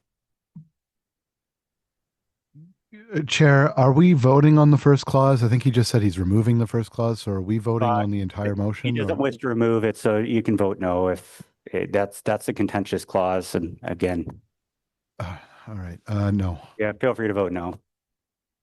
Feel free to vote yes. Feel free to vote like contentious for who? Feel free to vote however you want to vote. Votes called, Councillor. Councillor Luloff. No. Councillor Dudas. No. Councillor Gower. Yes. Councillor Johnson. Yes. Councillor Devine. Yes. Councillor Bradley. Yes. Councillor Troster. Yes. Councillor Skowski. Nope. Conseiller Desroches. No. Councillor Lowe. No. Vice Chair Kitts. No. Chair Tierney. No. 7 nays, 5 yeas. Great. And 2 and 3, did you want those voted on as well? Okay. Well, I'm going to say carried unless somebody has a dissent. Carried on 2, carried on 3. Great, thank you. Do I have to say anything else on that one? Great. Now we're moving to the next part of the agenda.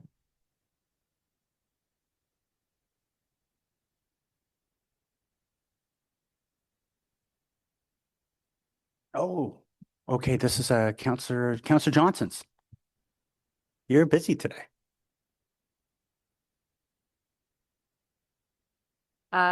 Yeah, thank you, Chair. So I have a motion that was submitted as notice at the last meeting.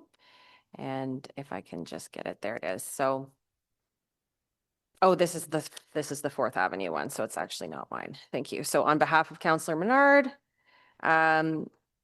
therefore be it resolved that Public Works and Infrastructure Committee recommend that council approve increasing the parking duration where currently 1 hour 7 to 7 p.m. to 2 hours on 4th Avenue between Chrysler Street and Bank Street. And be it further resolved that the corresponding signage changes be completed as soon as practicable. And that's on behalf of Councillor Menard.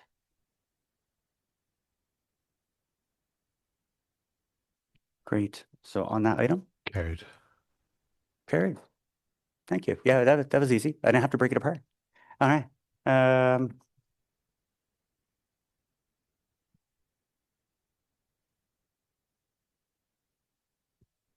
Oh, yes. We do have a delegation on the next item. City View Ditch Rehab Project, Nancy Wilson. Is Nancy online? Okay, we're just going to promote her in a second there.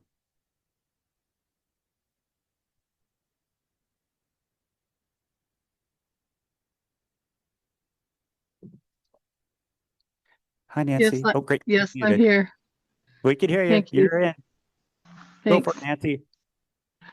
Okay, the City View Community Association strongly endorses and supports our council's motion for funds towards storm sewers for City View. City View is unique. We're located in the center of Ottawa, yet we're still a rural ditch system. Our entire community relies on ditches for storm sewer water management. City View's issues are well known to the City of Ottawa and previous City of Nepean. Our flooding and drainage issues have worsened over the years due to the lack of ditch management, climate change, and recent infill intensification. Natural lands that once surrounded and drained our lands into Pinecrest Creek have now been developed or paved over. That's Algonquin College, the Leakin Farm, Ryan Farm, and the College Square. Also, our community has no natural areas for parks where this water could be collected or drained. Cityview has experienced extensive infill over the past few years with several hundred new builds. Large lots that once supported wells and septic systems have been severed for major development, which has reduced the area of natural infiltration, removed trees, added large driveways, and in most cases filled the ditches, all worsening our drainage issues. The city has acknowledged this. They know that the intensification pressures, the neighborhood has seen much intensification. Larger homes are being built as are multiple units on large lots, former single lots, sorry. New homes are exacerbating the existing situation due to the lack of adequate drainage systems. Intensification creates further ditch infill due to additional driveways. Intensification increases runoff due to the greater imperviousness. Through the new OP and zoning bylaws, our community has been targeted for major changes and future intensification, mainly due to its location next to future bus rapid transit on Baseline and Algonquin LRT station. The official plan proposes that most of the future densification and development should occur in the areas within the Greenbelt where infrastructure exists. This is not the case with Cityview. We have no storm sewers to support any additional development. As the federal government and provincial government support new housing, they should definitely provide financial support to provide storm sewers here in the center of the city. In fact, the initial storm sewer on Cordova was subsidized this way. The city has initiated a program to rehabilitate the ditches in Cityview. This work involves regrading many ditches and replacing city and private culverts and is scheduled to start this summer in phase 1. There are 5 phases being planned with additional phases to be completed after the 5 years of construction. The design for phase 1 shows the slopes of ditches to be a 45-degree angle, 2:1, and the depths for this work on Cordova, Bassano, and Pender are expected to be from 1 to 1.5 meters. This in feet is 3.28 to 4.92 feet deep. It's hard to imagine 5-foot deep ditches in a built-up suburban neighborhood. This is a major safety issue for pedestrians, cyclists, and vehicles, particularly because there's no sidewalks or curbs here. Imagine accidentally stepping off your walkway or driveway and falling into a 5-foot ditch. Also, residents are expected to maintain these ditches by cleaning, raking, and mowing the grass. An almost immediate task, or an almost impossible task, especially for seniors. Other options were not considered due to the additional costs. Shallow swales or storm sewers would have been a much safer solution if additional funding could be found. We've also sent in some additional attachments that you can see, just showing that Cityview was laid out in 1913. It's an old community, one of the oldest in the city. And there's a few other attachments that you might be interested in, but that's all we have to say today. Is we hope that the feds and the province can help subsidize the proper kind of storm sewer systems that we need in here. Thank you. Excellent. Councillor Scalfi. Thank you, Chair. Hi, Nancy. Thank you for delegating. I reacted strongly to some of your comments. I represent a rural ward where we have ditches pretty much everywhere. It's part of the rural infrastructure. And so I'm trying just to understand from your perspective, is the issue an aesthetic issue and just being able to function with ditches there, or is there an actual infrastructure issue at the core of this sort of problem in the community? It's not just an aesthetic issue. It's that we're in the center of the city and we shouldn't have 5-foot ditches. We have streets that are very narrow. We have no sidewalks. We have not a lot of any infrastructure here to support this kind of thing. And then we have, so my house, for example, if I go out, I'm going to fall into a 5-foot ditch when I get out of my car if I'm a passenger. And of course, in the country, ditches are a thing in the country, and you don't have houses like we've got houses every 50 feet or even more now. They're splitting the 50-foot lots into two. So yes, ditches work well in the country, and we used to be the country. We were a rural area here before. I've grown up here, and it was rural when I was little, but we're not rural anymore, and we have a lot of houses, and it doesn't sustain rural ditches. Okay, thanks. Thanks for coming out, Nancy. Okay, thank you. Great. Councillor Johnson. Thanks. I just wanted to say thank you, Nancy, for coming today. And I'll be able to share with my council colleagues our conversations at the open house last night. And I look forward to seeing you at your AGM this evening, where I am sure we will continue the conversation. So thanks again for making the time out of your day to be here. And I hope I can count on my councillor support.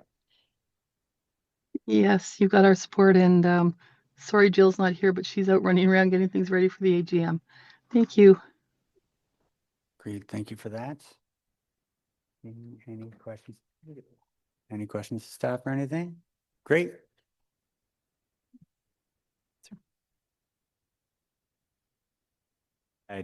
Go ahead, Vice Chair. I don't think Councillor Loff has any questions on ditching, do you? No, he does. To the delegation? He can go first. To the staff. To the staff. Okay, we're on the staff. Okay. Go for it, Councillor Loff. Thanks, Chair. Listen, there are several neighborhoods across the city of Ottawa that are still on ditches. In my ward, and in an area of the ward that that Councillor Dudas and I share, in the Prézeau district, where we're going to be seeing quite a bit of development. We have applications in now, and we've got sixplexes popping up. This area is still on ditches, with one single runoff sewer for the entire neighborhood. And there's talk of having to do this sort of remediation where we regrade the ditches so that they'll be able to handle more of the runoff as we're losing some of the permeable surfaces. And I also have Gerald Street, which is immediately adjacent to a newer development that is still on septic and on ditches. I understand that it would cost upwards of in 2012 dollars, something like $35,000 a home in order to even just get them on city water and off of a well. That's a great deal. That's a great deal of money, and this seems to me to be an issue that is, although in pockets, citywide, both in the outer urban and suburban area.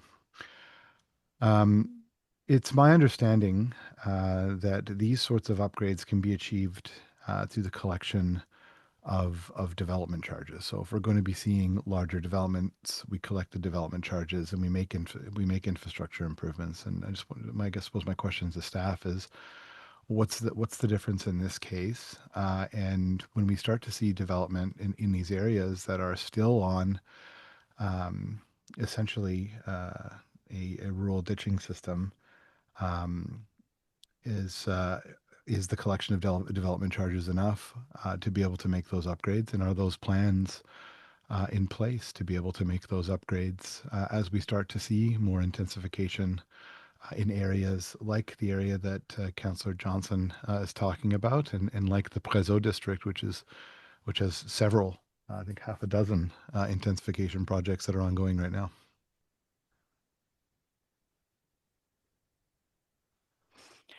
I'll take a stab at that, Mr. Chair.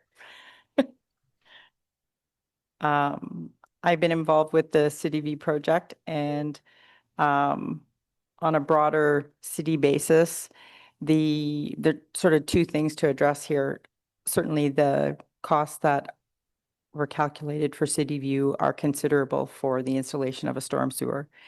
And you're right, Councillor, that extrapolating to other areas of the city where we forecast and hope for intensification, how do we pay for those? In a greenfield subdivision, the types of storm sewers that we're speaking about would have been installed as a developer obligation under the subdivision agreement.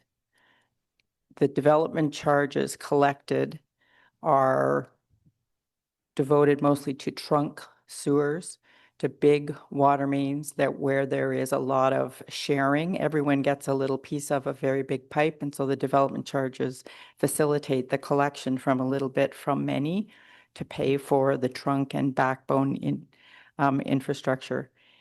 And in fact, within the framework of our development charges, stormwater is handled separately, and it's sort of handled on a area by area basis. It's not my area of expertise, but in general, when we are going to have intensification within communities happening a little bit at a time, the how do we service that and plan to service that is a challenge that we continue to try and develop because it is so different than a greenfield. So we know that in our water systems and in our sewer systems, we have residual capacity in some places, and in some places we still have to investigate to know what capacity we have. But the serviceability of intensification proposals becomes a very critical consideration. So, I mean, this is something that we've been struggling with for some time, I can imagine, and probably a little bit more now than ever, given the new official plan. Does staff require direction to go away to develop a strategy to be able to do this? We don't want to see areas lag behind, especially areas like the Prézo district, which is, and perhaps City View as well, where the opportunity for intensification and the benefit of intensification is obvious. I mean, the Prézo district is immediately adjacent to transit. I mean, you're basically split between two stations. You can go to one or the other. And it's immediately adjacent to St. Joseph Boulevard, where we're starting to see some intensification as well. This is going to achieve the secondary plan, the Orleans Economic Corridor secondary plan. We want to see these mixed developments. We want to see, retail and services on the ground floor and residential above it. But I cannot imagine a future where you've got this neighborhood almost entirely built up and intensified, while still relying on a ditch system for stormwater. So is there a broader strategy that's required here? Is there a way to be able to ensure that we're going away and doing the work and having discussions perhaps that we have to have with the province and the federal government? That could be part of that discussion, but it seems to me that we're sort of stuck between a rock and a hard place here, where we have sometimes greenfield development, like a couple of the streets like Antigonish and City View in my ward that are directly up against what used to be a rural street, who are still on well and septic, that are within the urban boundary.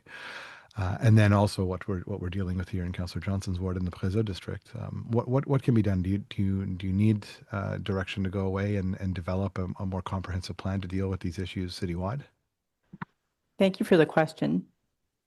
The infrastructure master plan is aligned with the goals of our official plan in greenfield and intensification to our horizon year. And so how this is addressed citywide is described and outlined in the infrastructure master plan. In fact, there were 2 programs approved with that approval. One of them is the infrastructure capacity management program, and one is the on-site stormwater management program. And we are working to develop those programs and bring them back to council to elaborate on the additional work that we've done after council's endorsement of the principles and policies in the infrastructure master plan.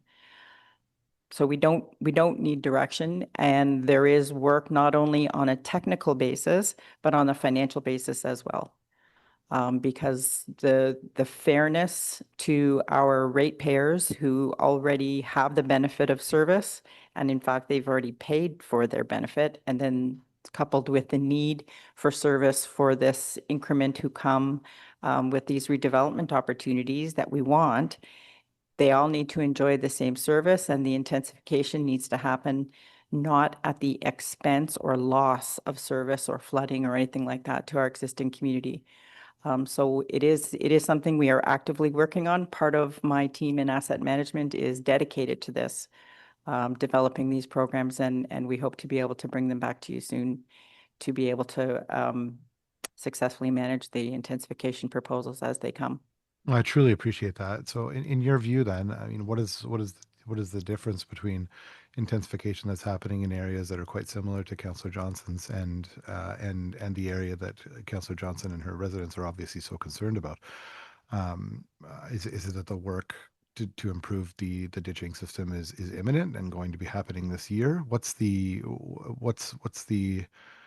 main issue here? If many of us in the suburban, some of us are rural suburban splits and have this issue quite a bit, and some of us are outer urban and have this issue as well. What's the big difference between what we're facing and what Councillor Johnson is facing right now? So one of the differences is that there are a few communities across the city and who have ditches, that the subdivisions were developed at a time when ditches were a fine thing to consider.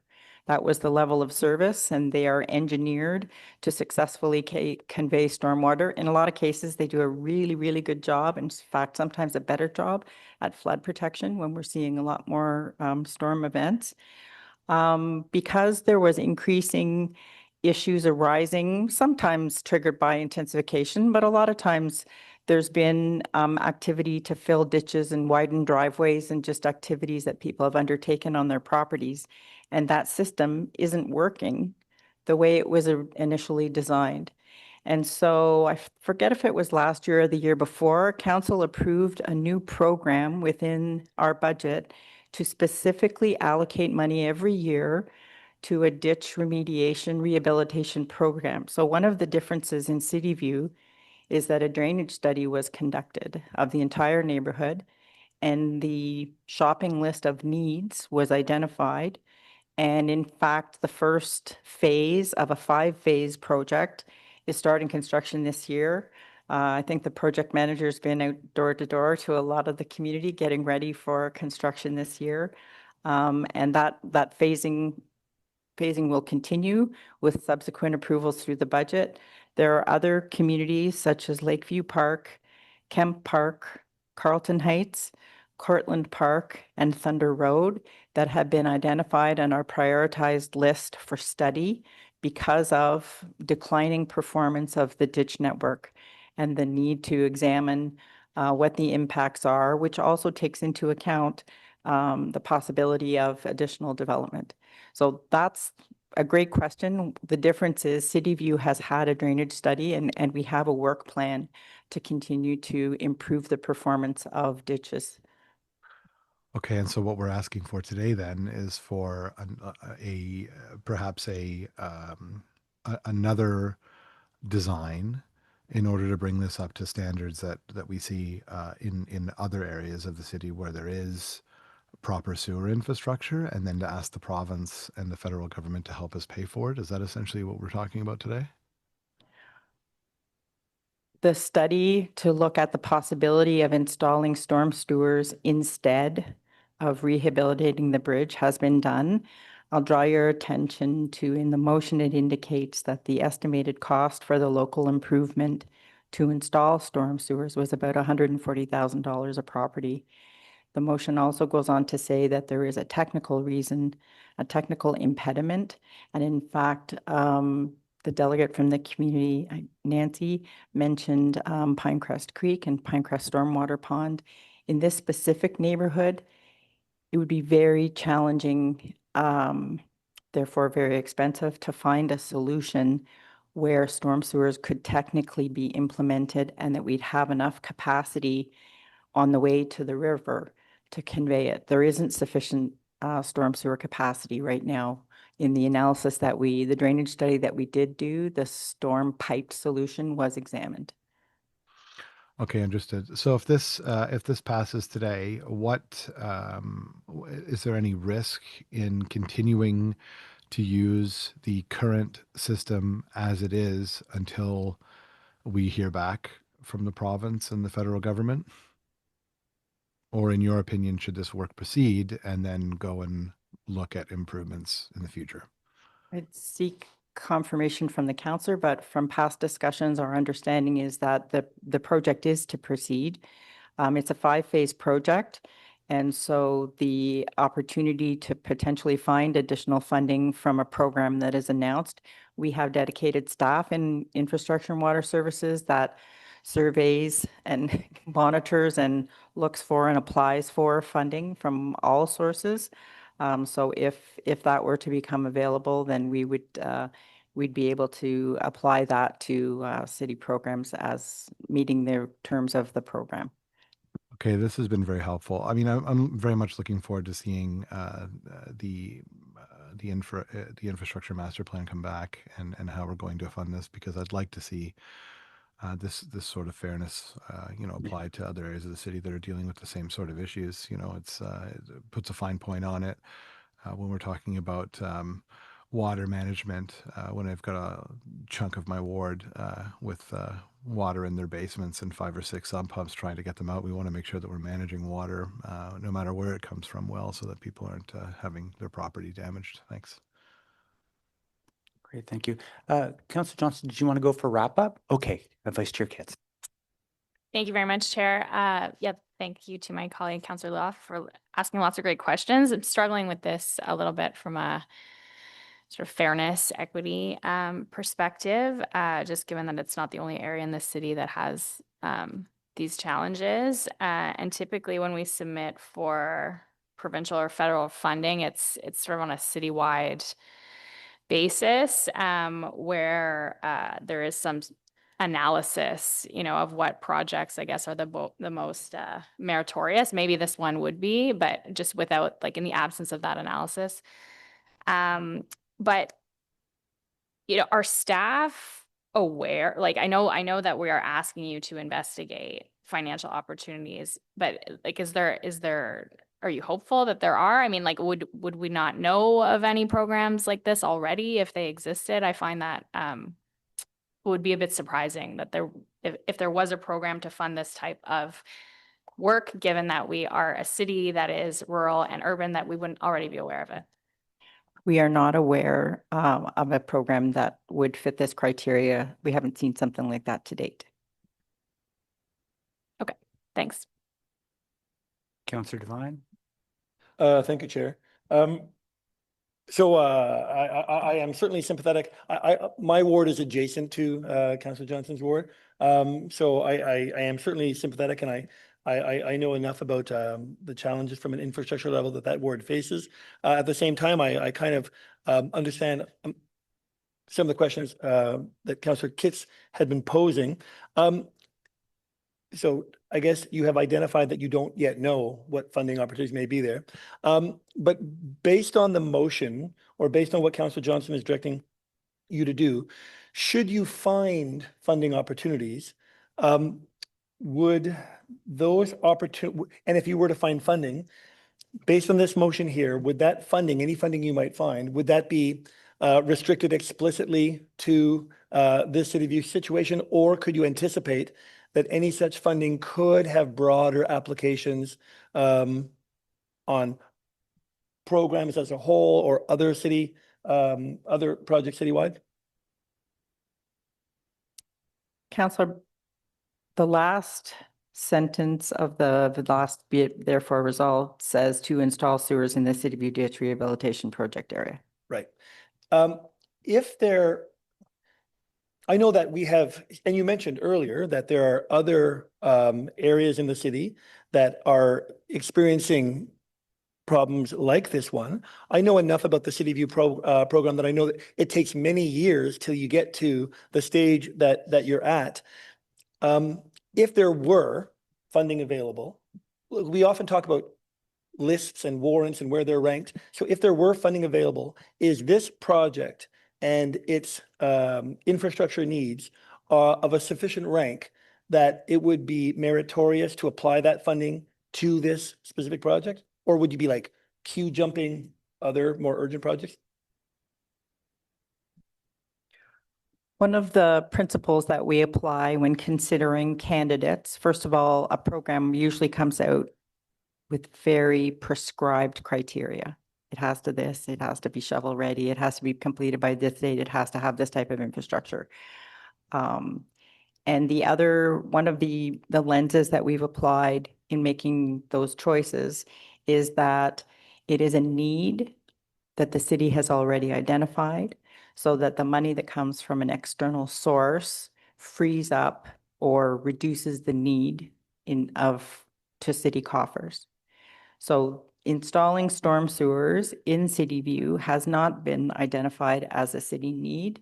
The city is proceeding with improving the storm drainage there with a ditch rehabilitation project. And being, again, because you mentioned Carlton Heights, I have issues there as well. Am I to understand that your ditch it's the ditch restoration or rehabilitation program, ditch rehabilitation project, would this, if you found funding to do what this motion directs you to do, would you not so much be rehabilitating ditches as providing a alternative way of managing runoff to ditches?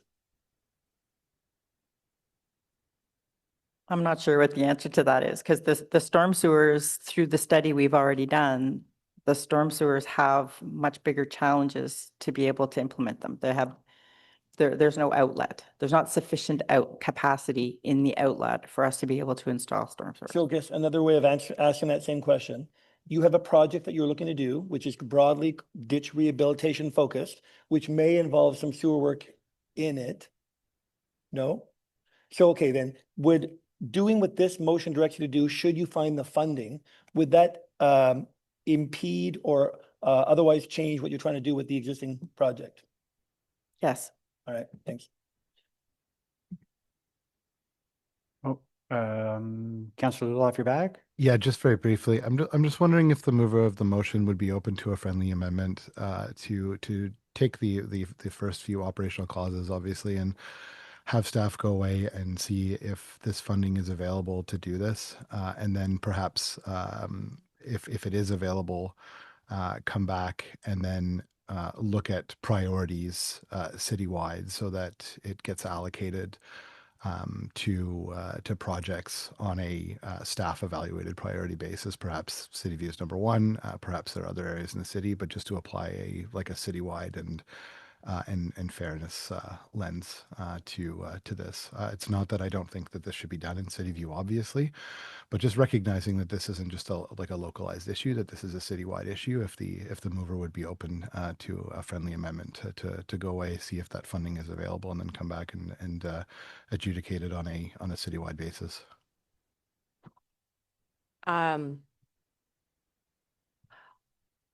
Although I do believe that sounds very reasonable in this case, because the first phase of the project starts this summer, the impacts for City View are time sensitive. So I would be reluctant to put it back into a process in this instance.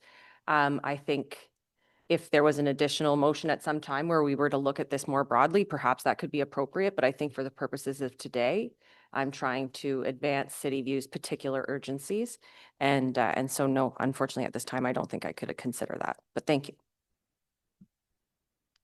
Great. Oh, Councillor Scalzi.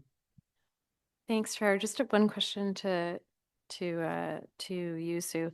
If I just want to make sure I understand correctly. So if money found, if let's say there was a magical pot of money that was able to do this project, are you saying that it's actually possible to do the sewer work that's being suggested, or it's technically impossible? With the study that we've done so far, there is some technical reason why it could not be implemented in the way that we initially studied. There's the drain in the bathtub at the end, it's too small. Okay.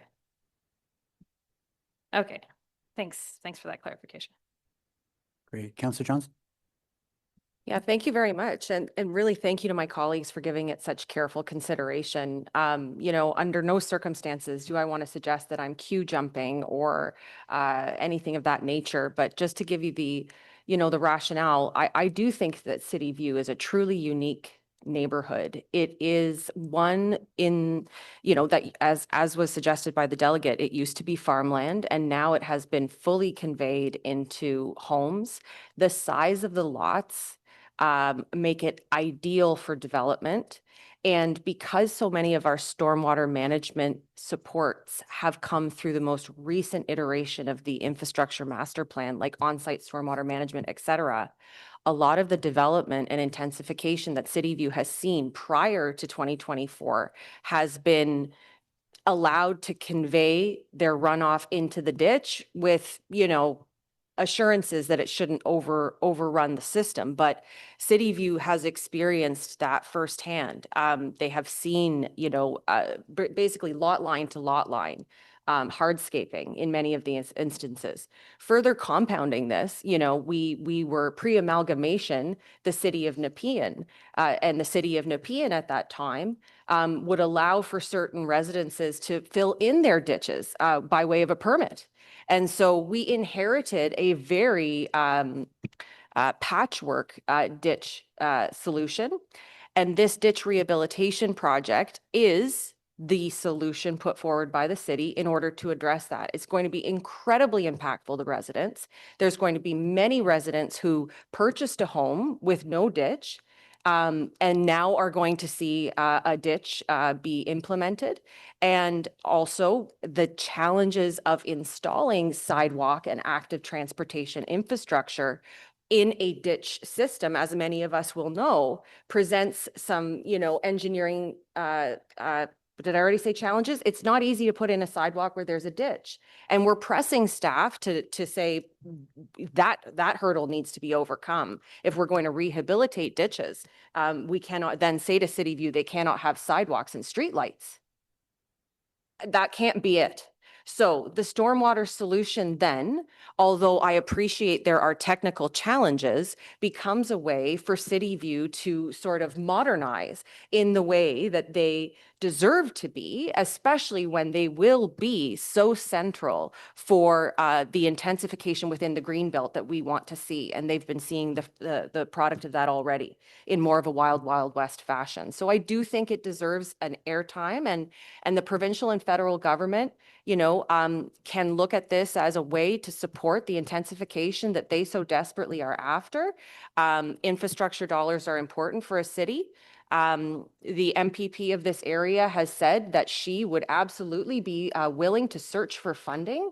And so I think it is imperative upon us to put that onus back on the province and say, absolutely, if you think that there's a financial solution there, let's advance it. So that's what the motion seeks to do. And I look forward to my committee voting on this issue. Thank you very much. Great. Thank you very much. You've made a strong case. And I also have challenges in Rothwell as well. So this situation, this is why I like to work with colleagues, because, you know, again, if we're all just policy bound, you might as well not have elected officials. In this situation, you've made a very strong case where we have a challenge here. So I'll be gladly supporting Councillor Johnson on this. This will rise to council as it involves multiple levels of government. So further discussions could take place between now and then. But does anybody want to call a vote called on this specific item? Are we okay to carry this? Carried? Carried. Yeah, carried, one dissent noted, Councillor Skalski. Well, thank you very much. We'll move along to the next items on the agenda. We have a notice of motion from Councillor Droche. Thank you. I'll dispense with the whereases. Therefore, be it resolved that Public Works and Infrastructure Committee approve the installation of all-way stop controls at the following intersections: Laurier Avenue and Andromeda, Road, Brian Good Avenue, and Chorus Drive, Kelly Farm Drive, and Sora. Be it further resolved that the implementation of all-way stops at Solarium and Andromeda Road and Brian Good Avenue and Chorus Drive be subject to completion of all required accessibility upgrades to ensure compliance with AODA, and be it further resolved that staff coordinate the installation of permanent stop control signage in intersection of Solarium and Andromeda Road and Brian Good Avenue and Chorus to be funded through transportation planning budgets, and if additional funding is required, through the ward councilor's temporary traffic calming budget. And be it further resolved that staff be directed to install temporary stop control signs at the intersection of Kelly Farm and Sora immediately as an interim measure pending the installation of permanent signage and pavement markings to be installed through traffic service operating budget. And I may have some amendments to that in between, but that's for today. Thanks. Thank you, Councillor Drosh. Councillor Gower, speed reductions. Thanks, Chair. Therefore, be it resolved that the Public Works and Infrastructure Committee recommend council approve reducing the speed limit to 40 kilometers an hour on Abbott Street from Robert Grant to Stittsville, Maine, and on Fernbank from Shea to Cope to provide continuous speed limits on these corridors. Be it further resolved that the speed limit on Cope from Robert Grant to Angel Heights, Goldhawk, and from Shea to Fernbank be reduced from 50 to 40. Be it further resolved that the future section of Cope from Angel Heights, Goldhawk to Shea be posted at 40 kilometers an hour upon opening to traffic to maintain a continuous speed limit along Cope. Be it further resolved that the corresponding signage be completed as soon as practicable. Thanks. Great, thank you for that. So we have no other notices of motion. We have 3 inquiries, 2 by Councillor Lowe, 1 by Councillor Johnson. Councillor Lowe, roadway signage posts.